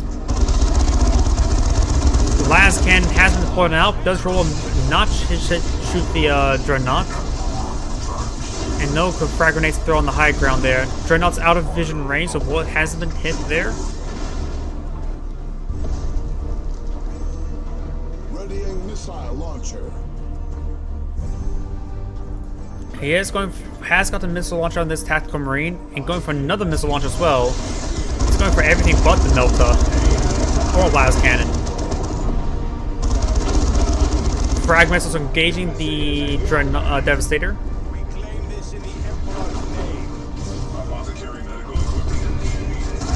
I heard apothecary medical equipment. Looks like he's gotten the improved medical supplies. And the last cannon is now set on up, trying to engage some of these forces. One of our generators is under attack. Down south, we do have Melta gun upgrade there on the Lord General. You said you were wanting a Melta gun, right? Well, here's your Melta guns.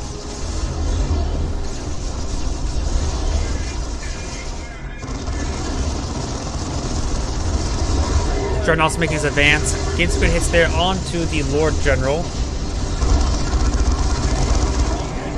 Oh, and we got a creeping barrage.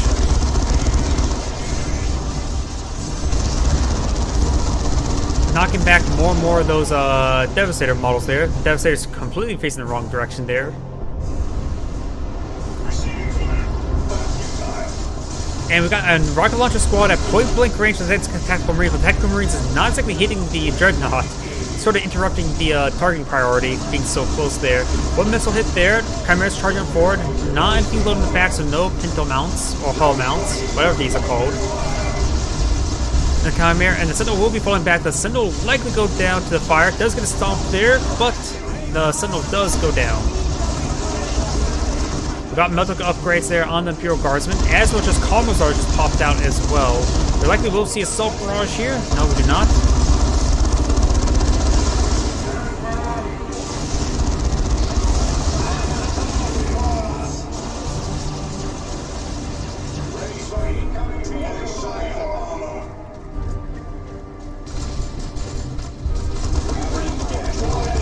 Gets destruction there on one of those power generators. Very nice. And here comes the plasma guns, annihilating these forces, forcing them to fall back. Devastator could be reinforced as well. The enemy falters, but he is not yet beaten. Generator operational. Your brothers stand ready. And most of the Lord General will capture up that VP. The Dreadnought's still in the region. The enemy has 300 points remaining.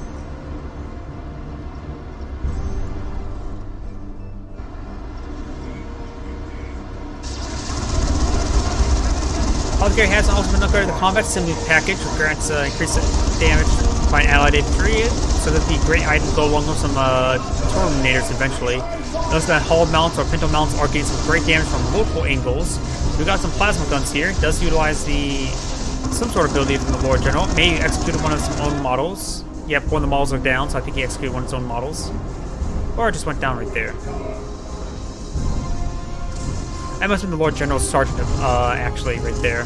One of the Stormtrooper models do go down the Lord General, so one less melt gun for the time being.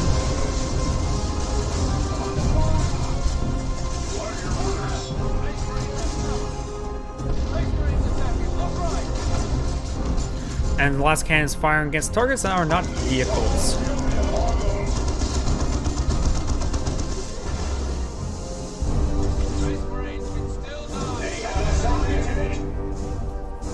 We shall make it so.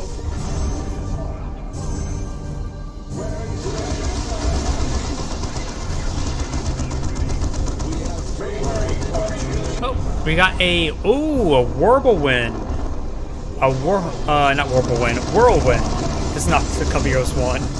A Whirlwind will be very effective against Imperial Guardsmen. That's going to be a lot of sustained artillery. And with forward reinforcements, the Imperial Guardsmen will be losing a lot of forces, a lot of requisition. Because the Whirlwind Barrage getting some good hits all across the line. Lord General is severely wounded. He's lining up another shot. There we go, that's some good hits there. Last cannon is out of range of the Whirlwind. And, ooh, that barrage was pretty good. These forces are going to get overwhelmed by that Whirlwind We've got another Devastator up here that's unupgraded Devastator. Gains a good flanking suppressive fire hit. Lascan's trying to hit that Devastator or Dreadnought. Got a global ability being activated there, but the heavy whips, the Lascan does in fact go down. You can always upgrade this one to Lascan he is, but needs to fall back with that squad. He won't be able to stay around for much longer.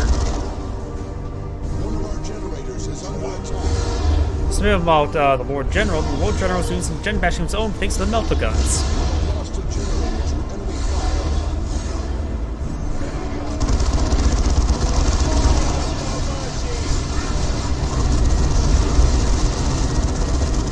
And the Chimera does go down there.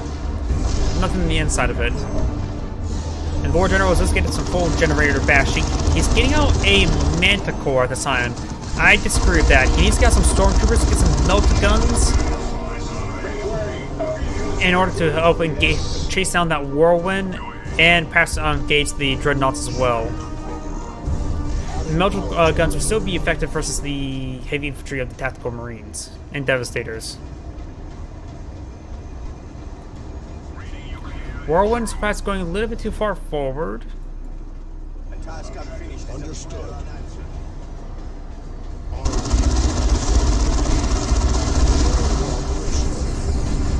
Whirlwind barrage there, forcing back those Imperial Guardsmen. Do got Lascan up on high ground and range the Whirlwind.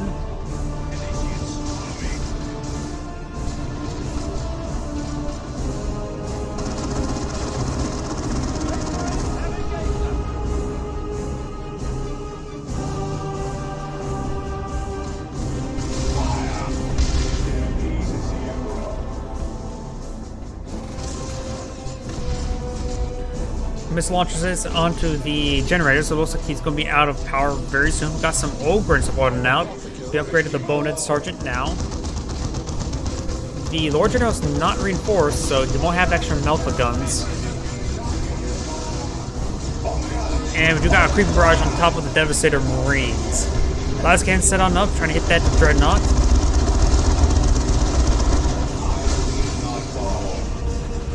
Ogrins trying to charge on forward.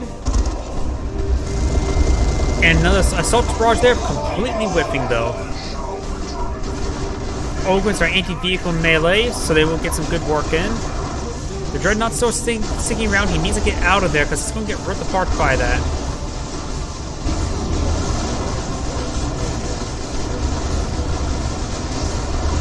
The Whirlwind will potentially go down to the Lord General. And the Lord General does take out the Whirlwind there. And nice shotgun blast there by the Scouts, knocking back the Ogrin. The Dreadnought should have been running away a long time ago. The Dreadnought's down to the last 100 health. 88, 87, 45, 27, 2, 0. So both of the vehicles go down. That is a lot of work done there. I thought... Oh, he did cancel the Manticore, which is a good thing. He did actually cancel the Manticore, but he made a good choice with the Ogre, that's for sure. But I was thinking Stormtroopers would have been the better option, but in this case, he pulled it off, took out both of those guys, and Ogre's still going to be effective versus the infantry, so can't complain about the results.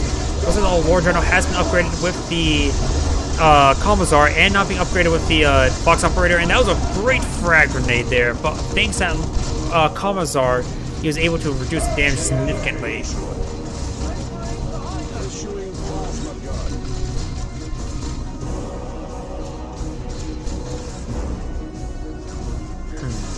The heavy weapons team does have a Lascan there, so it's not going to be very useful. Perhaps just use it to go around capturing up points along the flanks.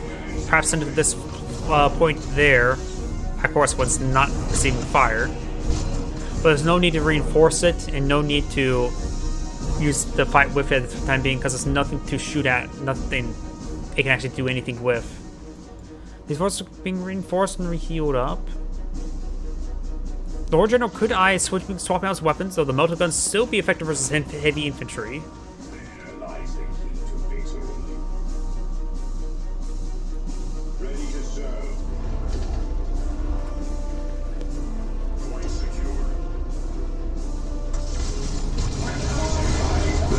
does have the Vox Operator and the Lord of Commissar. He's also getting a Sergeant upgrade there. So it's going to be a full entourage for the Lord General. They did lose one of the models there as well.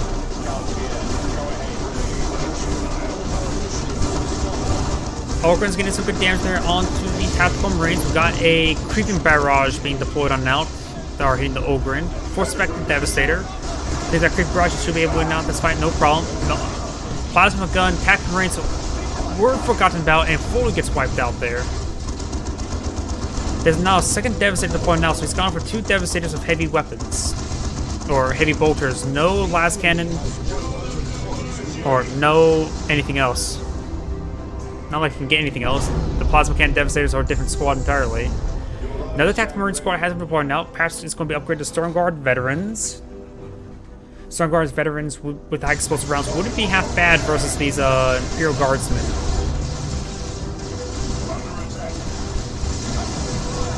Apothecary's seeing quite a bit of focus fire there. Does heal himself right there.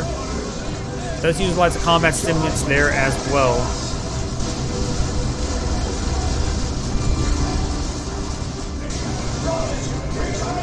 Tactical squads are falling on back. This was being upgraded as Sergeant. This one could use a good heal. And we do have a Chimera being deployed now, which wouldn't be half bad for forward reinforcements. It's infantry versus infantry fight, and he has also Ogryns for anti-vehicle support in case he needs to worry about that. The global ability has been activated. I'm not sure what's activated right there, but those Imperial Guardsmen can rip apart. That entire Imperial Guardsman squad does get destroyed. Ogryn are now getting suppressed there by the head Devastators.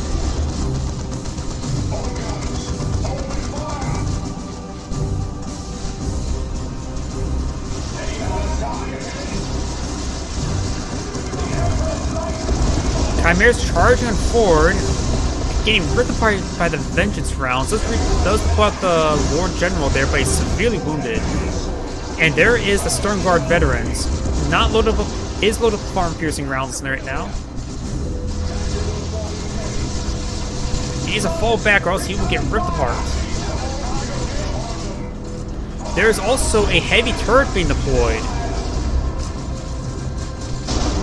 Getting some good damage there, but the arm-piercing rounds are doing some good work there. The Lord General needs to support it. Imperial Guards, remaining Imperial Guardsmen need to come forward and get repairs on it as soon as possible. Heavy weapons team is capture points, very nice. Needs a retreat right about now, or else it gets overwhelmed. Central VP has been decrewed. He's starting to prep the heavy turret, and we have a Executioner turret deployed on out.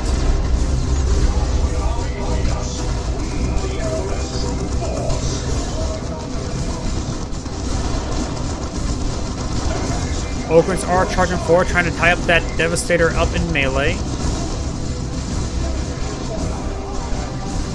And the Ogryns are severely wounded. They need to fall back. Yep, they will fall back now. They had 3 models, all of them severely wounded. Does lose a model there. The Bonehead Sergeant is still alive. Chimera's charging forward. Oh, hello. Thank you for the raid of 2 viewers. Osam Sagax. The Chimera is screwing around the flanks. Executioner turret raining on in. We do have the Devastator Marines being upgraded with Las Cannon. And the Las Cannon will be useful in actually sieging the heavy turrets. Are you talking about for the Imperial Guardsmen or for the Space Marines? The Chimera is severely wounded. The Las Cannon is now engaged in the heavy turret. There's another heavy turret there. So this Las Cannon will pick them up, so that's a big loss of resources there for the Lord General. And it's also, he saw the Las Cannon. Why did he should have canceled the Executioner turret upgrade.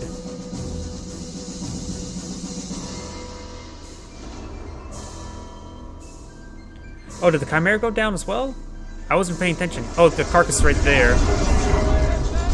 I saw it escape with 37 health, thought that was it. I was too focused on the heavy turret being under siege, or at least this one. That one also goes down as well, so the Lord General's lost a significant amount of assets. At this point, I would probably recommend him saving up for some stormtroopers. What are they, like 420?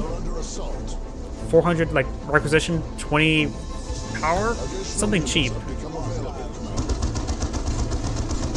And there could be various upgrades. Honestly, the hotshot las guns, overcharged hotshot las guns with the frag grenades would probably be pretty good at this moment to engage those devastators. Honestly, the scouts have really hardly been in this game. They did a good job for scouting for the las cans, really good.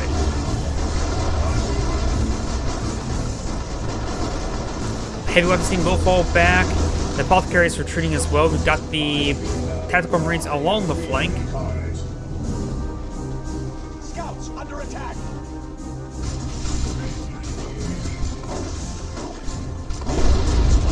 Good knockback there.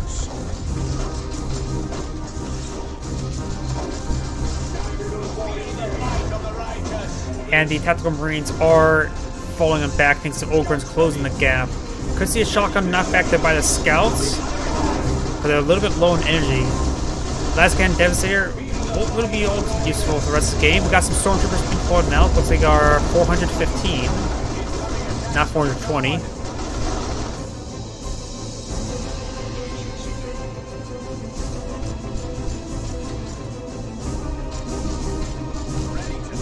And it does stop the capture right there. I probably would have continued the capture. And center, the Stern Guard veterans managed to capture up this VP and making their way toward the center VP. So right now it's a bit of a weird game with the VPs. The Ogryns have been knocked back there, being upgraded to Bonehead Sergeant now. And does capture at that point. The Lord General may just need to fall back at the current rate. All the models are severely wounded. Does lose one of the Stormtrooper models. Stern Guard veterans are receiving a bit of fire there. Stormtroopers are being upgraded to hotshot las guns. That allow them to camouflage and throw frags as well. Oh, camouflage always, but throw out frags. IMT capture the point right now. Apothecary is trying to engage at range. The Stormtroopers are captured the point. Devastators are here. That's a heavy turret right there for some odd reason. Why did he deploy a heavy turret right there?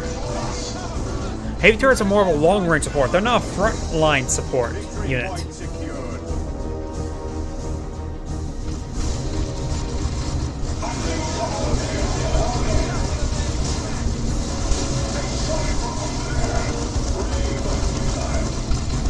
Great damage coming on the line, does suppress both of these squads. And something's been deployed on right there. Is it Terminators? Terminators. Well, Terminators out in the field. I don't think there's any way for the Imperial Guardsmen to actually win the game. Their counting, leading down ticks quite quickly. Ogryns are charging forward, but the Ogryns will even have trouble versus the Terminators. Melta Guns are charging forward with the Lord General, but nothing is on the field ready to counter Terminators. Apothecary is now receiving some hits there from the Ogryn. I've got some shotgun support still here, engaging. Could potentially use a knockback. He has plenty of energy right now. Melta Guns are trying to engage the tactical marines. Those throw a frag grenade, but absolutely missed.